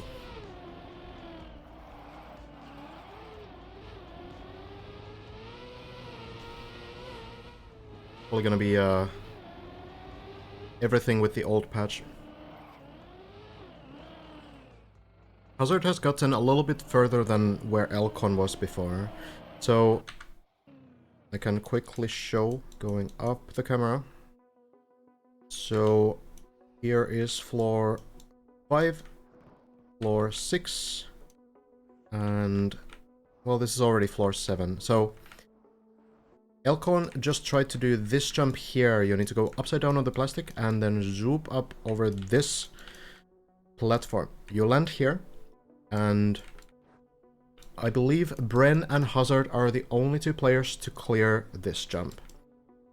Then Hazard has gotten a little bit further, jumping here, and then landing here, and finally going all the way... I don't remember how, but it's going all the way here. And... or somewhere. Hold on now. No.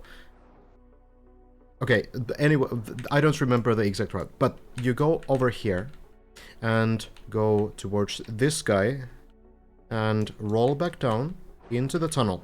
And in this tunnel there's some turbos that will push you.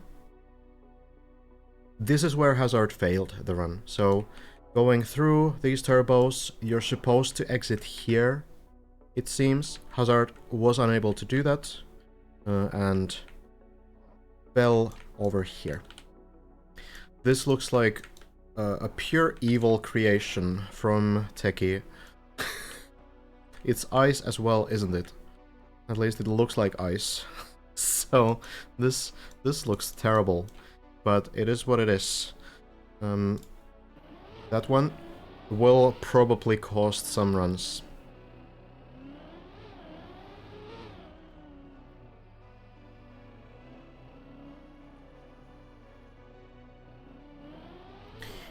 No one's currently beyond floor 4 here, Lars, taking the current lead.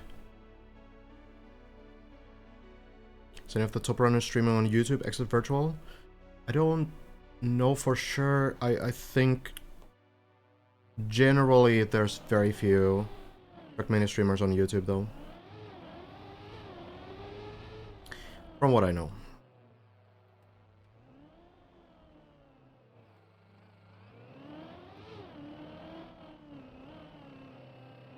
Lars, Massa, Sami actually doing pretty nicely, getting towards floor 4. Lars, oh, barely saves the landing. That quarter pipe has to be one of the main run killers right now. Getting consistent on that jump is probably many players' goal right now.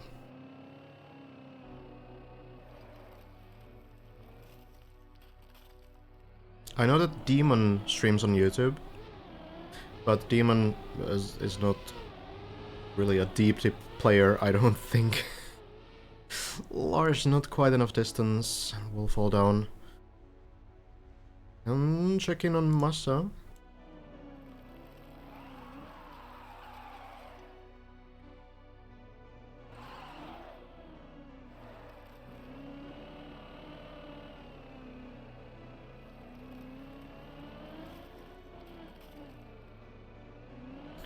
I believe Massa has been getting into these parts, but pretty close to personal best here, and also too short on the jump.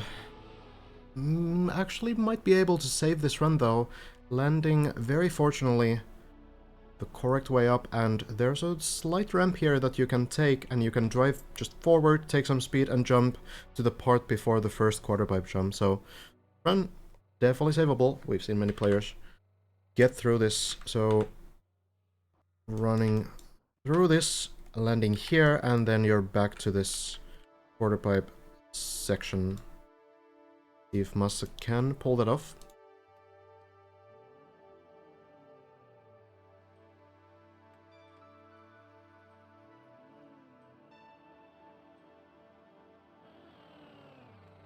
Taking some speed, flipping the wheels, probably go again.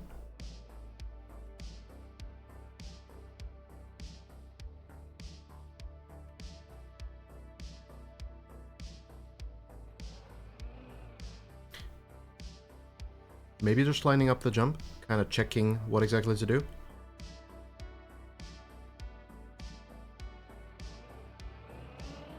Oh?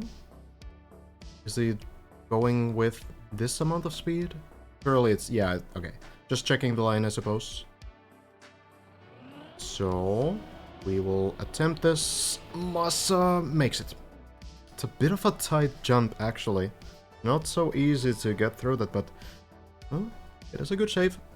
And should be able to get to the previous parts just fine from here.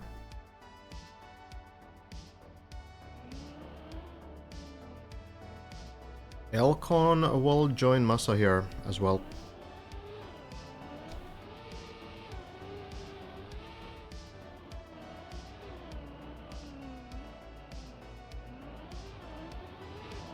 If Massa can do another quarter pipe jump, looks pretty clean. And we'll get another attempt on those other quarter pipes. This quarter pipe jump, and then the second one up to the platform, and then the final one onto the plastic afterwards. Those are the big challenges of this one. So that one that we just saw, then this one all the way up to this platform, and then you go through here, through the tunnel, and this jump as well has caused many falls. And then of course the dirt wall ride, not so trivial either. I think Elcon is going first, so I'm fine. Elcon here did make the second jump as well.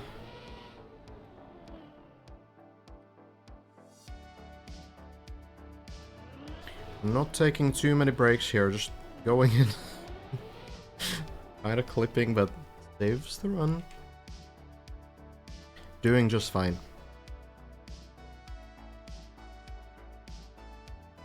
A slight break maybe from Elcon. Makes sense. A lot of these players have been playing for a long time, of course. Big stakes. There's something like 27,000 US dollars in the prize pool right now. So you're going to put in a lot of effort. You're going to try your best to get these runs as far as possible.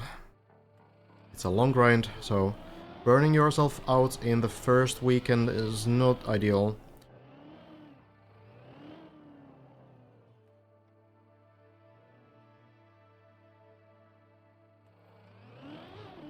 Elcon into the dirt wall, right? Need to keep a specific angle and then zoop out of this with a 360.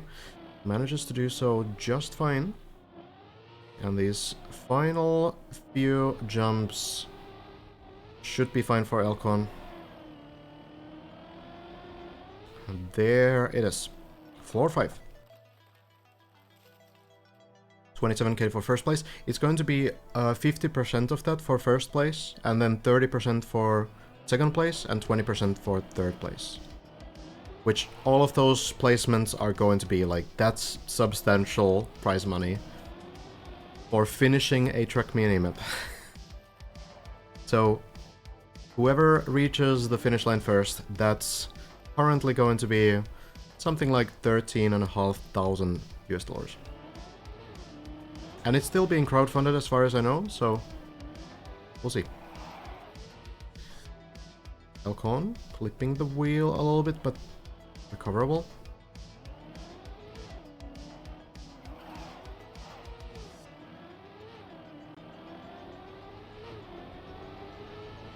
Korch also on a decent run, looking to get towards floor 5. I believe both Korch and I think Juliano it was, did just make the quarter pipe, the first quarter pipe of level 4. Elcon a little short on this. Let's see if the car flips. Looks tough. I think that might be a reset. Unfortunately for Elcon. So, can check in on Korch. See how that's going. Getting now to the dirt wall ride.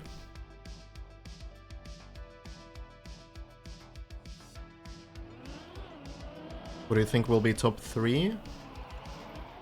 Really hard to say. There's more than 3 players right now. Oof, Korch able to save it. But at the moment it's hard to see that Bren and Hazard wouldn't be in top 3, just based on their consistency and performance. I could definitely be wrong though. There's so many players that have potential. Lars also doing very well. Skandir also doing very well. Elcon also doing very well.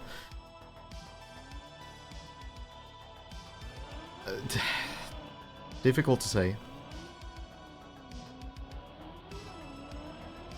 And then there's players like Simo, Mada,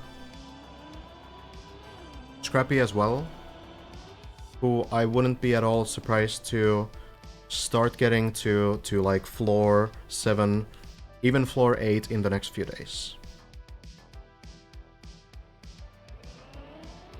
Hey, no problem, Joseph. Welcome, welcome.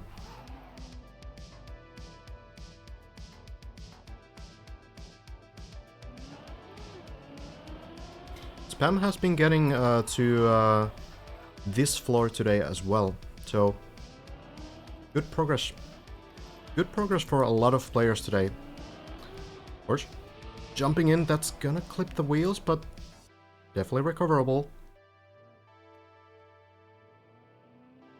Virtual definitely has a chance as well. Like, Virtual's commitment is pretty massive, and when you have like a massive project like this that takes potentially weeks, I do think that Virtual has the mental to go through the grind and put in the hours.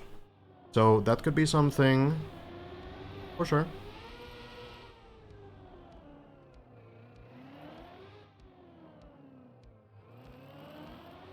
Torch, getting into the tricky part. We've seen Virtual fail here, we've seen Elcon fail here.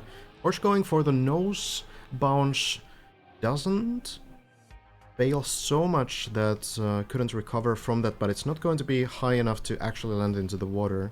So some players go for the sideways bounce, and some go for the nose bounce strategy. So it's a little bit of a spot on this floor where there's multiple tricks with different strats. Also, the grass uphill afterwards has a couple different strats.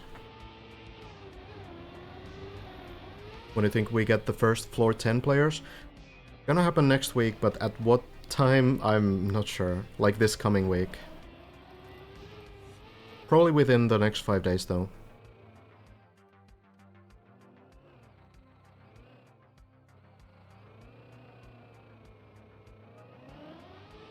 Boing. That's gonna work. Korchi. Porch, I guess. I was taught to pronounce it correctly.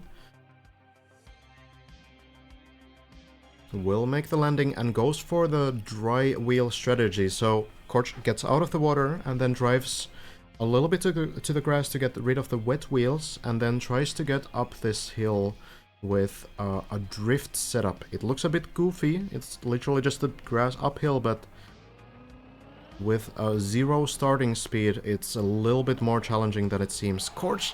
Oh! This is recoverable. It's not going to be a winning attempt, but seems like it will be possible to recover it at least. Avoiding the water as well, doesn't need to wait for the wet wheels to dry again.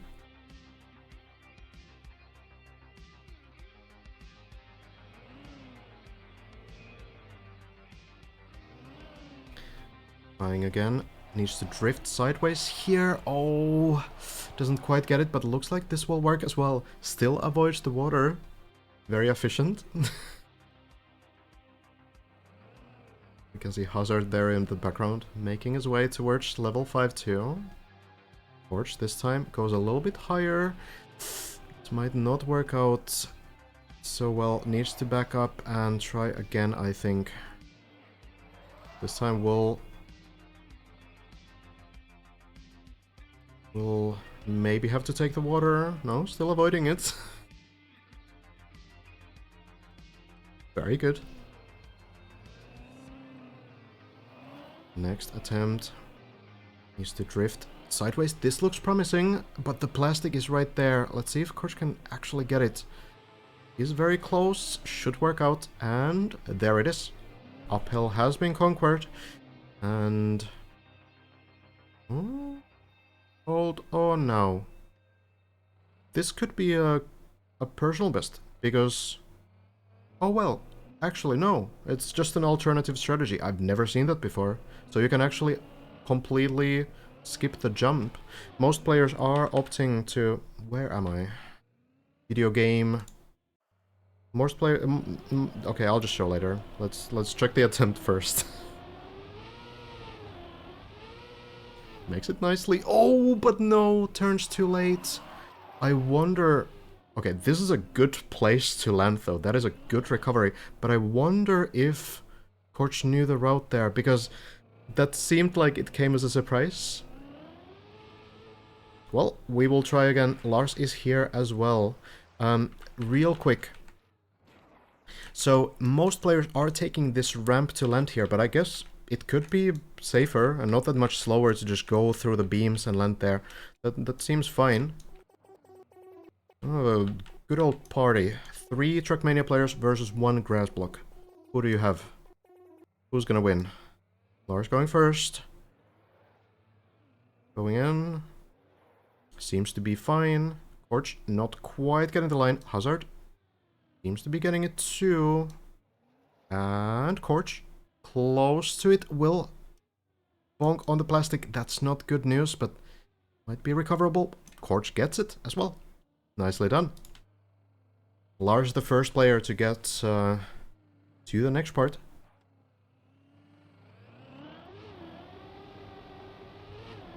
Wall hug here. Great stream. Keep up the good work. Greetings from Germany. Hey, thank you so much. So, very much appreciate that. Oh, I think my playlist ended, by the way. That's why it's so calm and quiet right now. Let's fix that. There we go. It wasn't supposed to be that quiet. Lars, already going in, no hesitation, but this one will not work out, so we will get to see that in full in just a moment. Hazard, actually, flying in as well. Oh no, car. It's not working. The game is broken. Okay, Hazard also did not manage to do that, though. I think, Hazard will try it again. Lars going in. Now lines it up. Going to the wall. This looks pretty good. Bounces and lands in the water. Hazard going next. Turns around, takes the turbo, and will commit. Is it going to work? It will indeed. Korch, not quite in the same area now. Wait, did Korch actually make it through already? Oh, Korch is falling, unfortunately. So, going to be just the two left now. Carl Jr. making it to floor 5-2. Hazard, kind of taking his time. Let's check in with Lars. Of course, Hazard moves just as I check in there, but, you know... Hazard, making the jump. We can check on the height meter. Hazard did land it. Lars onto the pole. Is this recoverable? Oh, the car seems to be stable. God damn. That is very fortunate for Lars. Very fortunate indeed. Checking with Hazard as well. That is a lot cleaner. A lot of scary moments on these runs, but seems to be fine so far. Almost like a battle between the two, but Hazard taking a little bit more speed here. Let's follow Lars for now. Both of these players have been through these parts before, so don't expect either of them to have to check through the next parts too much.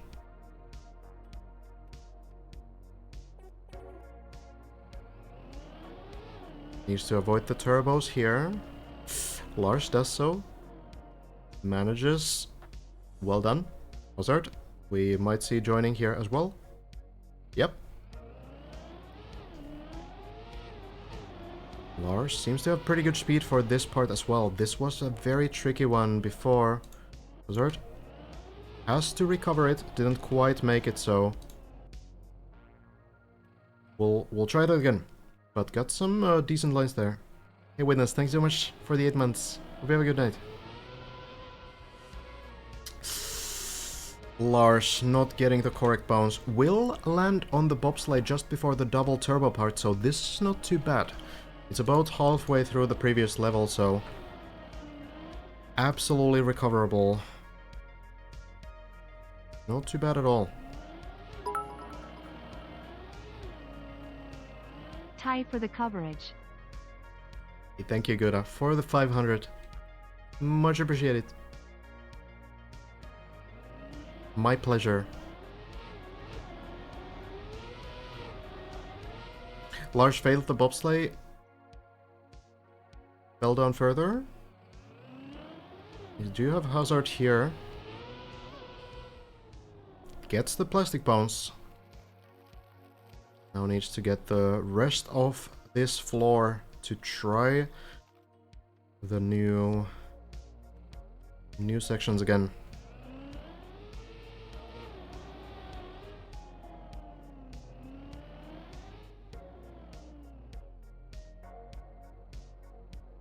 Can check Hazard for this jump here. Needs to turn around on this. Get enough speed to clear these jumps. Clips the wall a little bit and needs to recover, but there is a path to recover here. Needs to drop down on the floor below. Let's check in with Lars. Perhaps getting down still? I'm not sure. Gonna take a while. It's gonna take a while I think we'll check in with Hazard. Going back into the plastic bounce, but fails it again. Okay, well this is similar to Lars. The same section. So the two will join again. Lars, unfortunately though, is not really in a position to continue the map. So, maybe this will somehow work out. But Hazard goes right there. This looks like it might work, but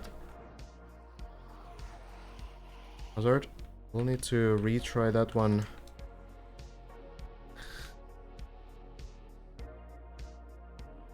I'm not sure. I'm truly not sure. It's a very unfortunate position to be in. Hazard here.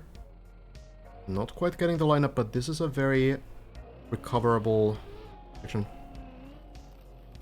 How's the progress on the new Enders map? Pretty good right now. Still a lot to be done though. So we're still working on it. Hazard looks like a good line. The bounce will work as well. How's Lars doing? Looks similar as before.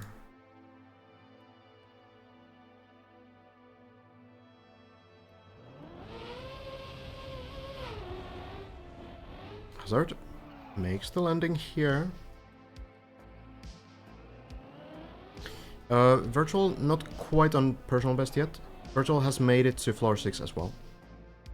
Lars saved it. Okay, okay. Well done.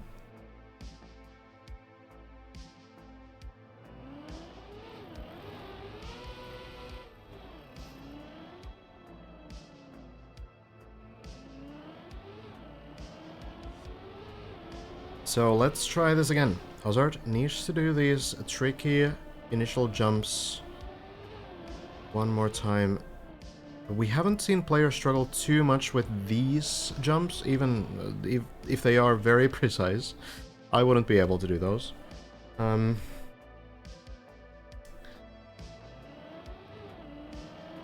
But these guys making it look pretty easy. Oh, Lars fell down a little bit, perhaps? I'm not sure. Looking up the height. Maybe actually just doing the final parts there.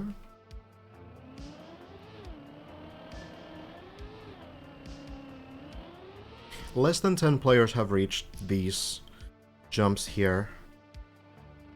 So, not an easy task to get here. Hazard gets the jumps perfectly and now gets to try the plastic bounce again.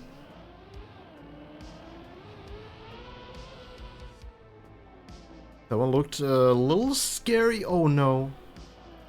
Hold on, hold on. Might be able to save this at this point, Hazard. If the icy wheels are not that big of a problem, I think they are. Oh no. That is such a tough way to go.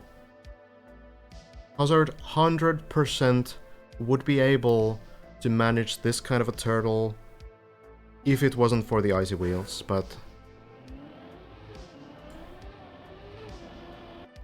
the icy wheels not helping. You just don't get the grip. Oh no, 2 Heges in the chat.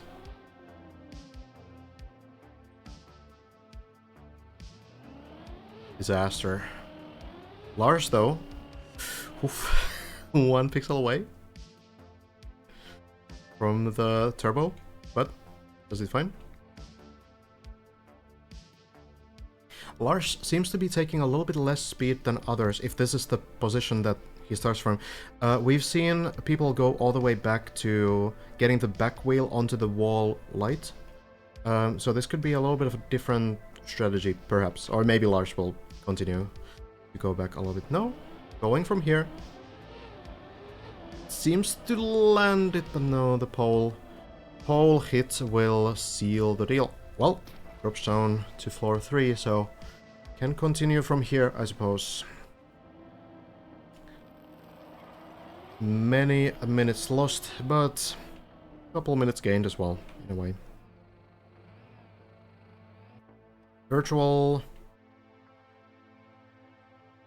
Doing something. This is recoverable. I don't know why the camera goes here. Dude. There, thank you. So from this point, you could jump to this bobsleigh and go back to the beginning of the floor. Looks like a very interesting place to be, though. Trying a new strategy. Oh, yeah? Let's see how that goes.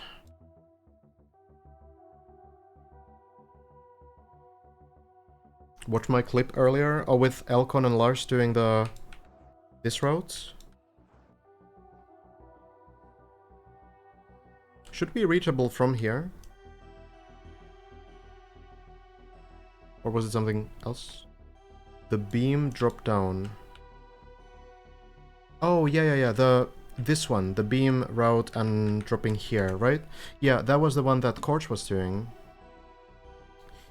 A little bit earlier. Actually not on the server anymore, it seems. Well, we're gonna follow Lars.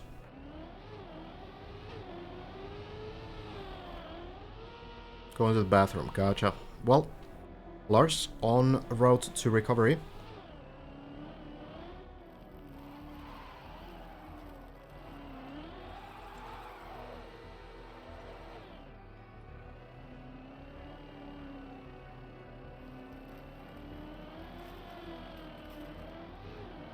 Lars seems to be very comfortable with this floor now. This one still is like considerably difficult for most players, but we have these guys who have been to floor 7, and I suppose at that point these, you know, floor 4 and 5 don't really feel like much anymore. You know that you've been so much further. Even trying to chain this one, but hits the wall. So yeah, I think we're starting to have players much more confident, becoming much more confident on this floor 4, and that is a big sort of change from yesterday, when people were still kind of carefully lining up everything here and really trying to just make sure that they don't fall. At this point it's like, okay, I've done this enough times that I know I can do this, I know I can get through it, so it makes these runs much more efficient too.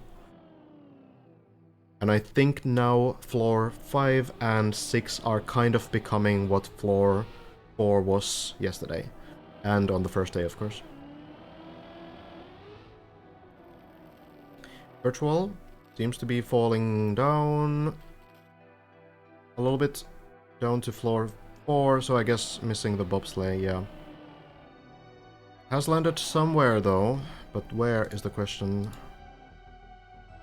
Okay, here, this is recoverable. So there's a little bit of a chance to recover, jumping on the right side here and then going back to this part after the bobsleigh. Can try again from here. Checking back with Lars. Going to the grass wall, right? Or the quarter pipe jump.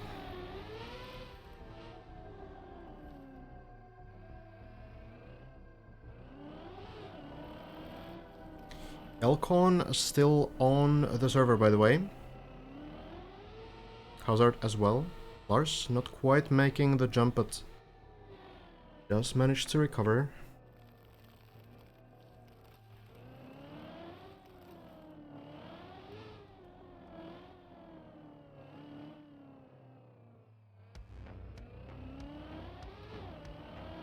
Gonna be Lars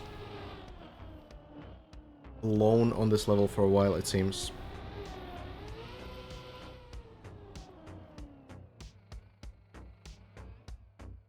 We'll go again for these next sections.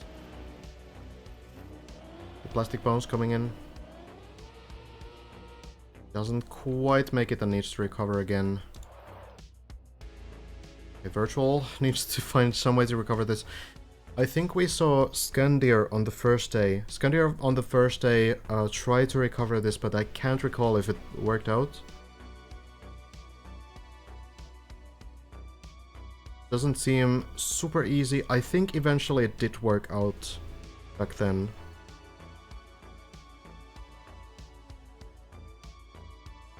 Bren did it as well. Yeah, I think this is definitely possible. It might take a while. Lars probably getting back now towards the... Oh, actually made it past the plastic bones.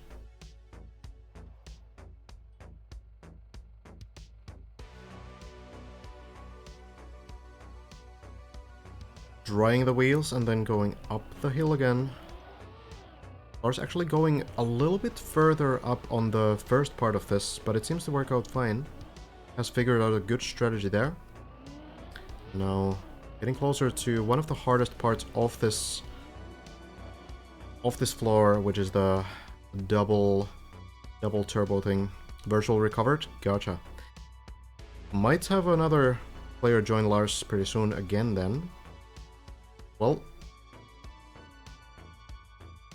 seems like Virtual has fallen a little bit. I'm not sure. It's hard to read specific situations here. And check in real quick. Oh no, Virtual doing just fine. I guess the route just goes like further down, so it looks like it's a fall. But Lars going for the wall bounce. Just a reminder that at least both of these guys are streaming right now. It's hard to follow both simultaneously, of course, so there's a POV stream for almost every player on the server, most likely.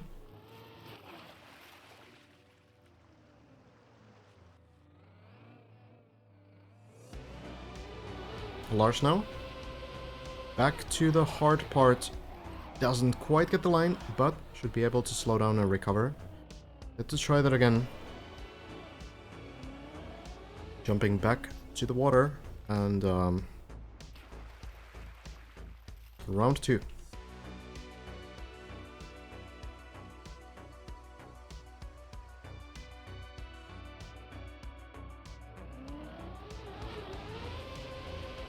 Lines it up again, very far to the side here, and will again smash the wall. Round 3. This one is difficult. It's very line dependent, because with a little bit of a suboptimal line, you will lose a lot of speed. And if you lose a lot of speed, then you essentially need like a godlike plastic bounce afterwards to be able to get to the next part. And if you fail that plastic bounce, then your run is likely over entirely. Not really like a high chance of recovery, though there are some pools below where you can land. Lars has done it a couple times actually. But you would hope to, you know, just get it. This lineup looks good, very clean into the wall, and now bouncing on, but is it enough? It's not quite enough, but like I mentioned, indeed possible to save it with the pulls here. So Lars will take a bit of a journey here through the bobsleigh on the side. We can jump into Virtual, who is also bouncing, but on a different piece of plastic.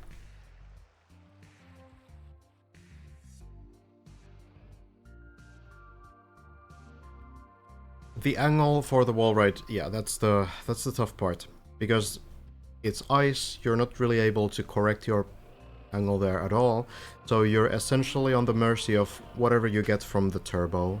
You try to line it up, you try to get the correct rotation on the car, but once you go, then you go. Like, you need to be very confident, and it's a good thing that you can redo that in case you don't feel confident, but at some point you just need to go, right? So it is tricky. We might see Lars on the side here as Virtual is setting up, actually. Should be getting there fairly soon. Maybe still further behind on the bobsleigh. I think so. Virtual. Barely enough speed there. Bit of a wonky landing on the grass, but manages to bounce up.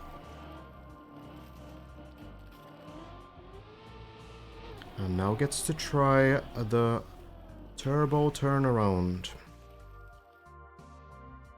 So Lars, with this, has to go all the way back to the beginning of the level. We'll focus on virtual, but just in case you were wondering, this bobsleigh on the side, yeah, Lars, we can see briefly there. Bobsleigh on the side goes to the very first block of the level, so Lars will have to redo a little bit of this, but maybe he's able to get back here soon. Hazard also on a run on floor number 4.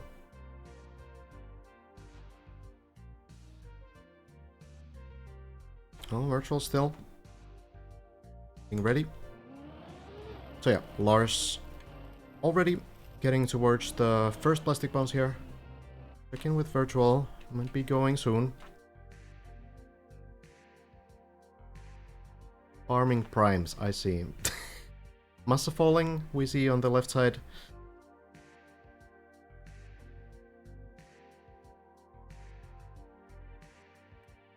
Lars back to the grass.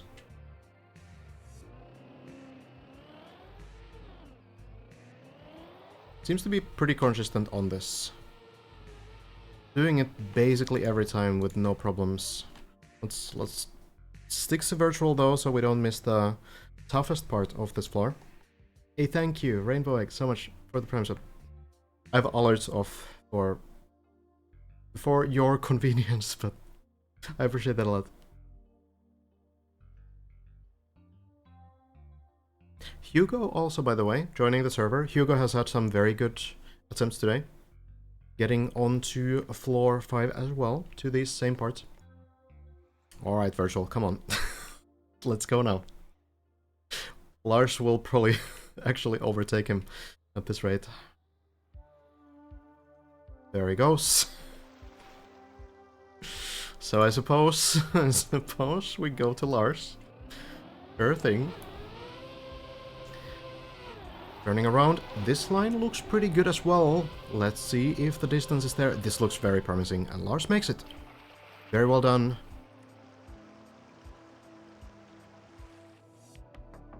Now getting to the final parts of this level. Goes for the slow approach here. We've seen Elcon go for a completely different approach to this section, but Lars takes it clean.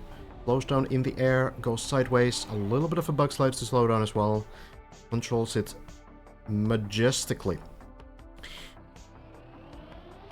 Elcon is going for like a mega speed line there. I don't know how he found it or how it works, but that's something that works for Elcon.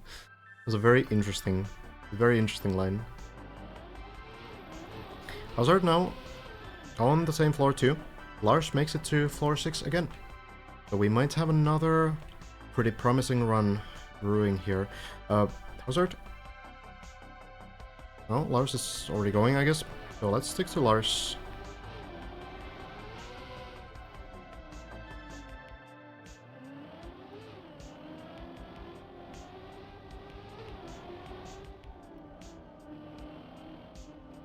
For some reason my frames are dying in this part. Lars, not dying on this part. Not quite. Doing pretty well here. But needs to take some extra speed now.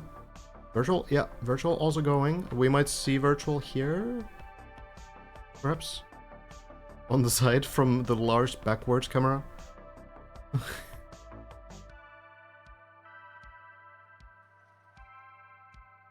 I heard a car on the left side. I see virtual. Oh. There it is, but virtual needs to recover there. Have to be very confident in the line to actually commit to it. Oh, Lars going as well. We'll stick to this one. A little bit off on the jump, and that's going to be most likely a restart. We can go back to virtual, see how this is going. Has landed back on the bobsleigh, so maybe a little bit of a save there. Is Hazard actually further? There's so much happening right now. No, Hazard here. So in the same place. Goes into the water. Hazard has been very confident in these areas. Let's see if it's a one-shot. Looks like a very good angle from Hazard. The plastic bounce gets it so easily. Makes it look so casual. Virtual also makes it though. Oh, what? What on earth? What is going on in this video game? What kind of a bounce is that? Oh god, Hazard going in to the jump. Literally no idea what happened. Trackmania moments. Like some weird combined plastic and water bounce. One more jump and Hazard is through. Gets it just fine. Now getting into the tight sections. Yeah, I feel like my FPS is getting worse. I'm only getting like 35 in this section. Oh well. Sometimes it's pretty good. Usually it's pretty good. It's something about this section and something about this section making these players fail this final jump as well. Hazard does fall down too. Gonna be virtual alone now. Be able to recover on this line.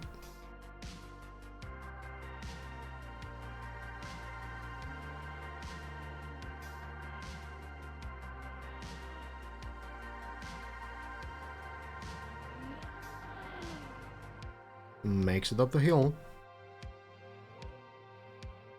Only one jump remains. Virtual has been to floor 6. So, not quite a personal best yet, but it's not far. I'm actually not 100% sure which part Virtual last failed on. But didn't get too far from here. It is personal best. 635, but yeah, it's the height, but might not be... Like, you know, you can probably get that height on the previous floor as well, so it's kind of hard to tell. Third time on floor 6 for Virtual. Okay. So, it's somewhere around here, I think. The same jump that Hazard failed. Let's see if Virtual is one of the 3 to get it. Looks better than the other 2. This, I think, is recoverable. You can take the speed and make this jump. Should be entirely doable. And lands it. Now for the backwards turbo uphill. One can be scary, needs to be very precise here.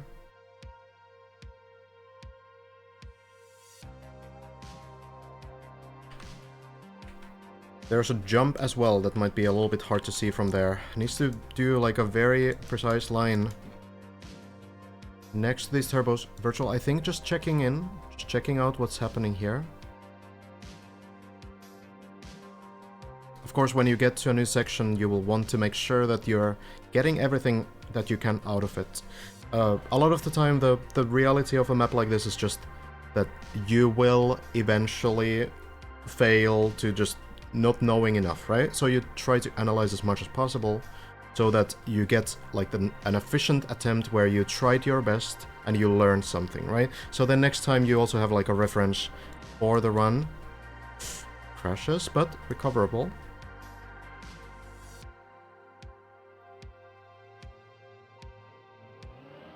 So the first attempt, even if it doesn't go through, of course you want it to go through, but even if it doesn't, you want it to be something that you can learn from, so Virtual taking it. Nice and easy, making sure that this attempt is not one of those so-called dumb mistakes.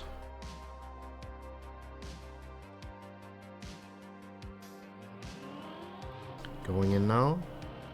Avoids the first one, does slow down a little bit. Is it enough speed? It is indeed. Virtual reaches the next section. About 34%. up on the map right now. Sorry. So the next part has been very difficult for many players. Landing precisely here, driving up, landing here, and this landing is very tight. Going all the way up to this landing there. Virtual probably going to check out the next sections a little bit. But it is entirely possible to recover from here if you do make a mistake. So if you don't have the line, if you don't get a clean line, clean landing, whatever, you can go back here, you can jump back to this section. And you do need to do the turbo uphill again, but it's better than falling all the way to the floor gang dance floor.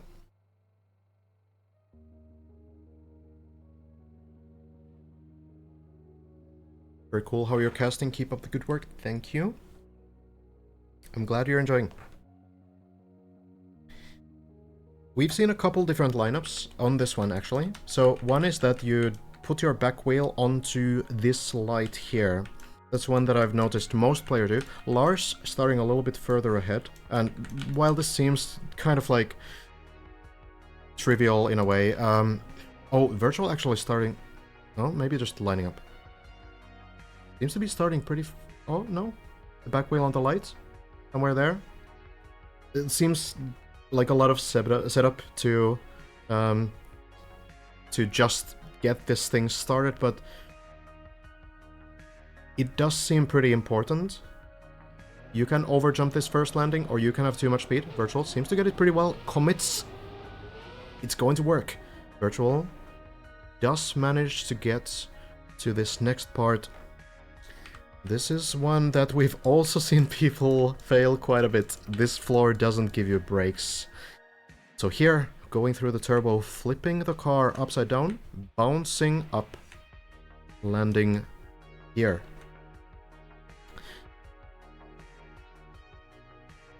Some common ways to fail this include that you don't get the plastic bounce correctly, or you turtle the landing. Those are the two most common that we keep seeing. So getting a good rotation on the flip, that's the key thing, but I don't know how much you can control the turtling aspect. Oh, Virtual, not rotating enough. And might have to fall down, unfortunately. Well, actually lands on the grass, so not too bad. This seems fine, considering some alternatives. It seems like Lars, in the meantime, has gotten back already to the 6th floor, so 7th floor, I hate these numbers. Like, because floor 0 is a thing, I would need to be correct to say floor 6 and then 7th floor, but who's gonna understand that, right? Lars may be taking a bit of a... well, moving?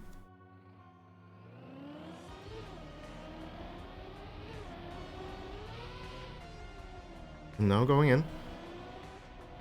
Oh, good to know, Raybout. That would be really awesome. I'm managing, but it's a lot of menuing. Lars, this time, gets the landing well. And now able to try these same jumps again.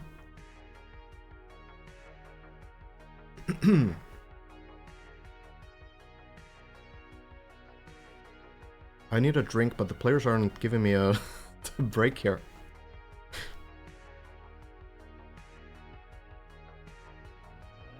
Lars going in. Gets the turns and manages to jump up.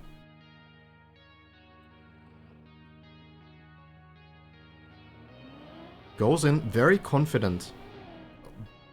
Does crash the pole, but...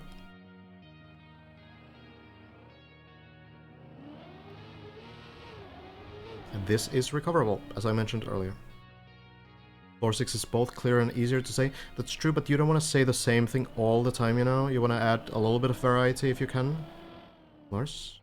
Not confident in the speed this time.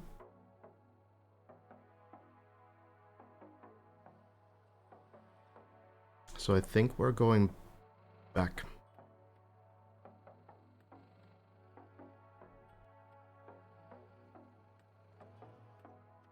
Although, I'll check the clip in a moment.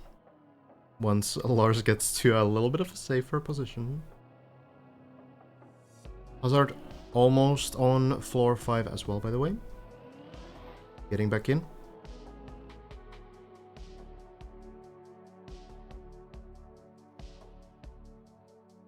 Haven't seen Elcon on these heights in a while.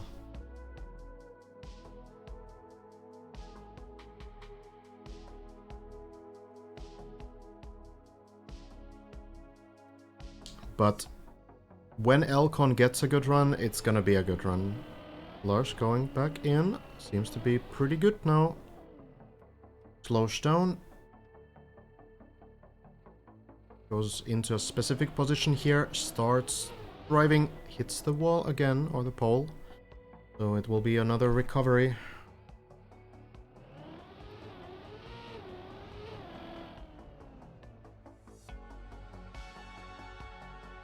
And once more, we're going through the turbos. Nice and easy.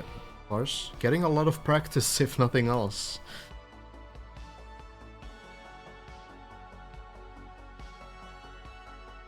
Seems to go to this line over here. This line right after the light. Now, gets the speed, manages the landing. Well done by Lars.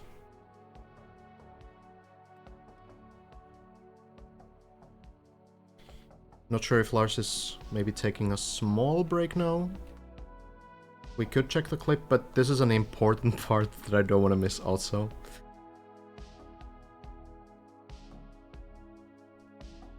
At this point I could have already checked it, but oh, maybe not. Maybe I made the right decision. Lars rotating, that's not gonna be the right flip though, but Lars manages to land, unlike Virtual before, so this is recoverable. You do need to drop down a little bit, but there are some ways to save this. So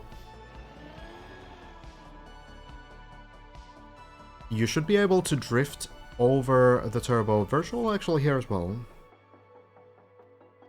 It should be possible to do this, but I'm not sure what the plastic is going to do here. Like, there is a trick where you drift over a turbo. Lars seems to be trying to get it. The red turbo makes it so much harder, and I think the plastic doesn't really help either. This looks very, very sketchy. See if Lars can pull it off.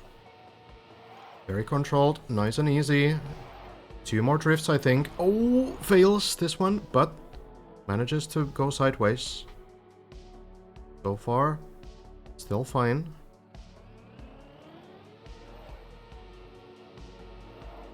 Doesn't want to get like a mega speed boost from this turbo. Looks pretty good. 1 more drift remains. Just needs to make sure not to get any extra boosts. Lars is fine. Well done. I think I hear Hazard as well. So, group of 3 here. Virtual going in. Does seem to land it as well. We have the other 2 as well. Going exactly at the same time. Lars going now. Zoop. Just land it, and Hazard. Zoop. Just land it. A very solid group of players we have here. Virtual stuck on the pole though. That might be a tricky one to save. Hazard makes it through it.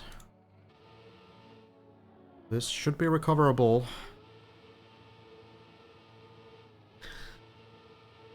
I can't check the clip, because there's always like a dangerous position on someone. Oh god.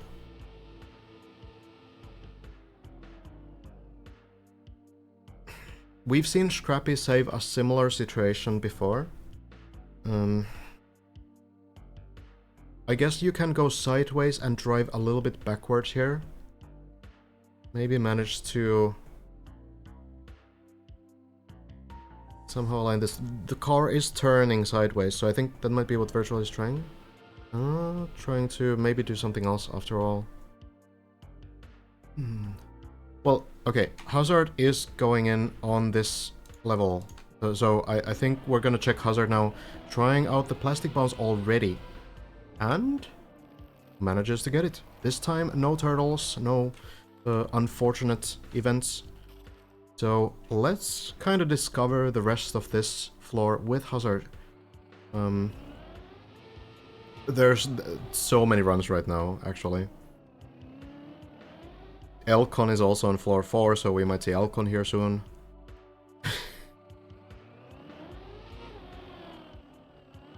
Hazard turning around here, and now needs to bonk the ceiling. Lands very nicely here. Now the next part, dropping down onto the wall, getting onto the dirt. No, not the dirt, actually, but...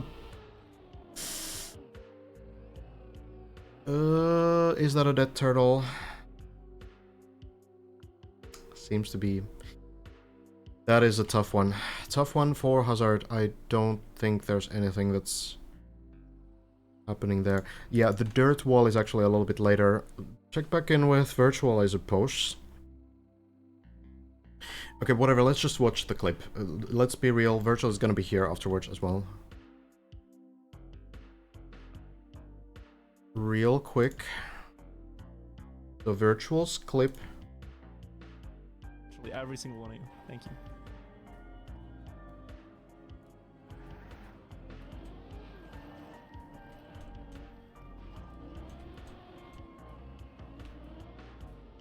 Bouncing. Hold on. I thought this was the old wood.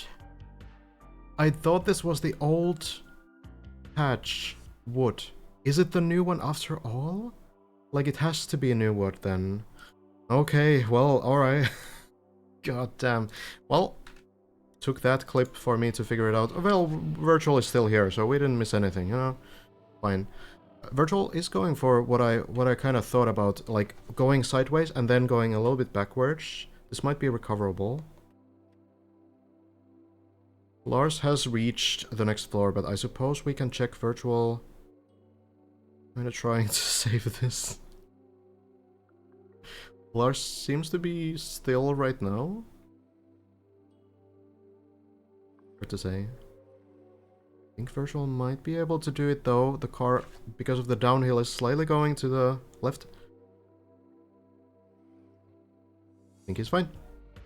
Just needs to not get yeeted by the turbo again. Alright, let's check in with Lars. Lars, chilling. Elcon is climbing still. Goes Virtual. Lars is watching Virtual. Oh. Alright then. Well, Elcon has fallen to the bottom as well. So it's gonna be these two for a while.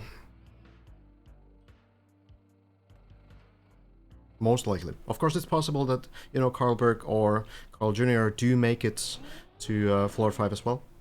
But there's only a couple of players who can do it consistently so far, and those players we have been watching. Virtual makes the jump. Will be just fine. Lars, yes, might drive now.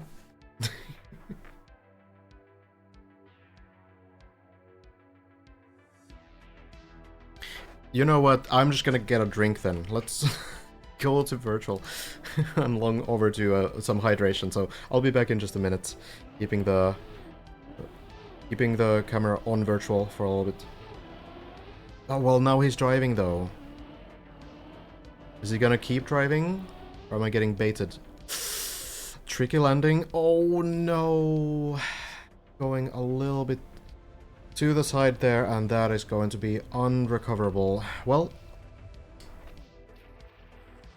Virtual did have a good run, a good 50-minute run. Lars is... What? How? How do you do this? Huh? How is it possible to turtle here? I guess clipping the landing?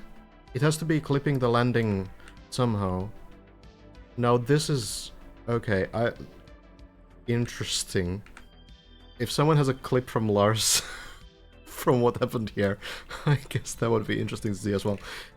Okay, well, you know what? Gives me time to take some hydration. So, I'll be back in just a minute. Oh, you can check Carlberg try to do his final parts of floor number 4. Thank you for the clip. I'll check it in just a minute.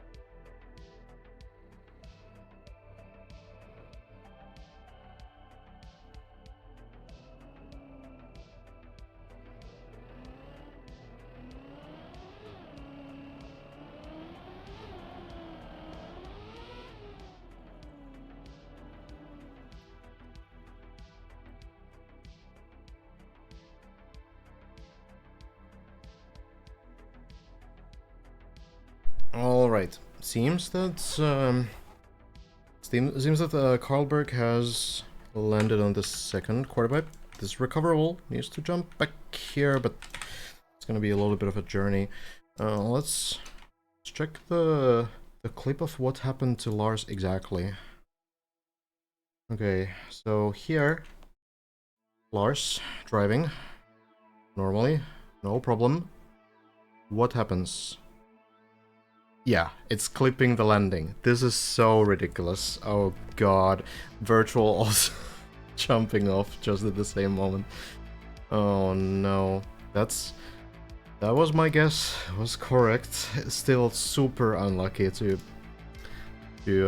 have that happen to you. Because it's actually recoverable. As long as you land there and you can get all 4 wheels back on the track, it's recoverable, but not like that. We share the same one brain cell. No, it's kind of a unfortunate mistake from both, though. I don't think they went for like the wrong strat or anything. Was pretty close. Have you built any of the levels? Nope, I have not. I did kind of think about it, but it's hard. It's hard building a floor for a map that you cannot get to see. So I left that to others, and honestly, so far, the floors are looking really cool. Really nice, like, themes on different floors. Like this level 4, which is like a fully tilted floor. Everything is kind of like sideways. That's a really cool idea. So there's a lot of very cool ideas so far. I don't think I would have been able to improve the map too much, but I guess maybe I'll change my mind when we get to the later floors. We still have most of the floors undiscovered, which is kind of crazy.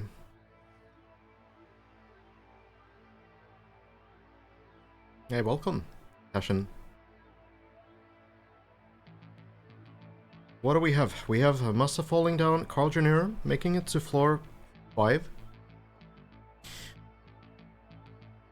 Could be on a personal best run.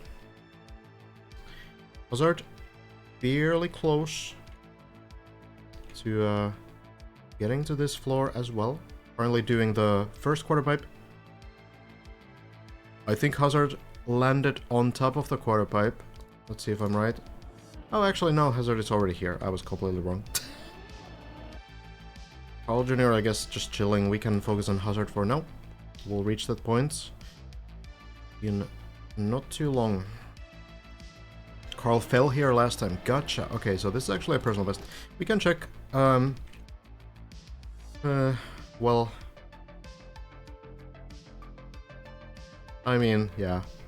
We can wait for Carl to get going here. It's hard to predict the time exactly, so probably just checking in, checking what's happening. Might be waiting for Hazard to GPS. Oh, well, I'm glad I didn't switch. Could have been true indeed, though. Are you only watching one person at the time? Yes. I would need a multi-PC setup to be able to spectate multiple ones. So it's a little tricky. Chat is on. It's a little bit quiet. A lot of people are, I guess, focusing.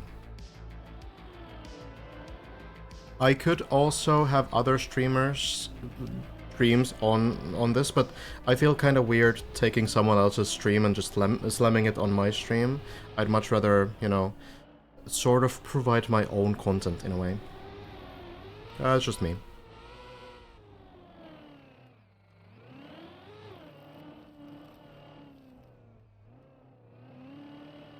Hazard is flying through these parts. Not getting the right plastic bounce, but just recover it. Let's check with Carl again. Now, setting up for this jump.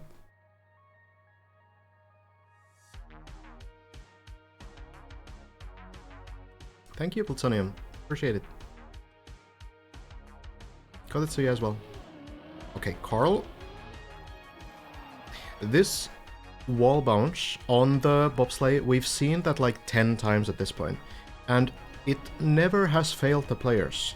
It seems to be something that actually helps the players slow down a little bit so that they don't go too far on the bobsleigh, because it's clearly built to be kind of like a bait, right? You go too far, you don't slow enough, and then you fly here and your run is over. But I haven't seen a single player fail that section. I'm not trying to curse anything, but literally every single run that I've seen through that part has made it through. Maybe not to the next landing, but hasn't like fallen off the bobsleigh, because the next landing is not that trivial either. So seems like it's pretty forgiving. Of course, you know, Carl Jr.'s first time on these parts, so everything's gonna be scary, right? For Hazard, this is probably like 15th time through this maybe or something. Yeah, I appreciate it, guys. Glad you're enjoying. I figured that this kind of coverage was going to be missing, so I thought I would, instead of being skill checked on floor 1 all the time, I would do something different. Yo, Mike, thanks so much for the 5 gift subs. Very much appreciate it. I have alerts turned off, but doesn't reduce my appreciation. Thank you very much. Lars we see falling. Oh, Carl Jr. is moving, by the way. Makes the jump to the next grass part. Enjoy the gifts, guys. Okay, Hazard going again now. This is a good line. Can't imagine a better line, honestly. And the landing is extremely clean as well. Yeah, Lars actually already back to floor number 4. Getting towards this floor again. For us that are new here, can you quickly explain your Trackmania background? Have you casted before? You have talent. Thank you. Appreciate it. I actually, yeah, I have casted a lot of smaller tournaments. Generally some, you know, local ones like Finnish Trackmania League and some other cups. I did some smaller tournaments, like there was a Nordic Cup last year that I casted, and a bunch of stuff like this. Some competitions and stuff. The one thing that probably affects it the most is that I've been doing speedruns for 7-8 years, and I've done some speedrun marathons as well. I've run on Games Done Quick, for example, so I have a little bit of like commentary background from that kind of area as well. Hazard on the turbos, by the way. But yeah, I'm mostly a mapper in this game myself these days. Virtual kinda got me back into Trackmania after I didn't play it for like 10 years. Let's check in on Hazard right now. Getting the jumps. Looks really confident, honestly. So we did this, some of you might have seen Carl Jr. chopping down, unfortunately. But Hazard still going strong. Some of you might have seen this video series from Virtual a couple of years ago, where he was coaching a casual Trackmania player, and that casual player was me. It was a very cool 1-month project that we did. And after that I kinda got into mapping, and that's kinda where I've been for a while. I made a very successful campaign last year. I'm gonna make a new one this year as well. You might... Let's see Hazard on this jump now. He's simply going too fast. I can't catch a break here now. I think Hazard just wants to get to the 7th floor again. Try the new sections once more. Looking really good. Gets the bounce, gets the backwards part, going over the turbos here, and we'll hopefully get enough speed to land on this section. And now we get to the dirt wall. So, landing onto the wall here, and then the dirt zoop onto water. Does it nicely. And now a couple other jumps. We have the duck jump. But before that, Hazard needs to land this one. Does it nicely. And then the longest jump, I think, off the floor. It's gonna be the duck jump. Hazard lines it up. First hop here, and looks pretty good. Very nicely done from Hazard. Gets to the pool. And is very close to floor number 7. Now the wet plastic here, which is scary. We'll see how it works for Hazard. Okay, speeds it up a little bit. Okay, lands it and manages to safely get to the other side. And we are now on Techie's floor. Floor number 7, the sponge.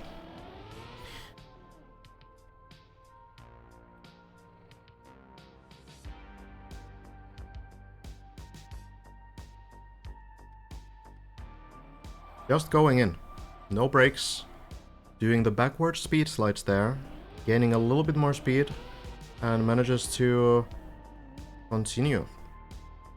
Hazard has done these jumps before, but only 3-4 players, I think, have been through these parts now. And the number will reduce in just a moment. So now the very scary water hole, where you have just the small slice on the side. Hazard taking the slow approach. And it seems to work. Elcon earlier did go like insanely fast over it, and that one eventually worked as well, but it kind of looks like the slow approach is a bit more controlled. Now, you still have wet wheels on this plastic, so you need to be a little bit careful, lining it up carefully. And jumping through the water hole, hopefully not falling back down after. Goes to the side, looks very good. We'll be able to hop the car. Water will always allow you to rotate the car the normal way up, so it looks a bit goofy doing that kind of a on-ground barrel, barrel roll, but it does work. So next, these jumps have only been done by 2 people. One of them is this guy. Hazard is the one to make it through this part and knows what to do exactly. Has to land here and then do the upside down plastic with the right angle. This might be a little bit far to the side. No, it's perfect. Hazard gets it unbelievably clean. And we are only a couple parts away from a new world record in terms of progress. Someone might have gotten higher, but that's not really what we're interested in right now. We're interested in making it further into the map. Completing new sections. There's this next jump combination that Hazard has done as the only person in the world right now. We'll see if he can redo that achievement. Just clip this landing, but manages to at least get onto the platform. I have no idea what the strategies here are, but I'm going to imagine that it's possible to somehow recover this. Seems to be going onto the beam.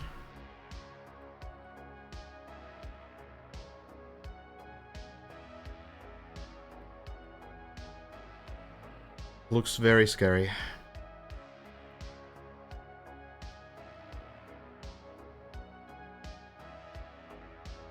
We've been driving for 20 minutes. And look at this line now. Enough speed, but I have no idea why Teki couldn't even give like a full block here. Isn't it hard enough to recover this? We'll see if Hazard can do it though.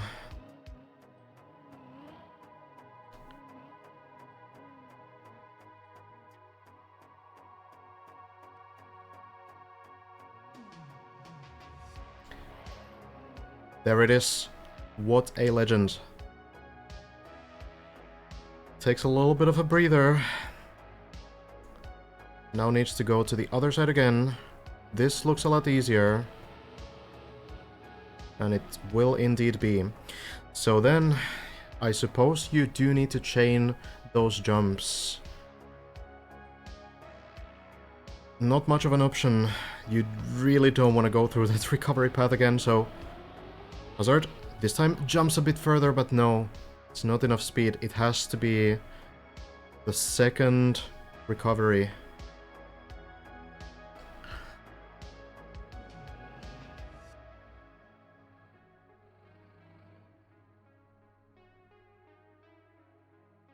One wasn't enough.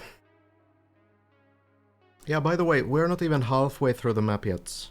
We're not even 50% up on the tower. Just a reminder.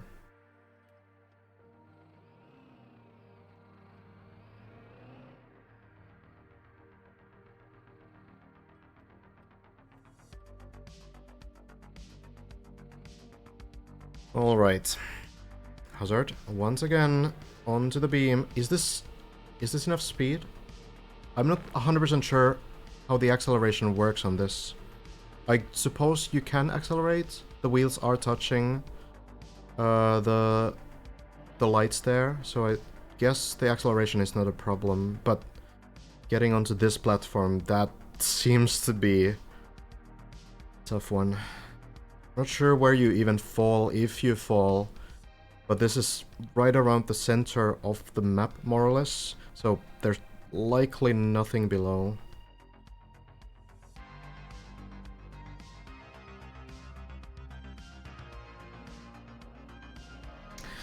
Well, Hazard manages to do it twice. It does not look easy, but it does seem like Hazard has nerves of steel here. Elcon apparently has fallen as well, so Hazard now the only player surviving on these higher floors. Lines up, gets the maximum speed again. Has probably learned a bunch from the previous attempts.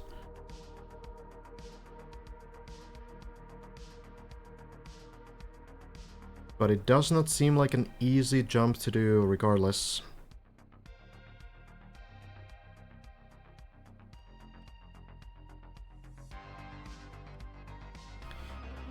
Going. Jumps very late, gets a clean landing, and gets the second one as well. Hazard is very close to getting a new world record here. It's not quite here. This is the part where Hazard managed to keep the run going last time as well. It's going to be the tunnel afterwards that was the problem. So lining up the next one. Plastic bounce into the pool, and now we are equaling the world record. This is where it went wrong. This section right here, I guess technically still needs to do this one jump up on top, but that one goes just fine. Now, backwards. Lining up on the beam, then into the tunnel. Make sure that the line is correct. The beam is there. Hazard sticks to it, greets the whatever person is up there, now goes into the tunnel. And in the tunnel there are these turbos on top of ice. You're not supposed to go to the end. Going to the end of the tunnel, that's GG. Your run is over. There's an exit on the right side of the tunnel. I would like to show it right now in free camera, but I think Hazard is already ready to go. Going sideways. He does it. It looks a bit sketchy. Doesn't look so controlled. Maybe a small heart attack, but this is the new world record. Now we're entering unknown territory. I am not sure if Hazard has checked ahead. I'm not sure if Hazard knows what's coming afterwards. We can quickly take a look though. It does seem like you have to go up here. Probably just all the way up the platform, yeah? Hazard already going. And manages to do it. And then a bounce up here. Well done. Not the hardest part of the level, it seems, but not over yet. We are reaching 842 meters now.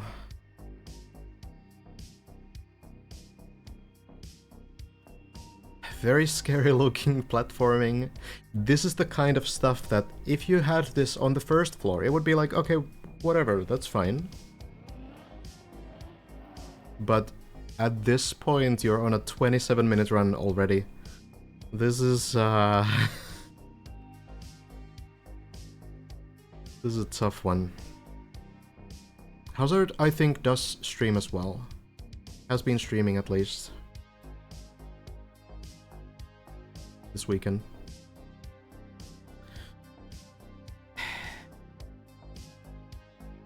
It's gonna be a jump. That much is clear.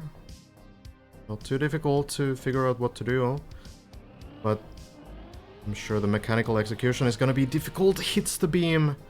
Will land here. Is there any path to recovery? Dude, where is the camera? Video game. Okay. There are some paths to the side. I think you go here and you have to go pretty far back. The main thing is that the run is not over though. This looks very easily recoverable. You should be able to land all the way here. I think you can continue from there pretty nicely. A little bit of a setback, but you will stay on the same floor.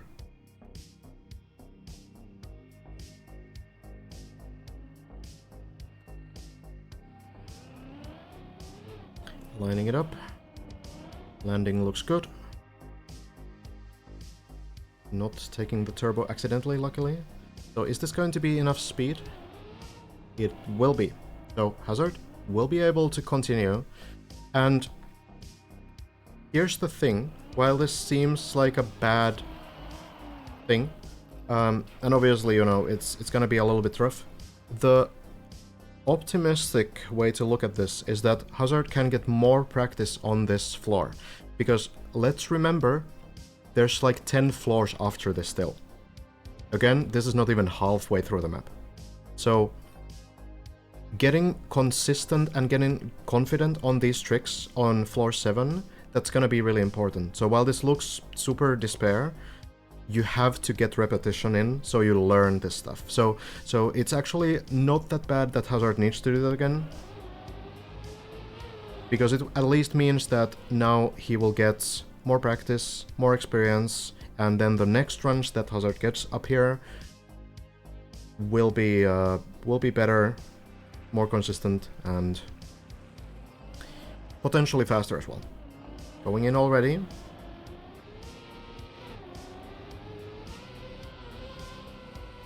Looks pretty good. Doing this jump really nicely.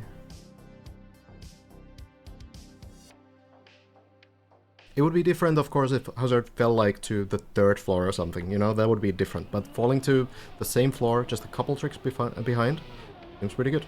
Getting better already at this trick here. Making it look so easy.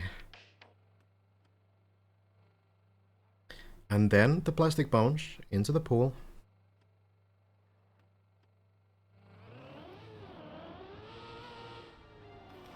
Works great. Drying the wheels on the dirt and going in already. Now saying hi to Techie. I'm guessing that this guy here is Techie.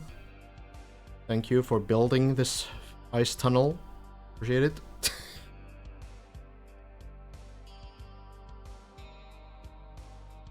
And then lining it up. Going sideways. This looks very uncontrolled. Oof. Going back. Alright, let's do it again. Maybe a little bit slower this time. Or maybe Hazard wants to try something new. Maybe wants to try with a little bit more speed. Going sideways and then just kind of not doing anything. That's it. That's the strat.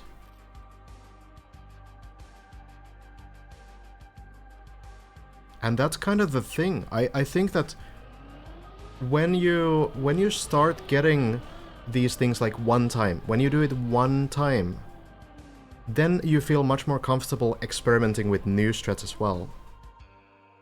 So I think Hazard actually will benefit from that that small mistake a little bit earlier.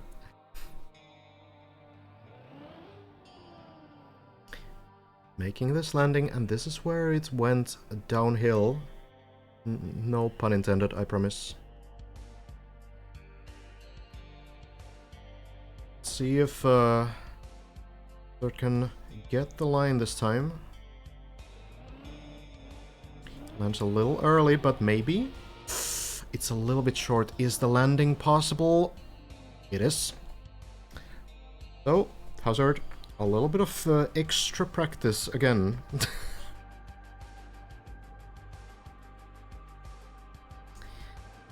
We go again.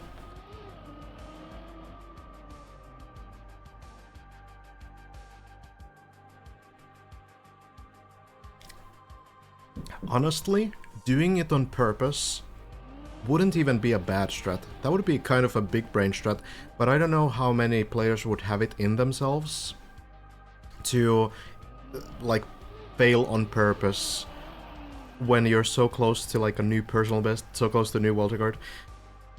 It's mentally really difficult to do that, but it could be actually a pretty good strategy on a challenge like this.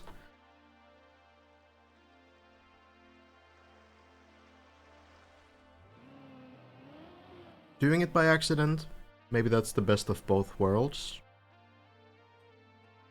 You get the practice, and you still keep to you still keep your mindset on trying to get as far as possible. Here we go. Whole jump. Manages to land.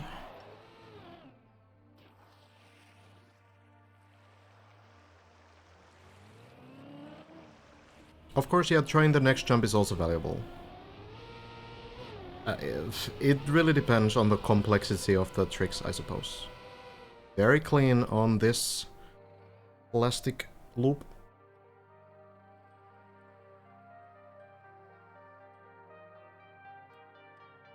Now the tricky one.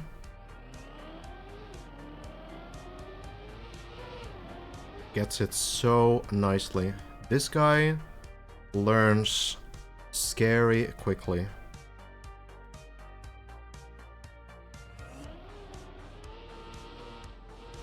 Into the water now. Very well done.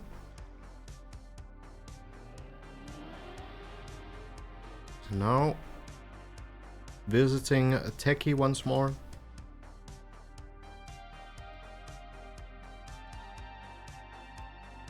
The creator of this floor. There he is. And then back down.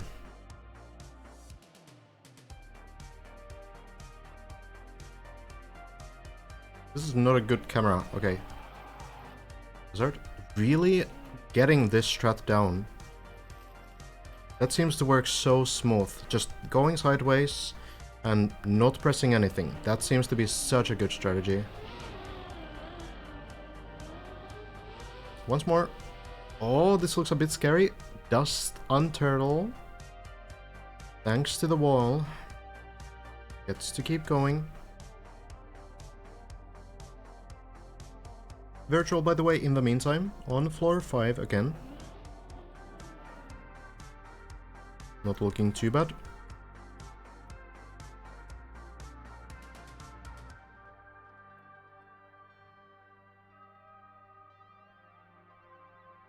But we have someone very close to floor 8. I think Hazard really thinking about the strategy, thinking about the speed. Has tried this twice now, so there's a little bit of experience behind these attempts. A little bit of information that you can potentially utilize to try to experiment with something different. Considering the right side of the pole looks tight. Oh yeah, virtual fell as well. Let's see now. The right side looks very, very precise. If it's even possible. This might be something very gear dependent. You might need to get a clean landing just for the gears to be correct. Hard to tell.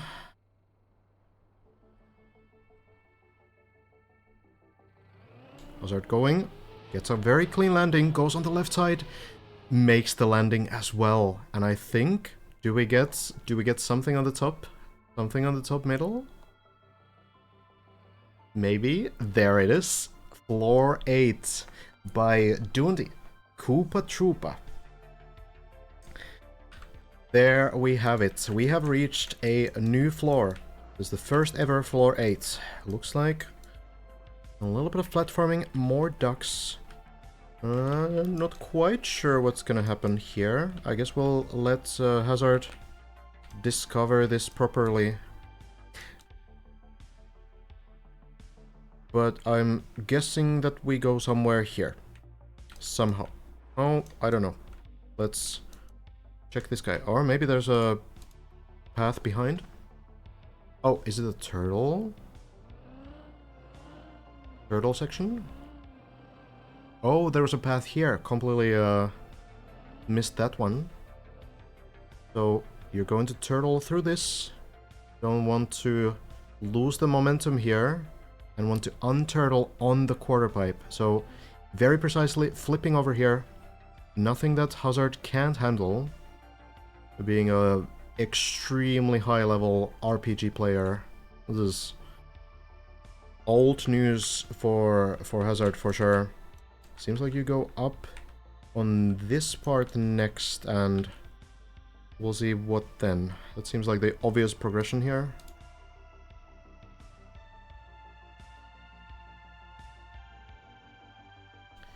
Getting some speed. And up we go. Oh. Wants to go on the beam directly. But falls. Unfortunately. Not able to recover. It's gonna be our best run ever. Falling down to the ground. What a huge journey from Hazard though. This is always a tough point, you know, it's always like, well, why can't the run continue? Why does it need to fall? But they're gonna fall. We're not halfway through the map yet. We're gonna fall for a while. But imagine, Hazard, the only player to clear the map from here, jumping through here, going here, jumping here, visiting Techie, going through the tunnel, going up here, going here, jumping there, there, jumping down, and landing onto floor number 8. And getting it started as well, so that's a pretty big run. Very, very nicely played by Hazard. So I suppose from here you do indeed jump over here and then chain it to the bobsleigh. That seems to be the route. Hard to say what then. But I suppose we'll wait and see. Oh, I guess you maybe jump over to the left side with the quarter pipe. We'll leave this to the better players. Or actually, no, maybe flip over here. There's a lot to discover. It's gonna be a big journey, but what a massive run from this guy here. Extremely well done. So many saves as well. I think at this point, Hazard, with all that practice, like doing the final parts of the level multiple times, that's really gonna help Hazard getting into floor 8 more often now. So actually, not only like a big moment for the map, but a big run for Hazard personally too. Getting a lot of information and experience on all kinds of tricks on the techie floor. Elcon, a decent run also.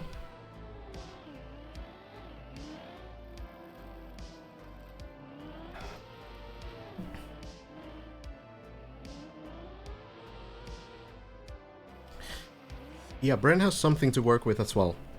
Hazard has kind of done the discovery, also Elcon going for the direct line there.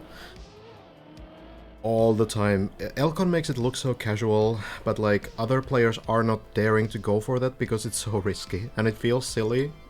Literally just driving up a hill, but the other players aren't doing it. Oh god. So yeah, Bren is gonna benefit from Hazard's findings as well when Bren goes live later, most likely.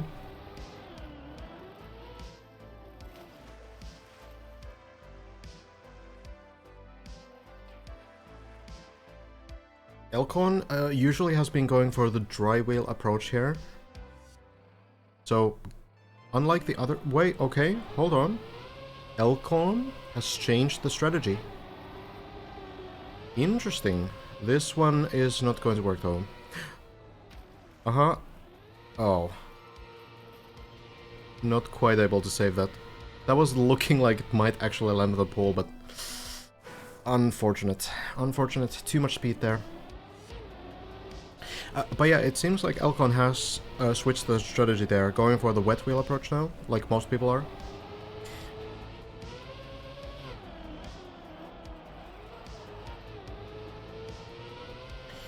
Alright then, well, a little bit of moment to breathe then. Elcon is pushing so much, he's just flying through these early stages. It seems to be working a lot, not always. But yeah, it's kind of ridiculous how Elcon is sort of really trying to play this like a TMGL map.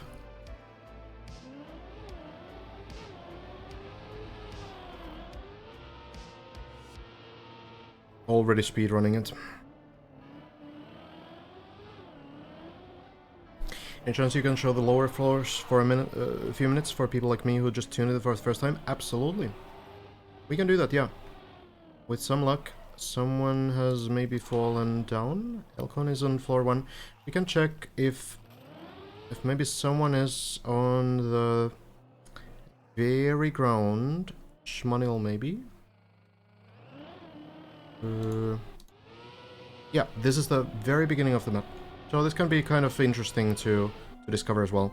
Because these are the floors that we don't that often see, right? So let's just check the first two floors. So we start with floor 0. This one's built by Sparkling and Spec. Okay. some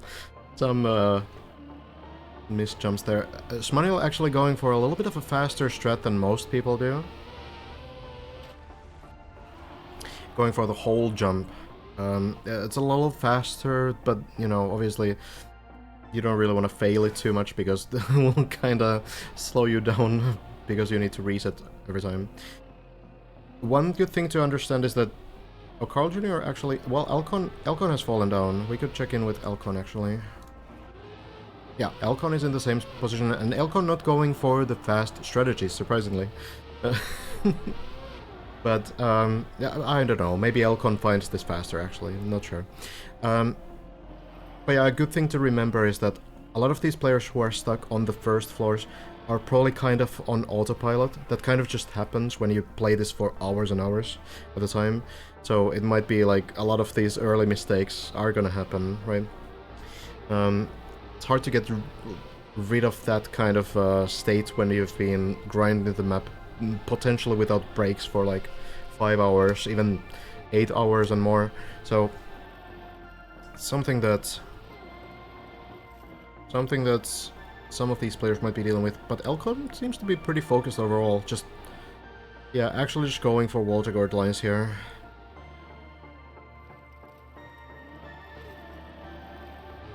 I'm probably gonna stream for at least like 2 more hours. We'll see. If there are players on good runs, then I'll keep streaming for as long as that's the case. Skandir joining the server. I'm not gonna hype it up too much because the last time I hyped it up, when Skandir joined, he immediately left the server. So I'm just gonna see and wait and see if he actually plays. But a top contender. An extremely good player. This first floor, by the way, floor 1, second floor, I guess. This one is built by Maji and also Skandir, yes, left the server immediately. That's... I'm not sure. Maybe just checking the progress of others, actually. That could be the reason.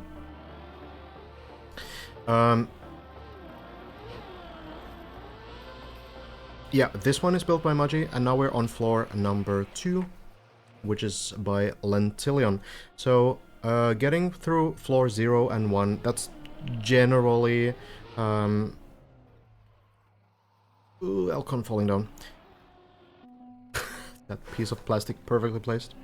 Yeah, getting through floor 0 and 1 generally is going to be fine for these higher level players who are consistently getting to floor 5 and beyond. Then it gets tricky though. After you get to floor 2, you have these kinds of jumps here. There's a couple jumps before this, but these big jumps on this second floor, these are going to be very difficult to get through. Not easy. This one as well. Pretty long jump. Need a good speed, need a good line. And this is where most people seem to get stuck here on the server.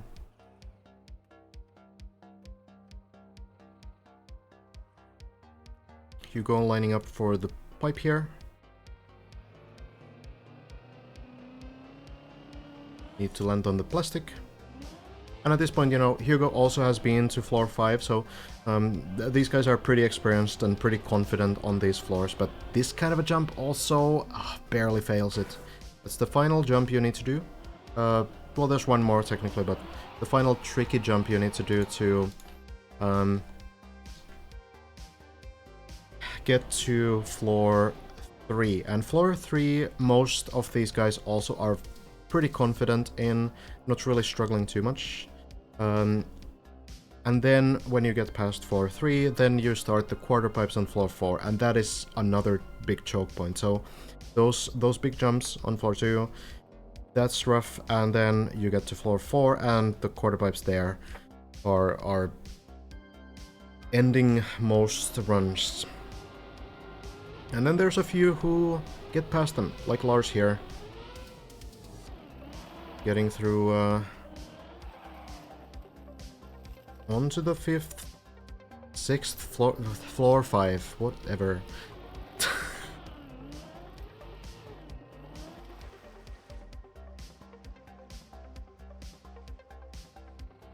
We'll focus on Lars for a bit here. Getting to the hard parts of this floor. And needs to rotate and gets the turbo but doesn't get the bounce and doesn't want to go. Knows that it's gonna be too slow. Yeah, it could be that Scandier is having some lag issues on the server as well. That's entirely possible. I'm definitely not having the greatest FPS either today.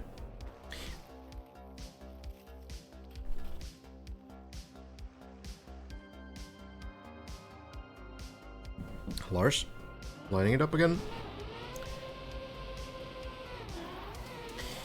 That's not the angle, so Lars will retry for a third time. No problem, Silver Blue. Do you intend to play any of this map? Maybe eventually, but not during the event. Focus on this coverage.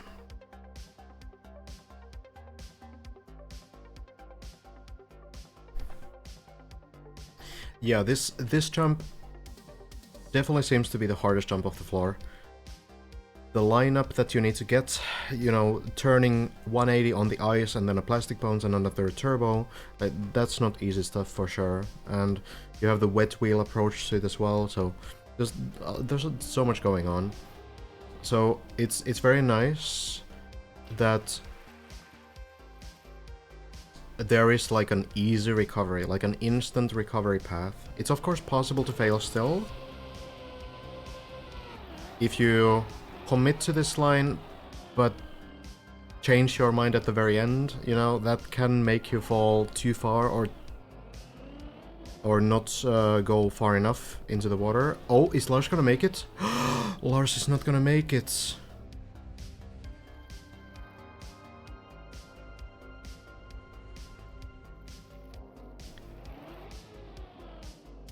I wasn't trying to, like, jinx anyone, you know? And to be fair, I wasn't really talking about you just kind of casually lining up for the jump to the water. So I don't know if that was my fault. Lars restarts the run anyway. Yeah, this is floor 3. So this one is gonna be the icy wet wheel plastic floor. Which sounds pretty dank, and it is pretty dank. There's a lot of different tricks here. Here you need to slow down, not go too far.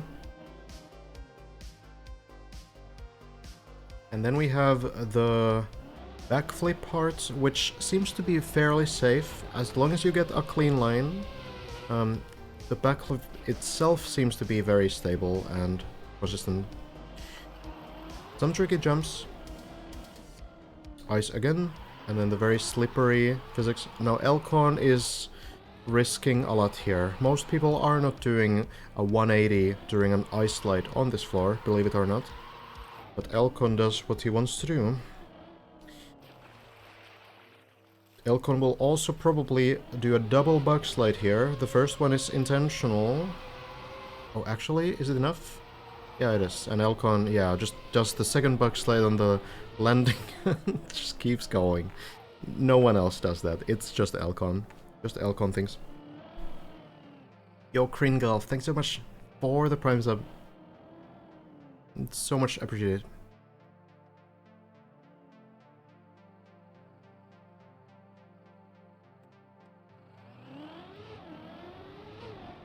Thank you, Kodetsuya as well. I kind of figured that, you know, it would be useful, especially because not everyone streams all the time, so it's nice to get, in case someone is getting like a good run and happens to be not streaming, then it's good that we are able to catch that on some kind of documentation. This quarter pipe jump, this is the big choke point. And then there's 2 more. Floor 4, that's one of the toughest ones. What is the difference between the ice surface and wet wheels plus plastic? So, wet wheels plus plastic alone is very different. For example, you can bug slide and you can speed slide and you can do all kinds of things that you can do on for example, grass and dirt as well. It's just very slippery. But the thing about this is that when you get wet wheels first, and then you drive over ice, you go into a position where you can have both wet wheels and icy wheels at the same time. I don't know if that's an intentional interaction, but it's an interaction. Funny thing is that if you get ice wheels first and then get wet wheels, then the wet wheels will override the ice wheels. But if you get the wet wheels first, then you will have both wet wheels and icy wheels. And when you have wet wheels and icy wheels, and you drive on plastic, this is a bit complicated, but the icy wheels will not decay as long as the wet wheels don't decay. So as long as you have the wet wheels, the icy wheels will not drop below the wet wheels percentage. If you have 100% wet wheels, you will also keep 100% ice wheels. And on plastic, wet wheels don't ever decay. You will always keep them. So what that means is that you will have permanent... Oh, this looks very dicey. Oof. That is a save. God damn.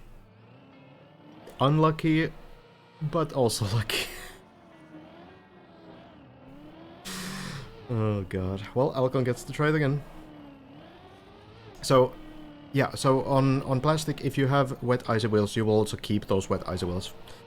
For as long as you don't go on another surface. So, how that works, it's kind of like ice.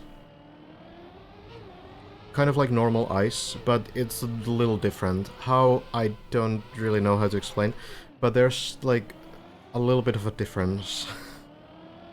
Similar to ice though.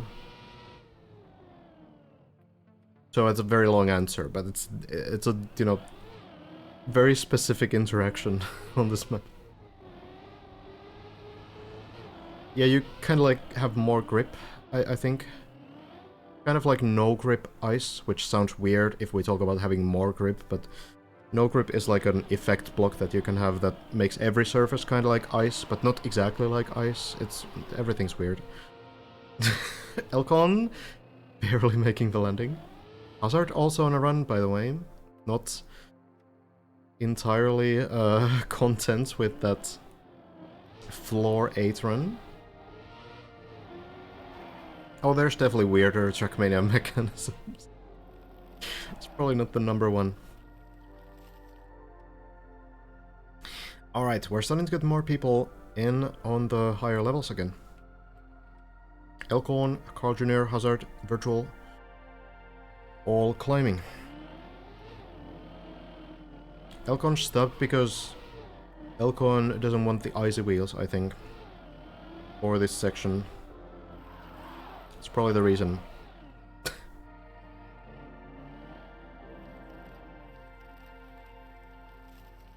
Here it doesn't matter, so Elcon just goes, you know?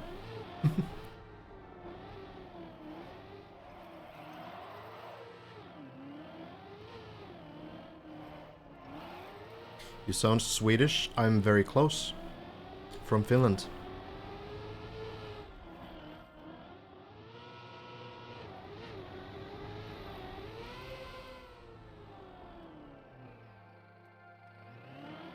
This is a reset. What, this run is too slow, you think?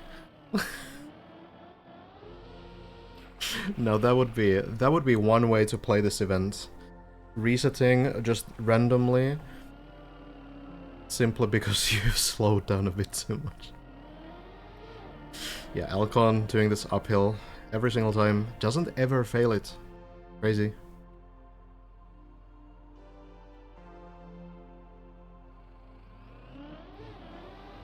it looks so simple, but because you have the wet wheels and because the speed is so low and because you know, have a very steep grass hill there, it's more complicated than it looks. Deep dip too, but every speed slide missed is a reset. That would be something. Elcon now has started doing the wet wheel strategy. Looks like a decent line. Is it gonna be enough speed? Yes. That makes it. We also do have Virtual.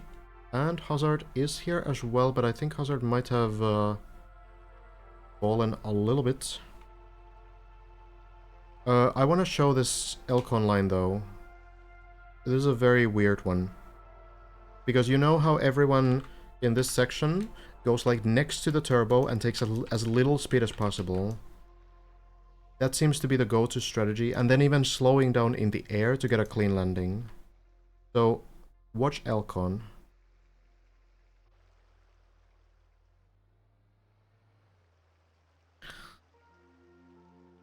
If he would kindly.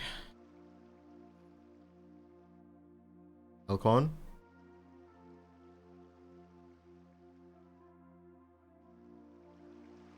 Thank you. Look at this.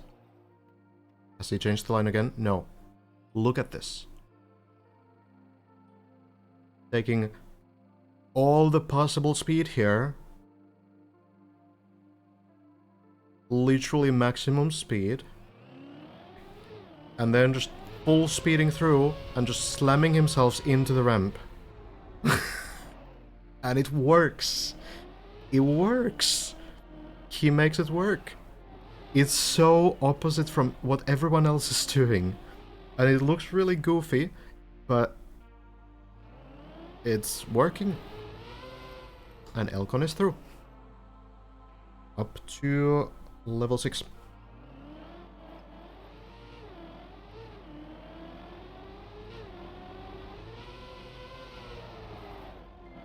I suppose at least you get like a consistent speed for it when you always line it up the same way and you don't need to release.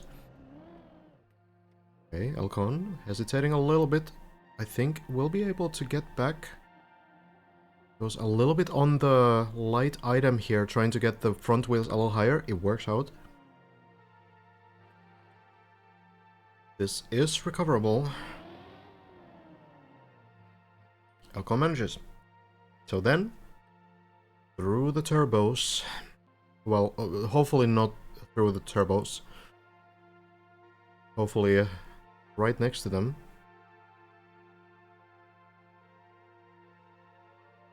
Elcon historically has been on keyboard, but I'm actually not sure.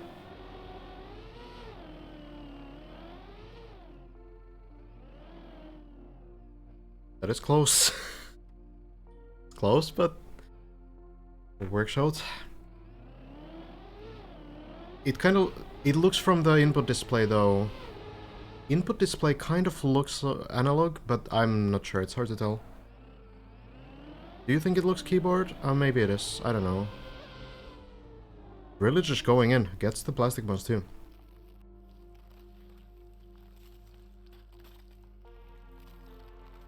Yeah, so what I know is that Elcon has played with keyboard for a long time.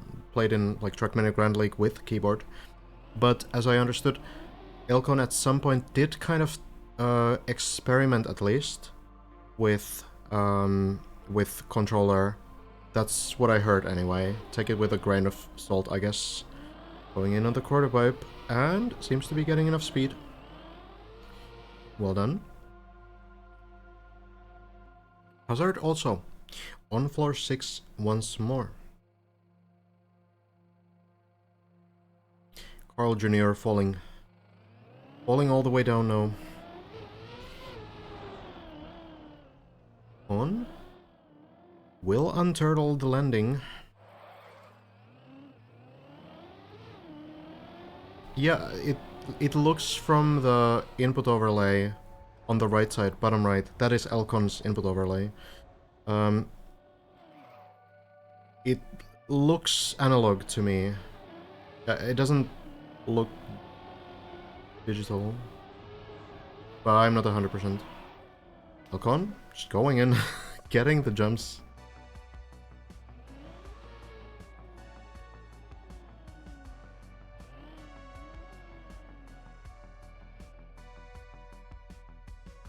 Also, one thing about stream info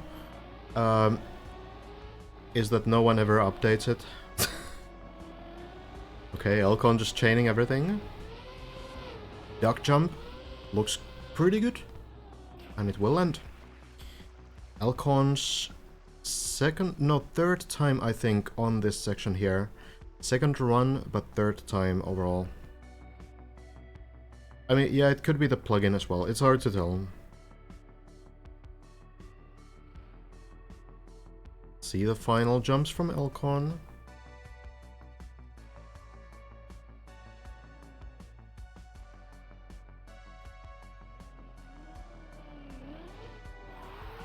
Going for the bug slide strat, it looks so scary. But it works out. Elcon on floor 7. Hey Jokey, thanks so much for the gift sub. Very much appreciated.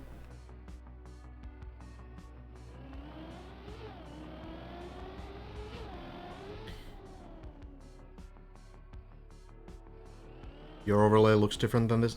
Yeah, it might be the spectating thing is not maybe catching the inputs as precisely. On backward speed slides, has it down very nicely.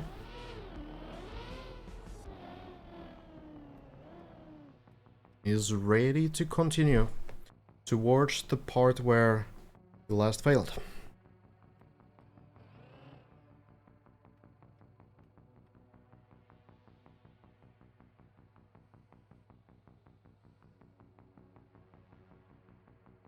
Focusing up. Getting the line up the ice, into the water. Works just fine. And now we'll see if Elcon decides to rush through this once more. It didn't look so safe before, but... yeah, it's gonna be the fast strat. Oh, and it's not gonna work. Oh no. Well... is this recoverable? Wait, hold on. Is the barrier on both sides? Oh no. Wait, it might be possible. Actually, it might be possible to go on this edge. Yeah, I think it's recoverable. But can you actually... yeah, you can go on the edge here and then drive along the edge. And maybe you can make this jump over there. Looks tricky. But yeah, the strategy to go just full speed over that hole from the very small sample size that I have, which is essentially like Hazard doing it a couple times, Elcon doing it a couple times. It does seem like the slower strategy is safer, but I'm not the guy playing, so I'll let these guys figure it out.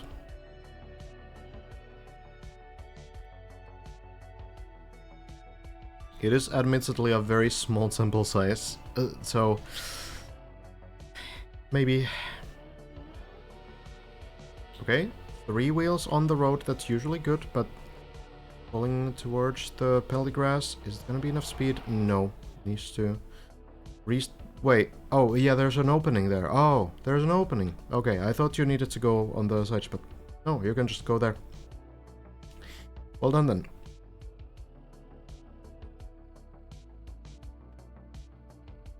I'm not sure if Elcon gets strats from others. It does seem like Elcon has a couple strats that no one else is doing.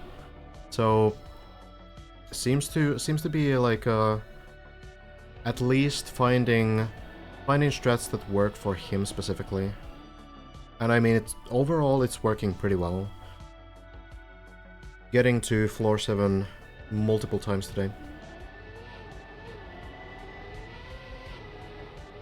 And now Elcon up here, back to the plastic bones. Looks pretty good. Very clean. Strictly no backsitting and solo discovery? Okay. There's some players like that, yeah.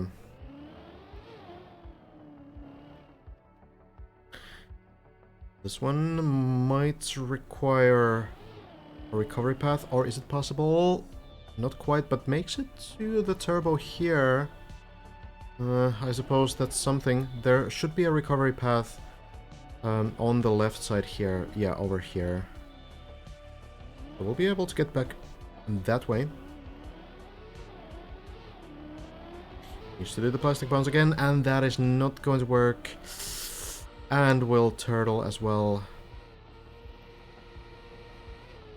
Not... Huh? What was that plastic bounce? That was not the right direction. What is happening?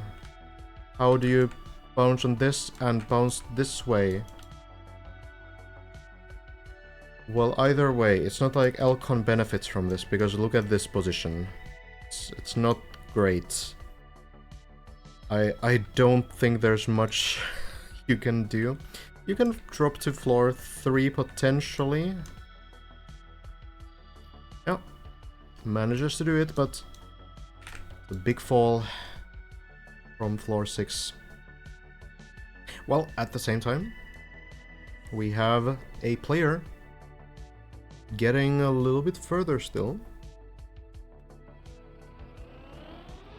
Hazard back on the duck jump. Lines it up, jumps. Looks like it's enough distance.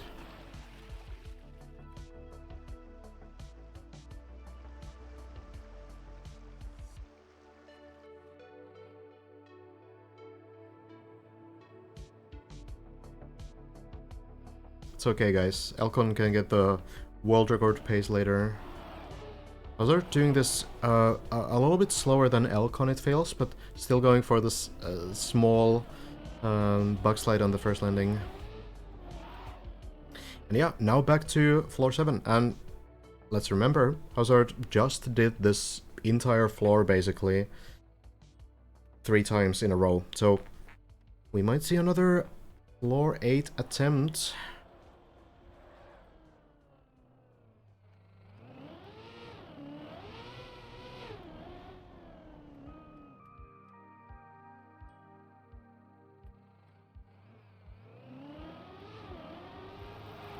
Up the ice, into the water, and look at the strut difference here.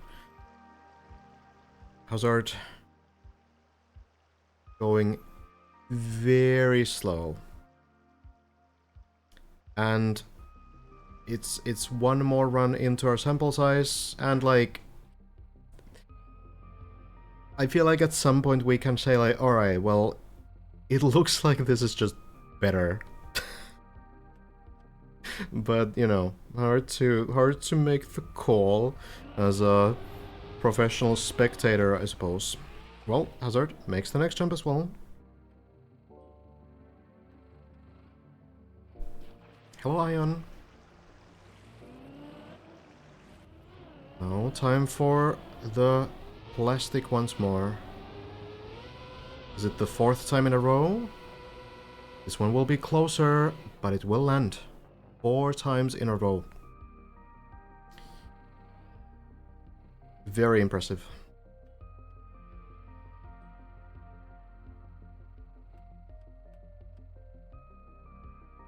Now getting the max speed again, and this tricky jump here seems to be getting it. Yeah, no problem whatsoever.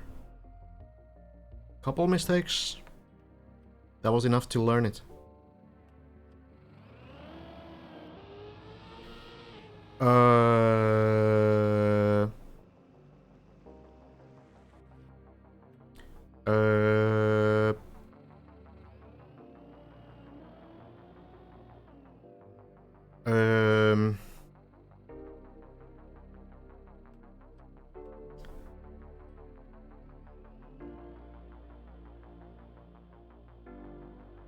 Okay.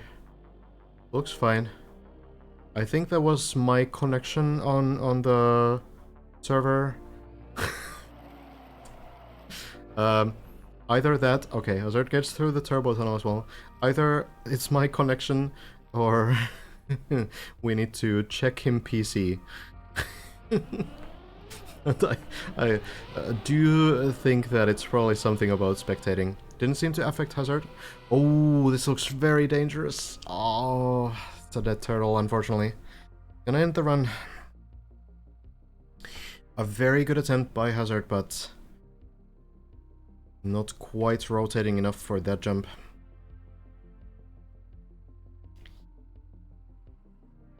Well, we will check in with Virtual.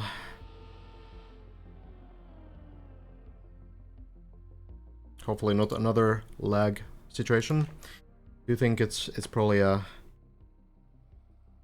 gonna be a reset though.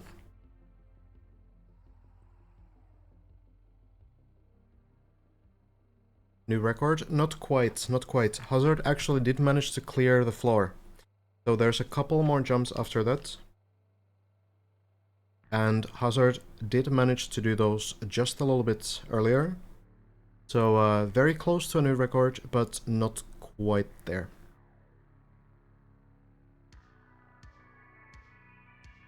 I'm not sure if it was about speed or the lineup or anything.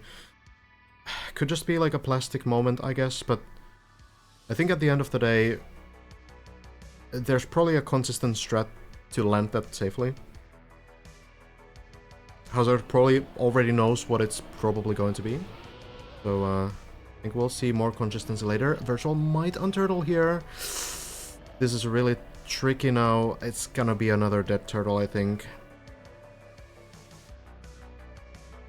Even if you could somehow save this, the issue is that you will get icy wheels, and even with icy wheels, if you're on the road, you can't really move, so turtling on this landing, it's gonna be very tough. Oh.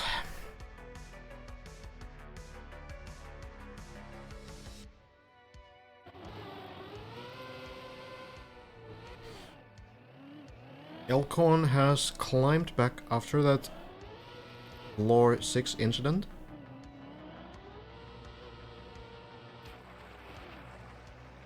Nicely recovering.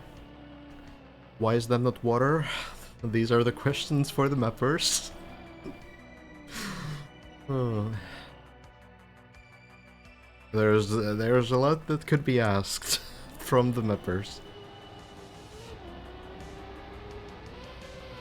Scrappy has joined the server, was getting some nice level 6 attempts as well earlier.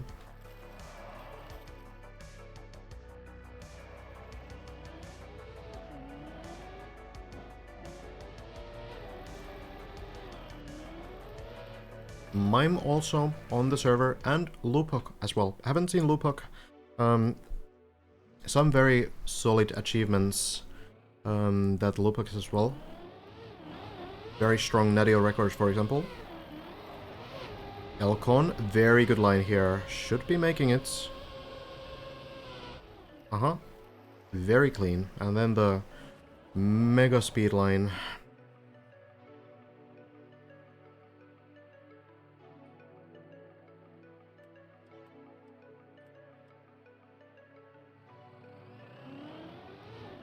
See how it works this time. Smashing into the ramp. I don't know how this works. That's just too ridiculous. But it works. It works.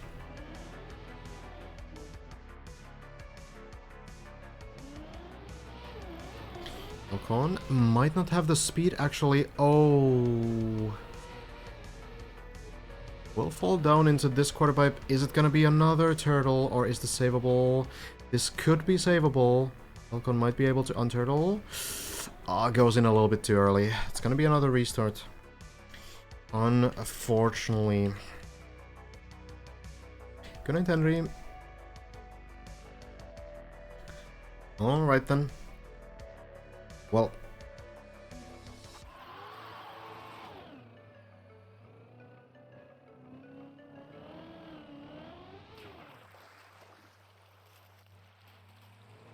A lot of players restarting runs now.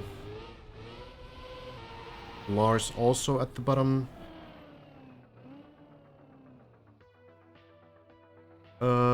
Did Hazard...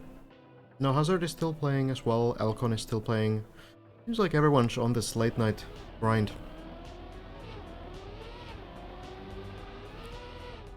Not sure what plans Bren has.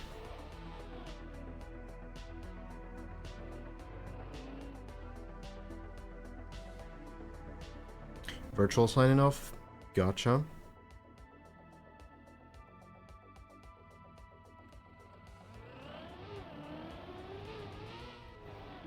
Bren said he will play 10 hours daily. Goddamn.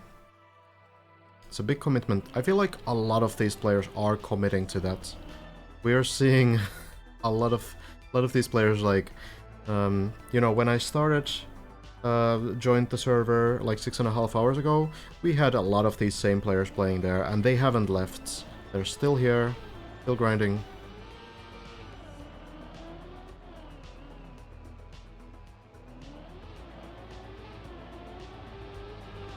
Scrappy's personal best is, it's in the early parts of, well, kind of halfway through level 6. So from what I've seen, and I think I'm up to date on this, Scrappy has made it over to this part.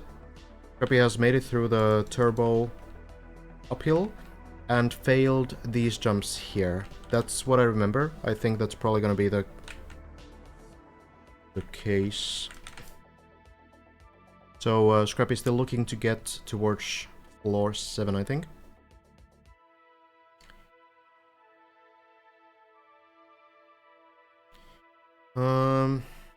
Let's see now.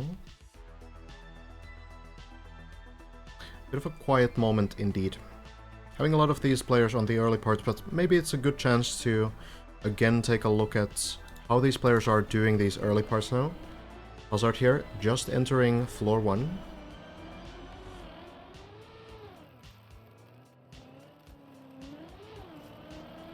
STD2 upside down for Australians. Would be a lot easier if the gravity is still the same way. Or even if it's not, you know, you just, you know, fall from the beginning to the end, no? I don't know.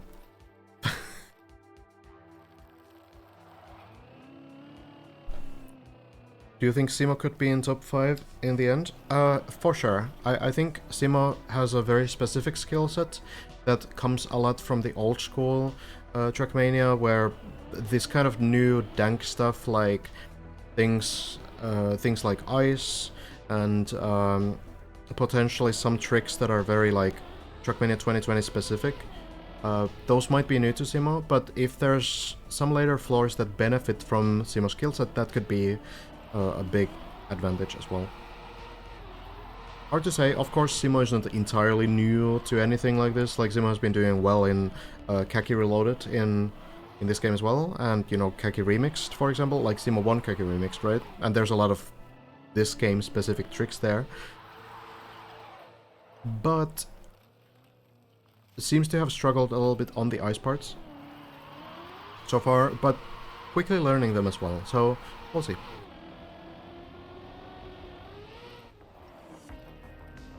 You don't want to have regrets coming in 4th and afterwards saying that you could have committed or played more. That's true, that's true. Yeah, you want to kind of just decide whether you're going to actually play or whether you're not going to play. And if you're going to play, then you better be ready to be on the server a lot. Hello, Jellyfan.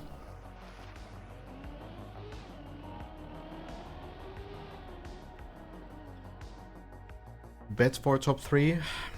It's hard to say for top 3. Honestly, there's just too many people. At the moment, Hazard and Bren are looking the strongest. Elcon is getting good runs in as well, and Elcon could just get one godlike run at some point too. But there are so many names that could start getting further and further as the event goes to the, you know, first week and second week potentially as well.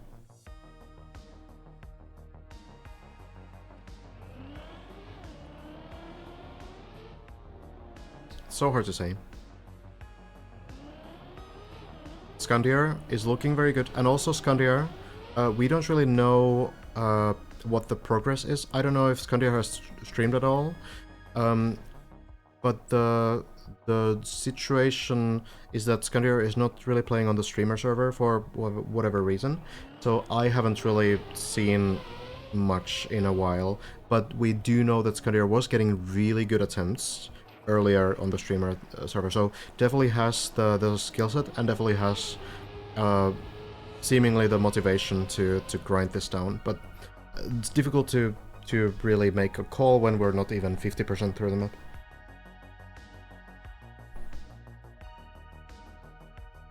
Yeah, that's Beta, that's a pretty good top 5. Hazard, Bren, Scandier, Lars, Alcon.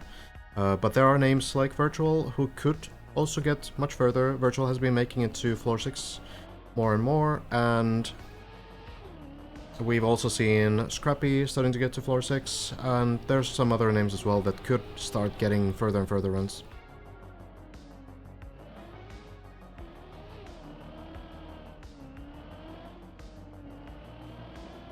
There could even be some players who are yet to start grinding, but I think a 3-day disadvantage is going to be a really, really big one. So I think at this point we probably have already seen our winning player on these sessions. Because at the end of the day, like at this point, you're missing like 25 hours of practice. That's not easy to catch up.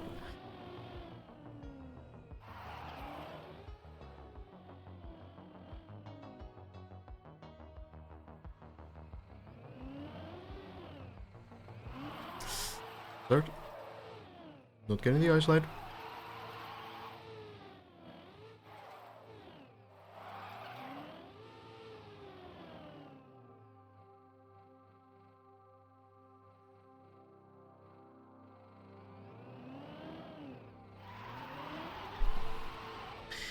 But yeah, these top guys, very consistent on the first 3 floors especially, and getting more and more consistent on floor 4 as well.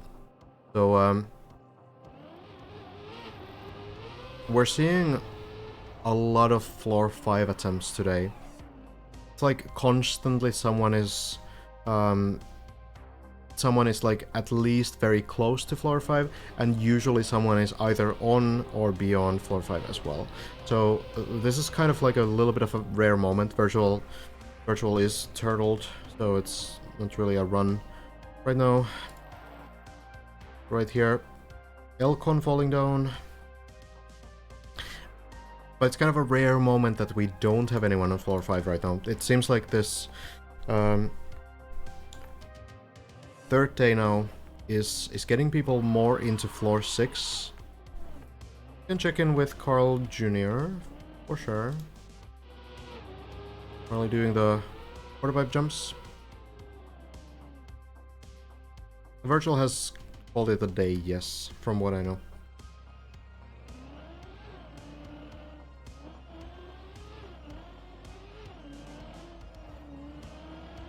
Carl hasn't yet been to the later parts of floor 5, so it's a lot of catching up to do when we consider that there's at least like I think 7 players or so that have been to floor 6. So at the moment, in terms of progress, I think Carl is somewhere around like top 15 or so. Still, of course, like very good progress for only 3 days. But there are a lot of players ahead of Carl right now, so could maybe see a little bit more progress. Jumping up now.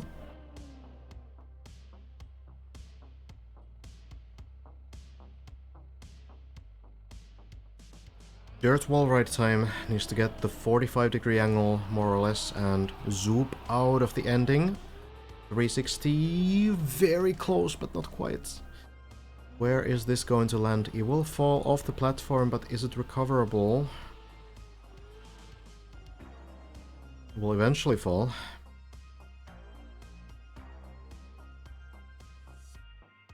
Could barely fall on the quarterback below, but landing it is a different question. Hazard we see here. And Carl, yeah. Not a very controllable landing, so it's gonna be a, well, gonna be a little bit of a head start getting to floor 2 now from this point. Hazard on the same position. Hey, glad to hear of win. You plan on having guests via Discord or such, or guest commentators? Would be interesting, yeah. I'll have to think about it. This whole thing has been a very last-minute idea, so I haven't really planned anything. But I have thought about that passingly. Maybe I'll manage to get someone if they're taking like a break or something. Would be really cool, I agree.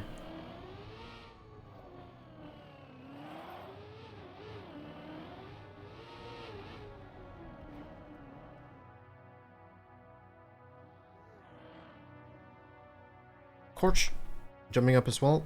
Hazard chilling a bit. Well, going now. According to Bren, it might be possible to start late and catch up because the right strategy will be known. That is true. That's true. Like finding, not having to find the strats will be something that allows you to catch up. But at the same time, I feel like even if you see someone do something, you will still probably need a few other attempts to get like a feel for a section most of the time. It really depends, I suppose. But a lot of the time, like for something like this, for example, I think you do need to get that experience as well.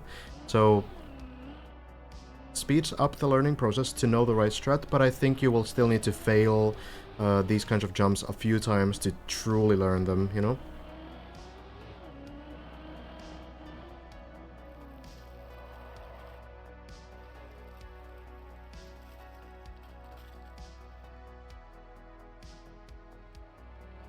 Yeah, I'm taking a watch party / caster role for this event this time. I could have played, of course, but I wouldn't get very far. I'm simply not that good of a player, so it's more interesting, more interesting for me to take this kind of a role this time. I didn't build a floor either.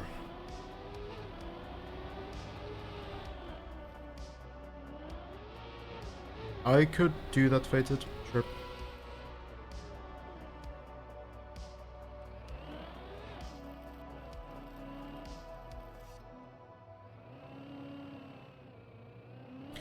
Hazard having a good time. Very consistent through 4 or 5.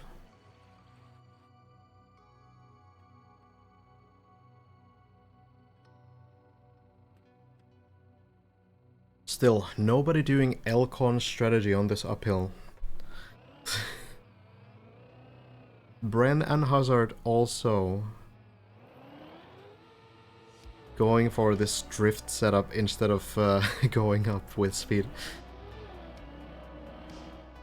It's very interesting to see.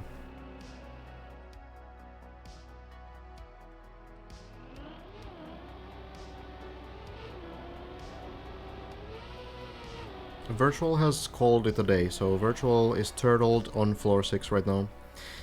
Not playing anymore until morning.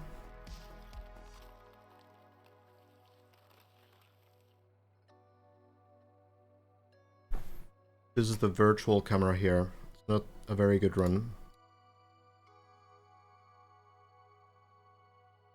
We're gonna stay there until morning, I guess.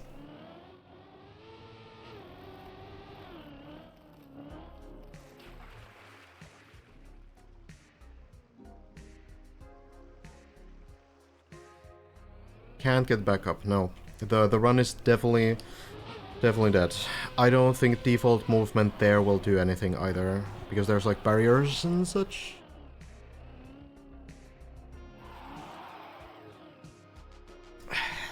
Look. There's these light beams, no matter where the default movement would bring you, which bringing him backwards, like, it's eventually gonna stop on these beams, so this run most definitely not going to recover. And even if it somehow went, like, over here, I think, well, maybe it would be possible to land here somehow, but it's probably not gonna happen. We don't need to follow this one, I think. I'm gonna do a wild guess there. Hazard made it past the double turbos, going for the slow strategy here.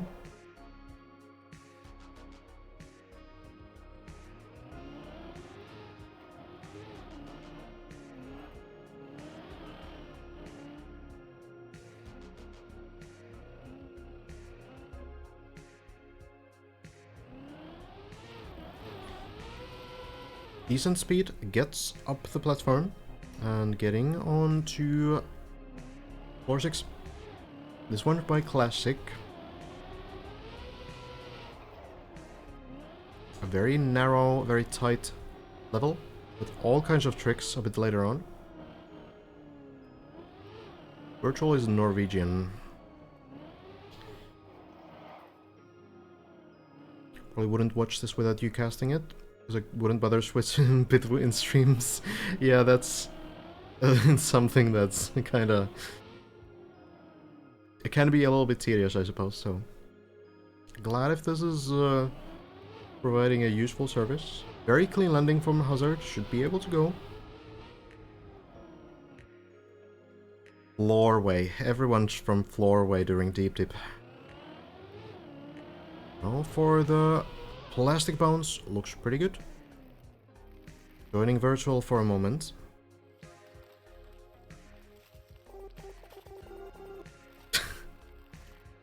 Saying hello.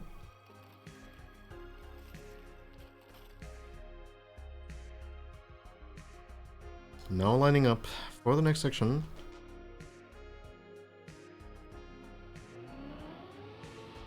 Jumping on the left. Paying respect.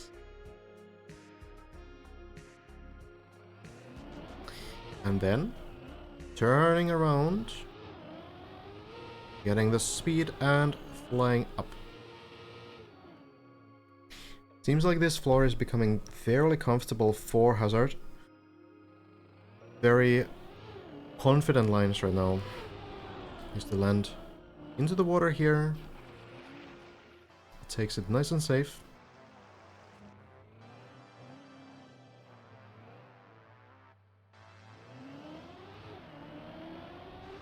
Flip upside down here. Going backwards for the next section. Looks fast enough. And now bouncing up. Very well done. Have another wall here that you need to do. This time with dirt as well. Landing clean, getting the turbos, and the dirt zoop will work out. Landing on the water. And with 2 more jumps, we have reached the ducks.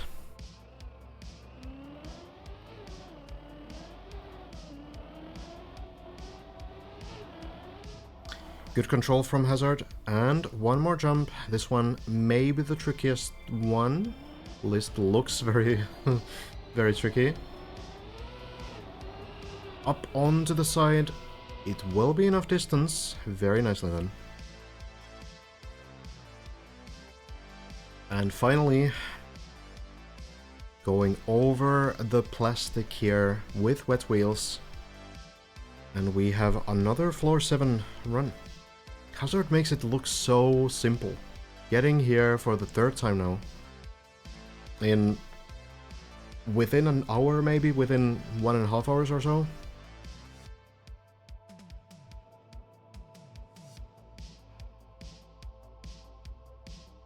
Hazard will go for a small bug slide here. And very controlled landing. Making it look very simple. And continuing right away. Knows this floor very nicely now. Has done it multiple times.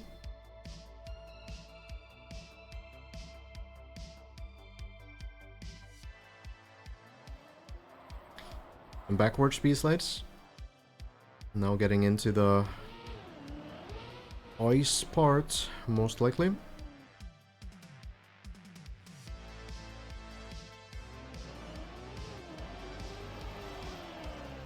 There's actually been 4 people reach this place. So Lars also managed to get up here a bit earlier.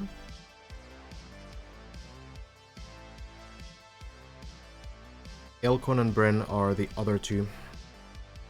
I don't know about Skandir though. Skandir might have reached this point as well, but we don't really have the data. I'm probably gonna stream for at least an hour, but we'll see when the players also call it a day. Hazard jumping on the side. Very well done.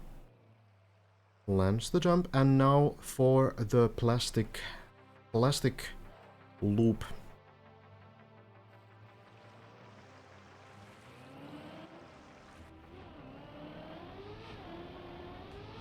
Let's see if Hazard can get it again. The lineup seems a bit far, and this will not land this. To be fair, okay, that's a good recovery landing though. To be fair, Hazard managed to do this 4 times in a row, this jump, so suppose it was time that it went a little bit off. It's not an easy jump at all. And yeah, this is savable. We'll dry the wheels before continuing. It's savable, but you do need to drop pretty far below. But the upside to it is that you do get a little bit more practice at least. Yeah, that is Techie's floor. We're gonna jump down to the previous floor from here though.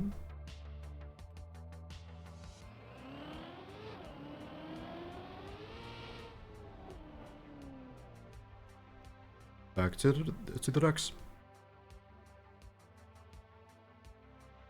It's not like a huge journey back, but some very difficult tricks.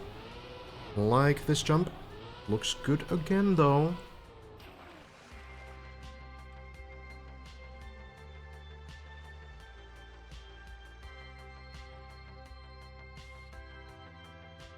What was the question? Was it about Scandinavia?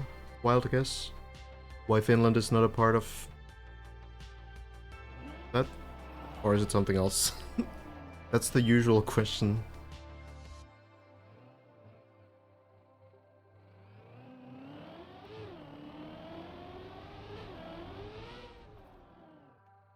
So I think the reason is just that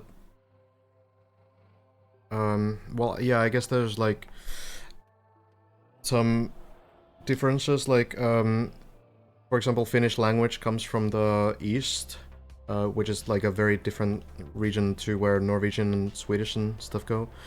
But also it's, I think just the fact that isn't Scandinavia kind of like it's like a geographical area. It's not like a group of countries. It's like a geographical area based on like some mountains and such. So it's not really like, it's not supposed to cover like specific countries, but it's just there, you know? It's just in that area. So that's why Finland is not really part of it. That's my understanding.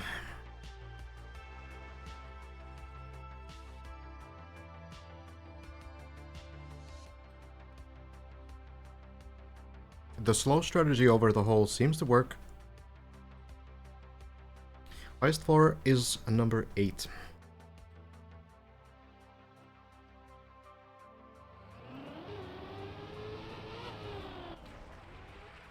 Another attempt. Hazard is getting so much practice on this floor. Probably is learning a lot more than just the correct lines. Also, like maybe figuring out how to prevent some typical mistakes from happening, and how to, you know, save some unoptimal lines and such. So here, one more. Is the line better? It looks better. Might just barely land. Well, indeed. This is the 3rd evening that the map has been out.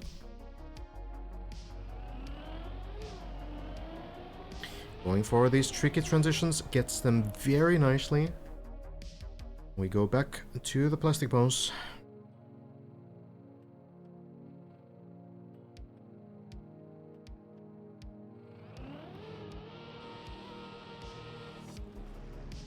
There we go.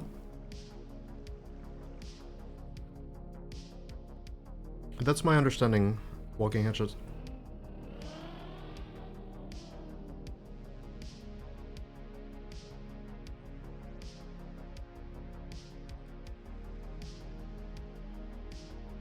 Saying hello to Techie, there he is. And then into the ice tunnel where Hazard has figured out the good strat, going pretty fast into it and then turning sideways. Bit of a scary attempt there.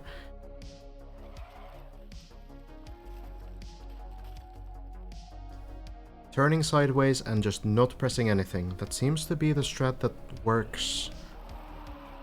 Okay, oh! A bit of a fortunate bounce there at the end, but we'll take it. And now if this jump doesn't turtle, we're pretty close to floor 8 again. Flying up, and that will definitely not turtle.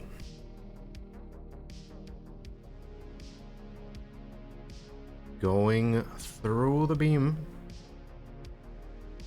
These small plastic platforms here. And then just one jump remains.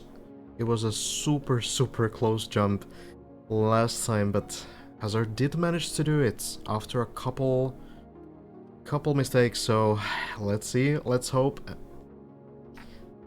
Gonna be a very precise speed. This could work. Oh, but it hits the beam and it's not going to land on the ledge either. It will land here on some pool. I have no idea where this is. You can drive over here, but then what? Oh, you can get back to here. So it's not a huge fall. You can go backwards, it seems, through this. And you can get yourself with a good landing. I guess you probably dry the wheels here and you drive from here maybe. Land here and then you go back floor 6. You recover from this point. That should be fine. Looks extremely recoverable. A little bit of a setback, but it is a fortunate landing in the sense that, you know, the alternative is falling much further down.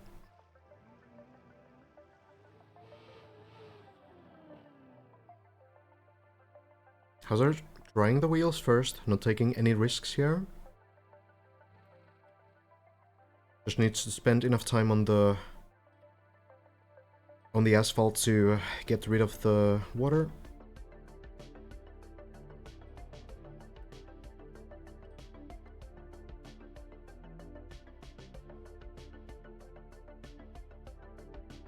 Virtual's on a good run. True. Let's see Hazard. Jump down first. Goes over here. That works. So yeah, Virtual looking promising. We'll wait and see how this situation develops. Hazard now.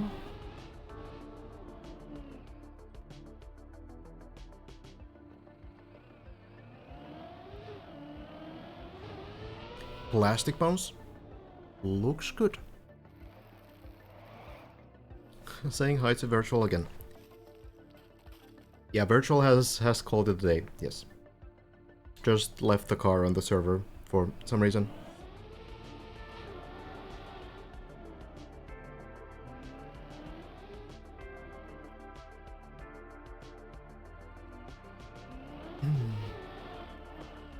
Hazard seems very confident on this level though. It's kind of looking almost easier than the previous 2 floors sometimes, but I mean Hazard is doing everything really clean. Just getting so much experience on these floors today, like an unbelievable amount of practice.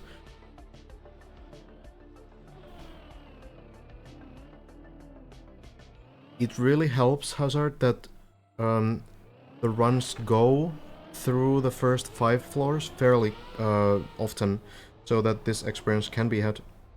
Hopefully the landing was clean enough. Is this enough speed? Barely enough speed.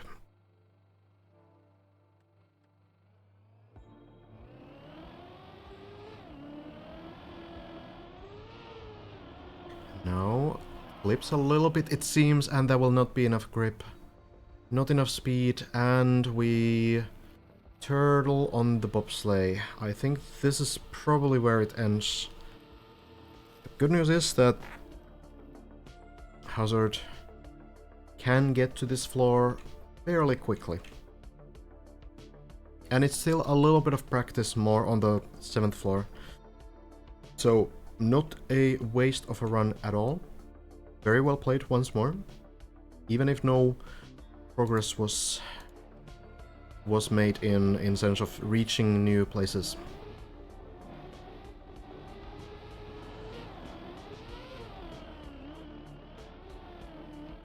Elcon getting to those same areas. I think at this point I will get another drink so we stay hydrated.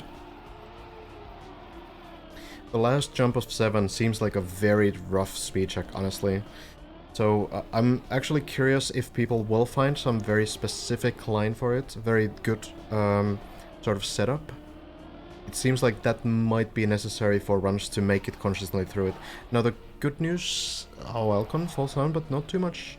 So the good news for players is that you can recover pretty often. Like on the previous run, Hazard was able to recover like 3 times after failing the final jump on 7. So that's good news. It's not always going to end your run. Overall, it seems like a lot of these harder jumps have like a safety net, which is going to help a lot when we get later runs going as well. So it's not like you make a mistake and the run is over, but maybe you lose like 1 floor, 2 floors or such. Okay, I'll let Elcon fly through this level here, and I'll be back in just a minute.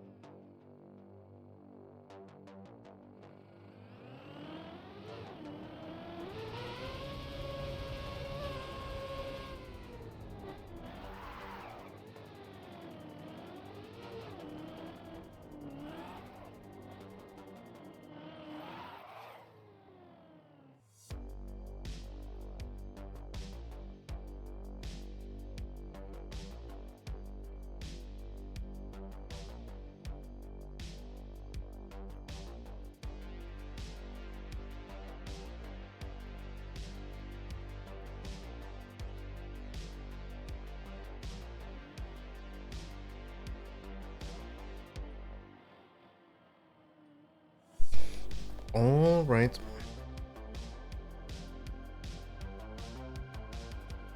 Good progress from Elcon, almost on floor 6 again.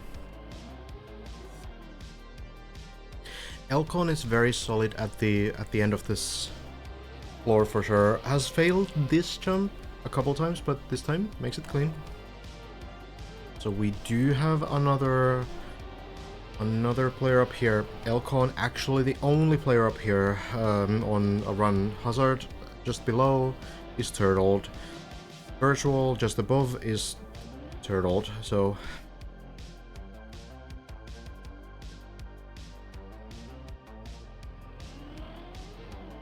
we'll keep the camera on this guy. Elcon has a very good pace. We will see Elcon reach Virtual in just a moment, so we can check the status on Virtual's position. One more jump remains.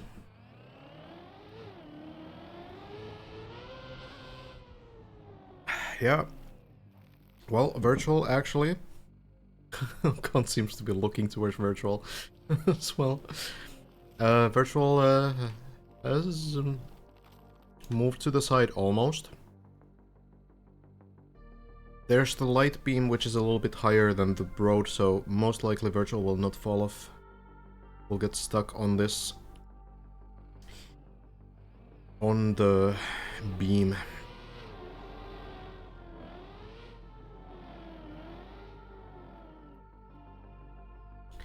Elcon though. Promising run here. Turn around.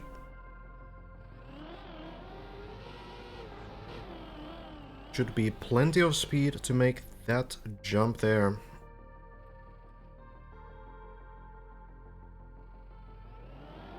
Couple tricky sections remain. First, this jump.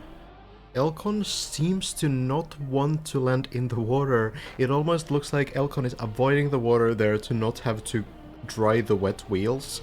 It really looks like Elcon is just speedrunning. It's kind of ridiculous. It's so much riskier, of course, to not go to the water. As far as I know, you know, at least Hazard is jumping towards the water. Because water will always turn you upright. Good speed, good landing. So the water landing seems logical because you're landing upside down, but Elcon doesn't seem to think it's necessary. Can always turtle in the water, except the one time where he got a dead turtle and he couldn't do that.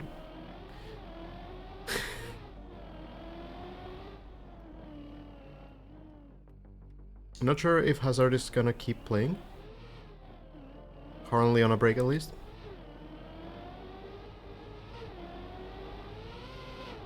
I did a lot of progress for today though. Elcon clipping the landing. But can just fall to the left there. So only needs to redo one jump. Elcon? Elcon wants to redo 2 jumps. Like, am I crazy? You can just go from here to here, right? But okay. I mean, it's fine.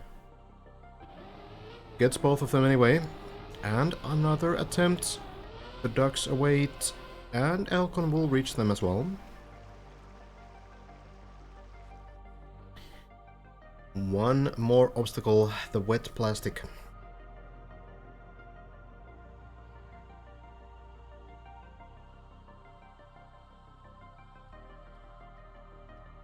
Elcon lining it up. Has had some sketchy runs through these platforms before. Going pretty fast. Oh, much more controlled than before. Looks very tricky still, but Elcon does get it done. Rise the wheels on the dirt and then take some speed.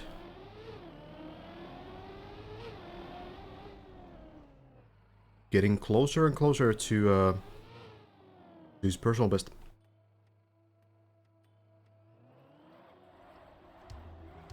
Backward speed slides are good. Could be making it onto the ice part.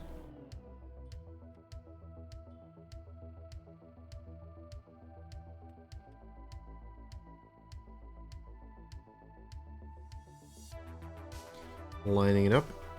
Taking speed and...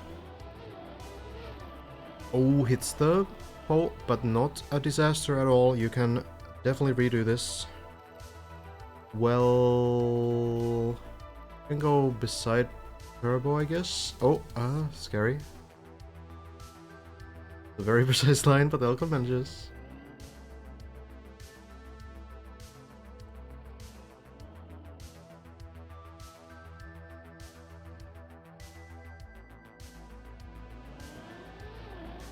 This time avoids the... oh, makes it to the water, and we'll see if Elcon adapts the strategy at all. Elcon has been full sending it over this hole and has failed it because of that, and will continue doing so. And it does not work again. This is savable. You have to wonder, because Hazard has been doing this. Okay, that was a fast recovery this time. But Hazard has been doing this like 5 times today. Has done it super slow every time. Has failed it 0 times. So you have to kind of think like, at some point maybe Elcon will want to adapt to that slower line as well. But I mean, works this time. Now, the wet wheel jump slightly to the side will land it as well. So Elcon has reached a personal best with that landing now. This is a new PB. Only 4 players, well, 3 players that we've seen have reached this platform. Scandier might have reached this as well. But as far as we know, Bren, Lars, and Hazard have been the only ones to attempt this jump, going upside down onto the plastic, zooming up, and landing all the way here. A very scary jump combination, but that's what it's gonna be. So yeah, I'm not really aware of Scandier's progress because Scandier hasn't been playing on the server today, from what I've seen at least. Maybe, you know, I haven't been there the whole day, so could still be, but either way, Elcon going in. Seems like a pretty good line, actually. I think this will land. And that is going to be the 3rd player to reach this platform here. Well done. We'll see if Elcon can claim the top 2 spot. That would require landing this. So getting all the way here, that would do it.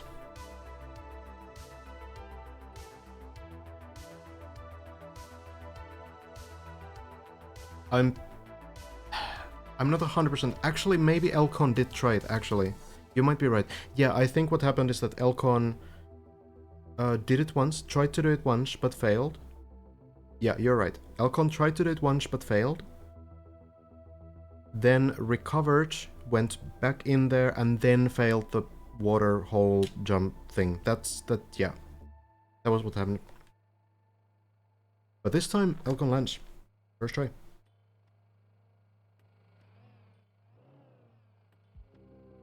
Hazard needed 3 attempts today to get the first run through these transitions, so let's see. Elcon gets the first one, gets the second one, and that means that Elcon now should be a top 2 player. Plastic bounce into the water, works great. And now you have to wonder if Elcon hasn't been watching what Hazard has been doing. These next few sections can be a little bit tricky.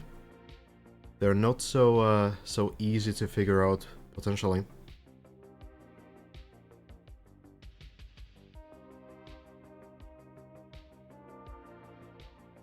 In the meantime, Lars climbing towards floor 5, Karlberg on floor 4. Yeah, even if you know the strategy, of course, like, these jumps can be extremely difficult.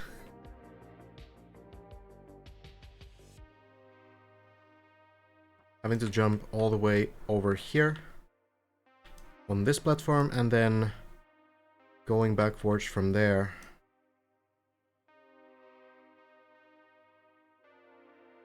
The ranking, yeah, it's not working.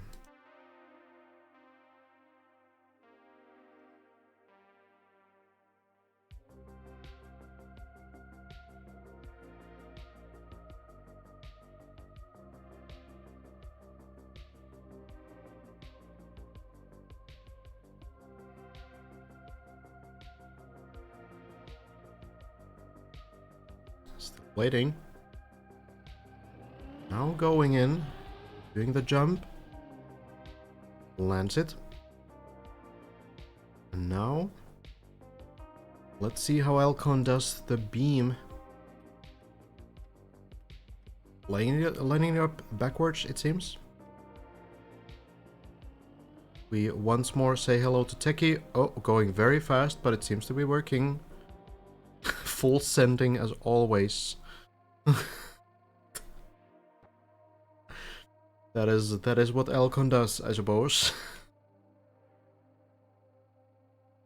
And then we have the ice tunnel. The ice tunnel with the turbos. Hazard's first attempt ended here. But let's see, Elcon. We'll figure it out. At least that it's ice, but probably needs to give it a little bit of thinking. Not sure what the plan is going to be.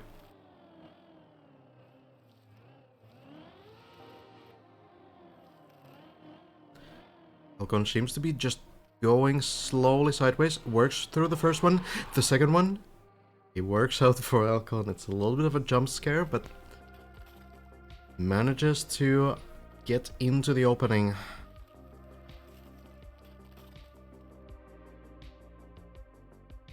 The next part, simply jumping up on the right side.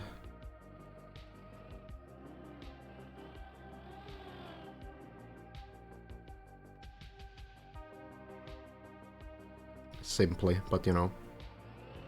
You line up on the right side, fly up, land on the plastic and hope to not turtle here. Elcon does it great.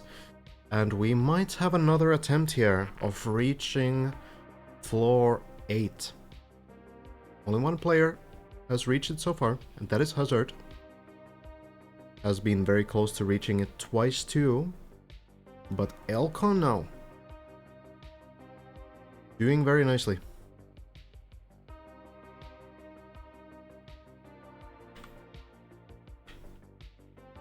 We need to go over this beam here, onto the plastic, through these plastic platforms, and then this jump.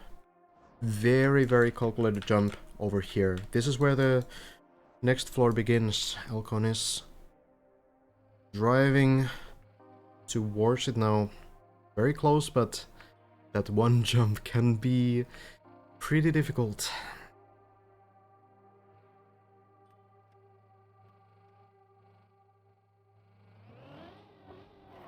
Gets to the setup. And now, are we gonna do some thinking or are we just gonna go? That is the question. Seems to be doing a little bit of thinking. But getting ready to attempt.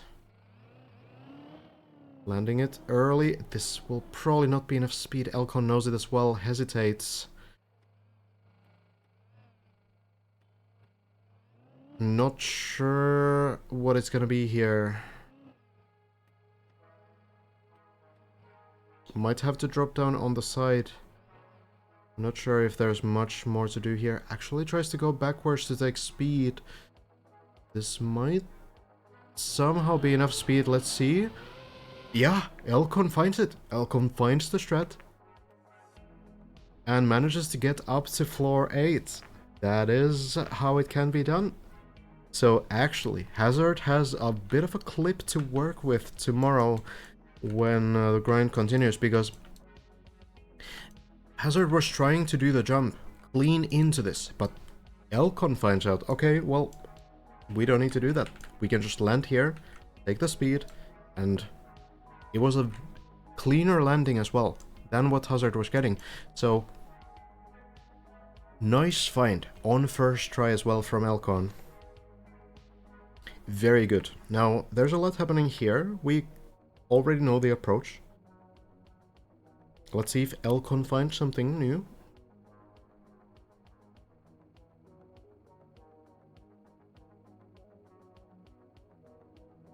I think Elcon needs to move literally one block to the right, and it's gonna be the level 8 start officially.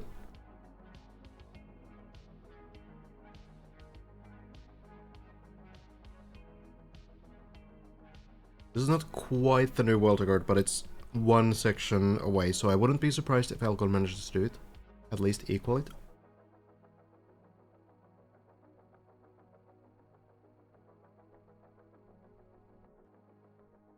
So, a lot of different lines here. I wonder if we use some of these later on the floor. But there is seemingly one way to do this. So let's see if Elcon figures this out. Going to be a turtle section. Oh, it did say 8? Okay. I guess... Well, now we see it as well. Floor 8 by Doonty. Koopa Troopa. Hazard actually found this pretty quickly, the strategy. There is a turtle section indeed. It's right here, Trunkly.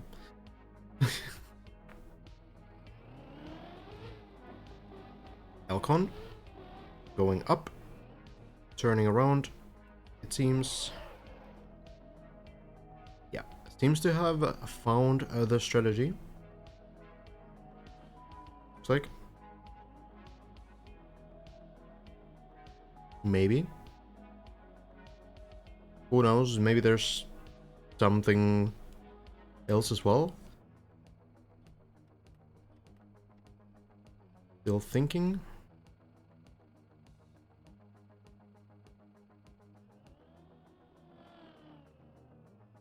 Just go for the turtle, but it doesn't quite quite land just yet.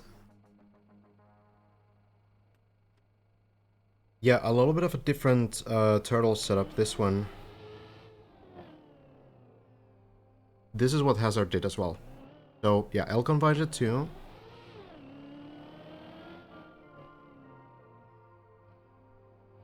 The reason why you have to turtle here, Elcon gets it, should be stable here. The reason why you need to do it is because this quarter pipe is slightly higher here than the rest of the road. So you need to flip the car onto the quarter pipe. It's very similar to the floor 2 trick in the very beginning where you need to flip over the plastic barrier. So here Elcon fails it slightly, but we'll just go back to try it again.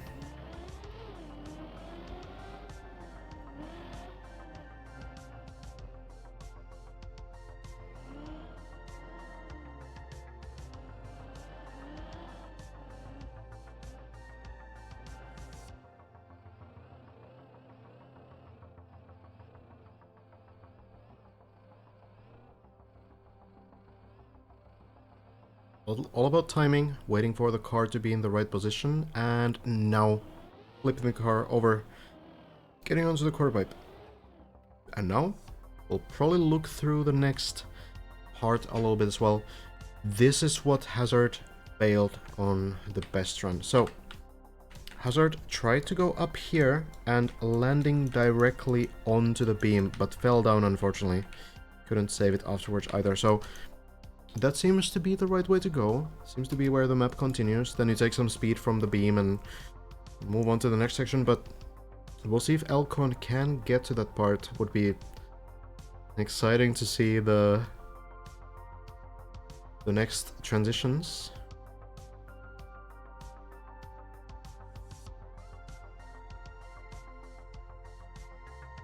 At this point, we can practically see that this is equaling Water Guard though, because this next trick in a way, Hazard did fail. So this is basically already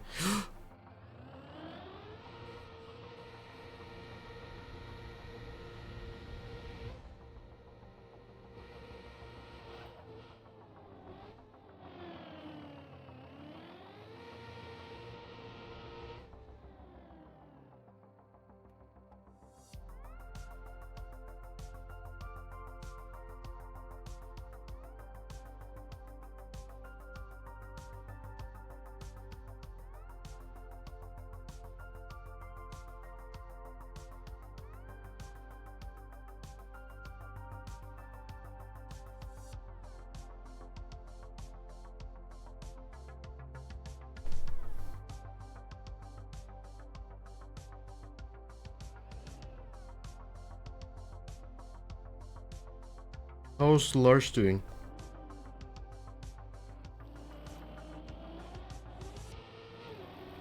Alright,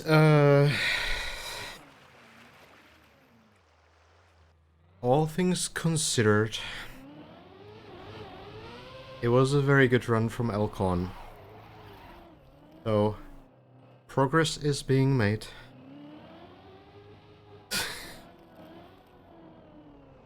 But...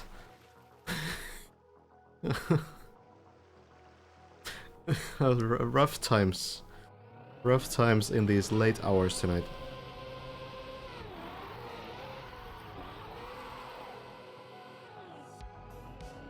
Alright. Okay, Virtual is sleeping. Virtual, right here. I don't think the default movement will quite get him over the beams, so... Gonna be the run until morning.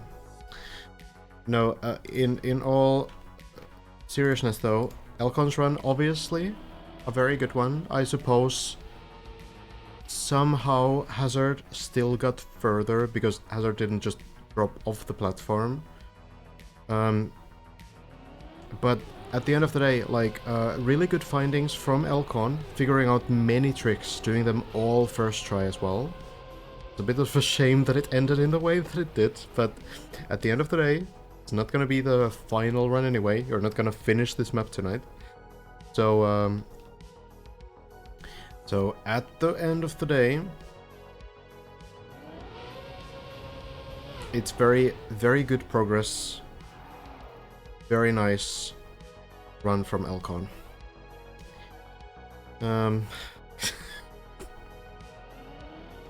I do wonder what it was though. Misclick? It did feel like Elcon was as surprised about it as everyone else though.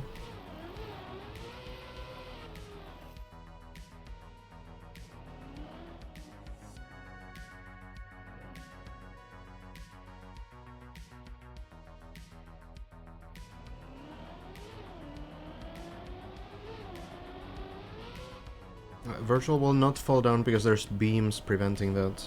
The small light beams. Gonna be there until the age, you know, the end of time.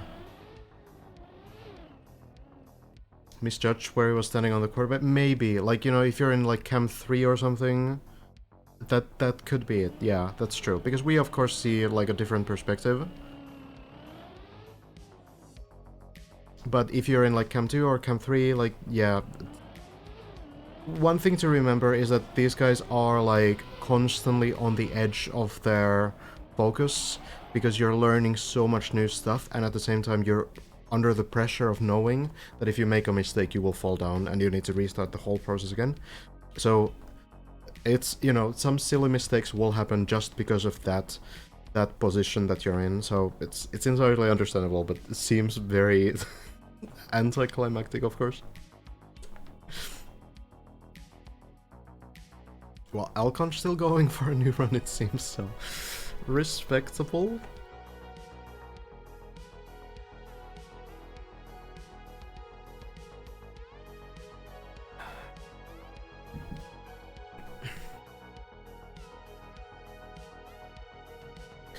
Lars possibly getting to meet Virtual. Not quite the bones. Has to drop down a little bit.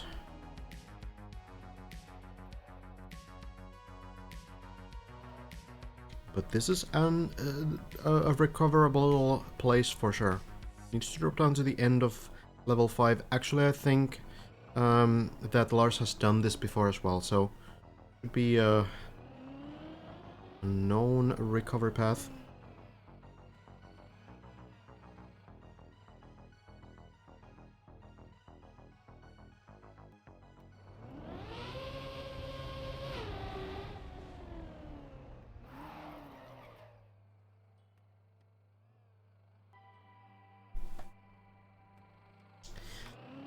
It is it is impressive how Elcon is still just on the new run after that whole thing. It was just going like nothing happened, you know?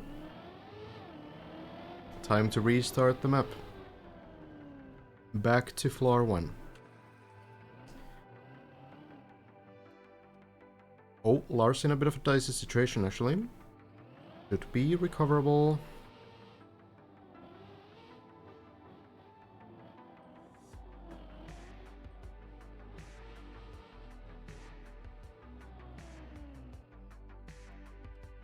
Thoughts on Bren so far? Very impressive. I think our top 3 or 4 players right now, even 5, Lars has been pretty far into floor 7 as well. I think they are very even. Hazard, Elcon, Bren, all have been looking super strong. Lars as well, getting the consistency on these, you know, floor 5 and 6 regions. Maybe not quite on the level of like Hazard just yet, but getting there, getting there.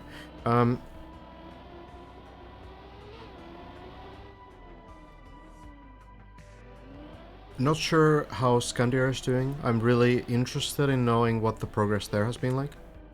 But Scandia hasn't been playing on the server.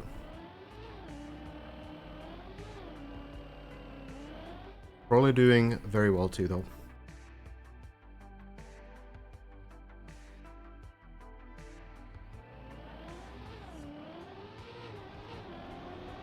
Seems to be enough speed. Gets the jumps and lands safely.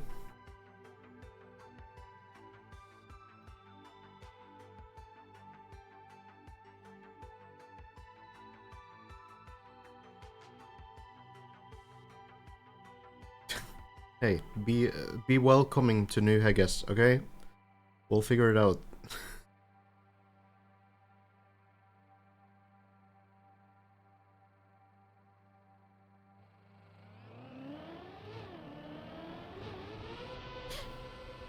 Bounce seems to be working better. Oh, this is gonna be a turtle. It's not really savable on ice. Now, why this is ice, I don't know. Seems a bit mean. But yeah, Lars will join virtual. It's gonna be the same fate. Maybe if Lars leaves the game open for a couple hours as well, we can have both cars in the same place. Seems to be a link between the two on this floor somehow.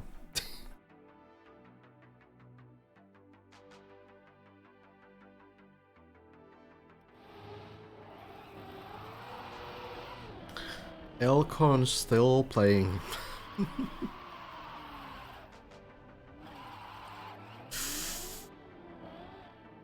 I wouldn't blame Elcon if he called it, because the exhaustion after being on that kind of a run where you need to do so many new tricks understandably would be very difficult to continue after that. I don't know if there's auto kick. Lars ending the stream, coming back in 2 hours, gotcha.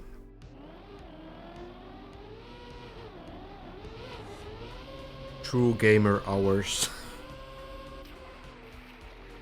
The 3 AM grind session.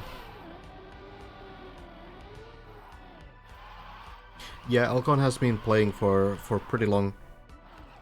For most of the time that I've been here, and yeah, still going for the 180 ice sledge as well. 2 AM right now in Finland.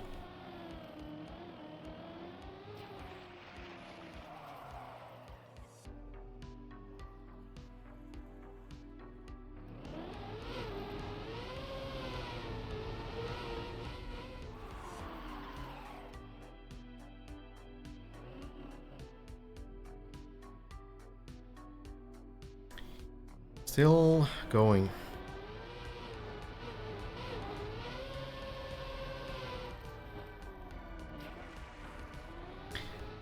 But yeah, Elcon looks really solid on these early levels, honestly. It's just like sometimes the unnecessary risk can be a little bit punishing.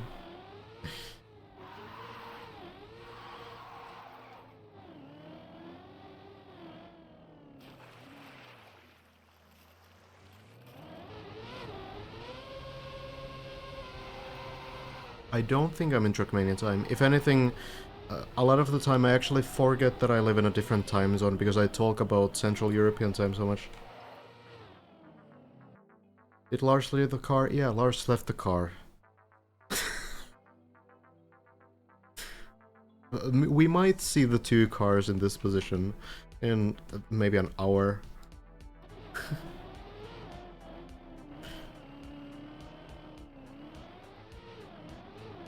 The speed slide is essentially just a narrow drift that you do. So we don't have too many here, actually, on this map. Usually that's only doable on slippery surfaces. So there's a couple different slides, like the bug slides and ice slides. Ice slides are technically what you're doing on the wet wheel, ice wheel, plastic there on the 3rd floor. But yeah, speed slides are just like a narrow drift that gains you a little bit of speed. Bug slides are done by braking, accelerating, and turning to the side, and you just want to be sideways. It's kind of like a sideways slide. Ice slide seems similar, but you can only do that with ice, or in this case with the weird wet icy wheel plastic. So it's basically also a sideways slide that we do see in many floors here. On the next one as well. Hello, Whiskey. I'm enjoying the event a lot. A lot of really exciting moments, and especially at this point where a lot of players are kind of in the same area in terms of personal bests. It's really cool to see the progress. What about you? Also have commentary of this. Reminds me of AOE 2 tourneys. Oh yeah? I've actually never really watched any RTS esports too much. I know it's like a big deal. Was never really my genre.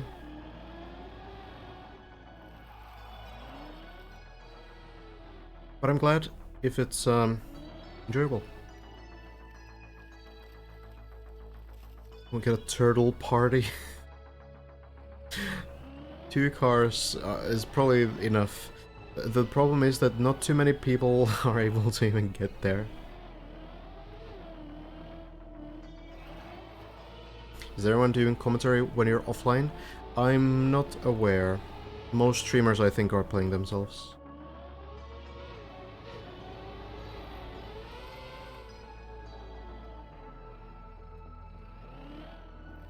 I think there's around, yeah, around 10 players that have made it to floor 6.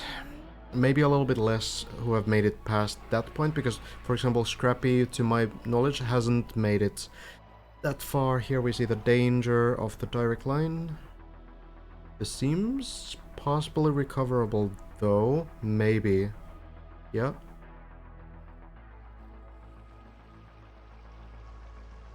Janik is commentating in the morning. Okay, cool. That's nice.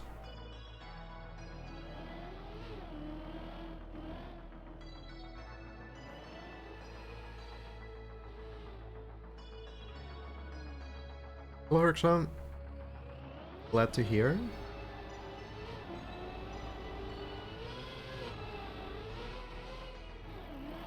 Yeah, Alcon is very confident on this floor.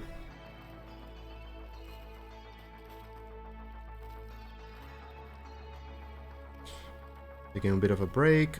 We did have Mime and Carlberg both approaching this area, but both have fallen. So everyone else is basically in the floor 2 reset hell now.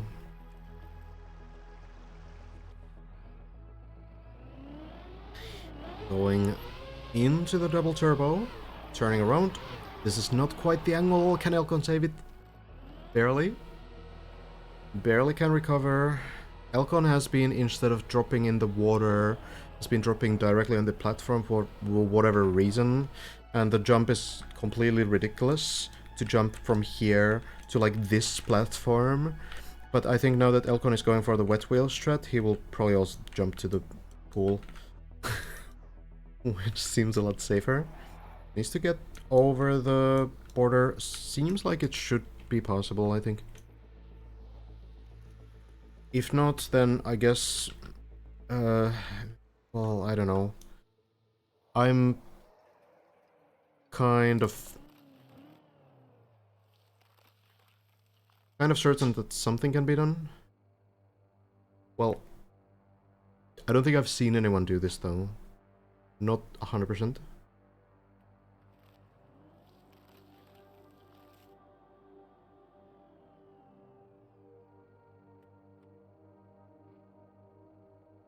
Why do you need wet wheels here? You don't, but some players do think that it helps get the correct, either the correct plastic bonuses or the correct airtime afterwards. I'm not really sure. There's a little bit of like a debate about, well, not really a debate, because I feel like everyone is kind of going for the wet wheel strat now. It just seems to help a little bit. I suppose the plastic, the turbo turnaround can be a little bit faster with them, potentially, but Elcon was making it through this with the dry wheels as well, and it looked very similar. So it doesn't seem necessary at all, but maybe there's a little bit of a difference.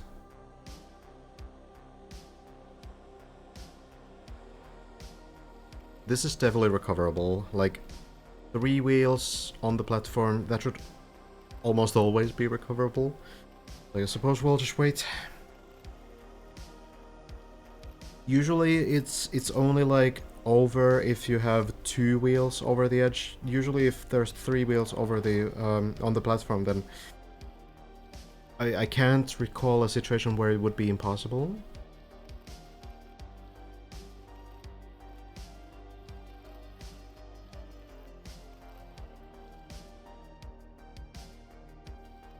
Let's see now.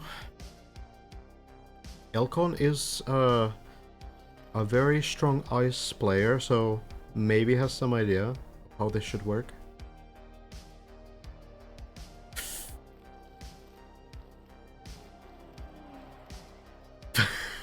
Looks risky.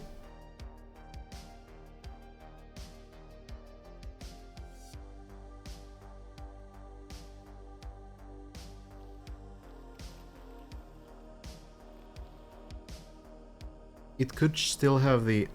Yeah, it could still have the wet wheels as well, that's true.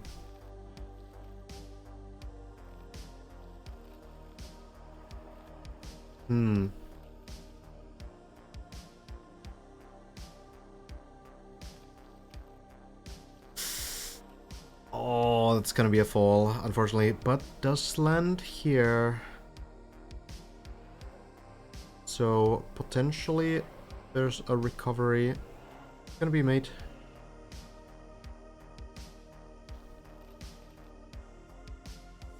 Wants to look around, but the problem is that you don't really have time. The car is sliding constantly.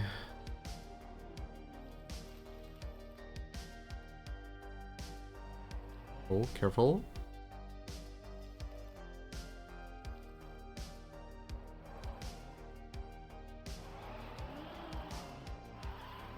Okay. Drops down to the pool.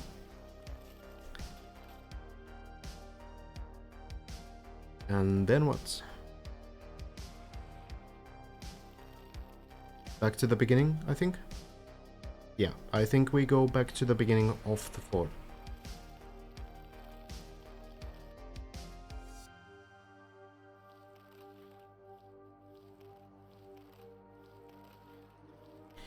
In the meantime, we have Korch and Matt.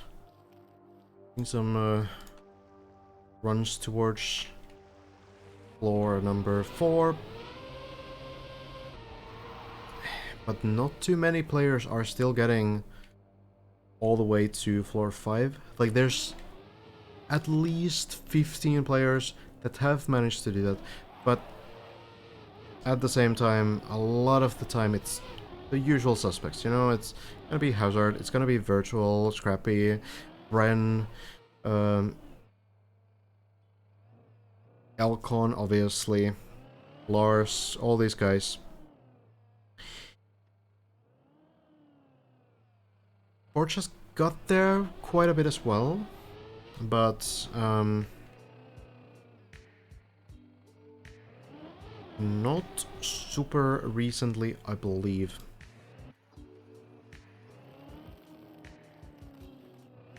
Yeah, it's a pretty late hour here, and I think we're also gonna call it fairly soon. Gonna watch the run from Elcon here, and I think we'll probably get some rest afterwards. There's gonna be our Australians will probably be live sometime soon, and Lars also is back in an hour or two.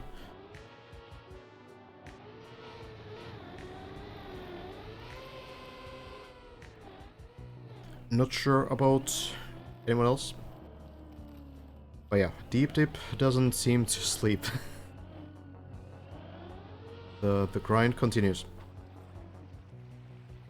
Elcon with the direct line. Makes it look so simple. Mada has been playing as well, yes. Jalet. And Fated as well, by the way.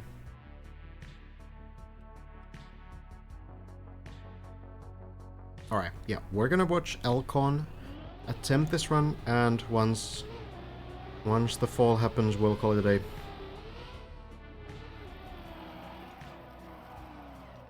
It's a very, very addictive grind, yeah.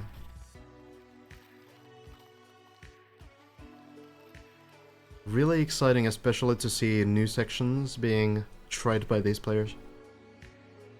It's not gonna be a 24-hour stream. Because I need to also stream the next day. The grind continues. So we'll make this manageable. Same as the players aren't playing, you know, 24 hours in a row. Okay. Good bounce. Elcon won't fall.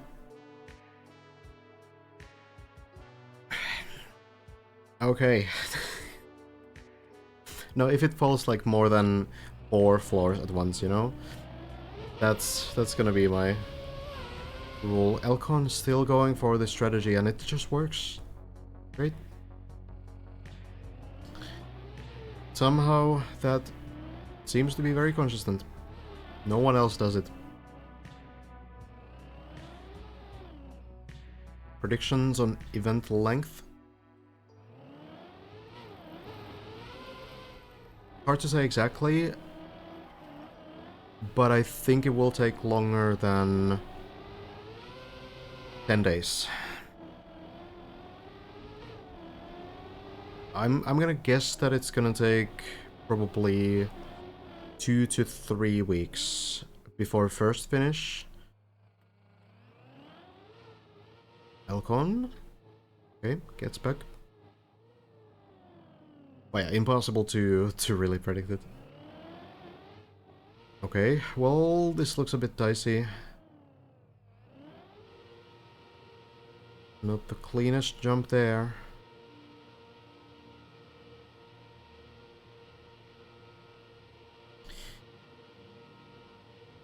Feels like Elcon on this run is looking for the recovery strats, doing all kinds of different weird small mistakes. Well, can be useful experience for later. This looks very wonky. Feel like we might be at the end of our road here. Not sure what Elcon hopes to happen here.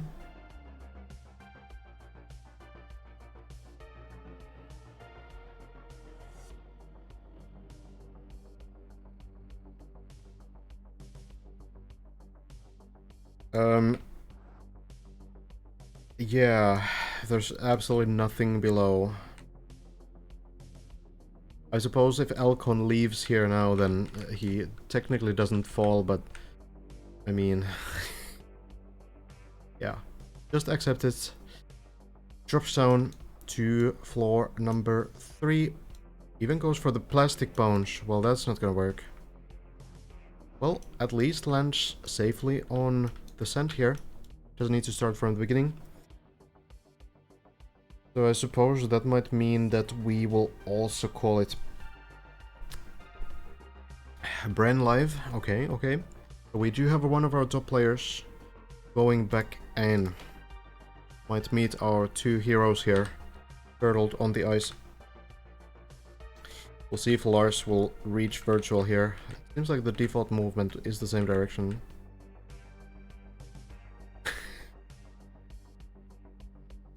Alright, yeah. Good day though. Good session. Very good evening. We first saw Hazard getting really nice attempts on floor 7 and going all the way to floor 8 eventually as well. And then Elcon joining in that as well. Getting some really nice strats for later parts of the floor 7 as well. So it does seem like there's a lot of progress being made collectively here. And I think if Elcon really keeps this going, I think there might be another floor 8 attempt that I'll hear about tomorrow. And also Bren now has a lot of strats to go by, so Bren starting the grind today, right now apparently, might also find some new strategies that we will hear and hopefully discover tomorrow through some stream clips and such. So, yeah, very nice though. Just as a quick recap though, we have now gone from here, from the very bottom layers, all the way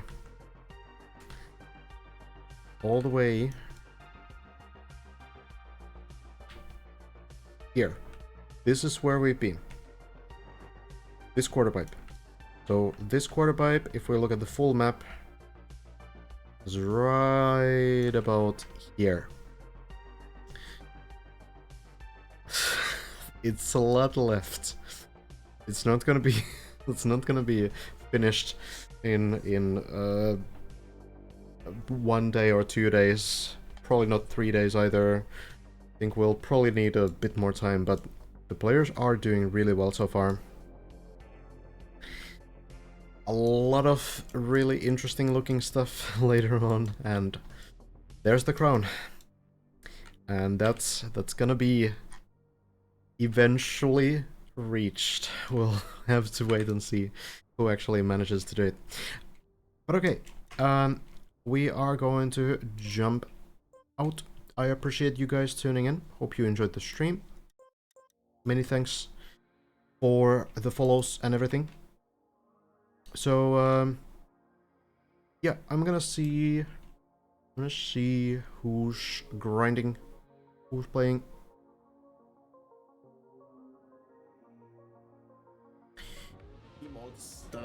Let's see. Techie is kind of doing like a spectating thing, I guess. I suppose that could work, yeah? Seems like a good idea, perhaps. Maybe I'll throw you guys to Techie.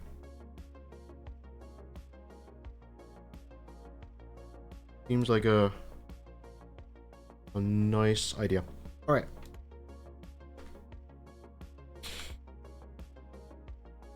Just got here though. Well, you can go to Techie now. Techie will probably do a very similar thing, spectating Elcon as well, so it's like nothing ever changed. But yeah, appreciate you guys a lot. Hope you have a great start to your week now, and we will see each other tomorrow around 6 PM. I think I will go back live, checking in on the progress and watching some sick runs from these guys. So yeah. Hope you have an enjoyable rest of the night. I will talk to you soon. And yeah. Bye bye.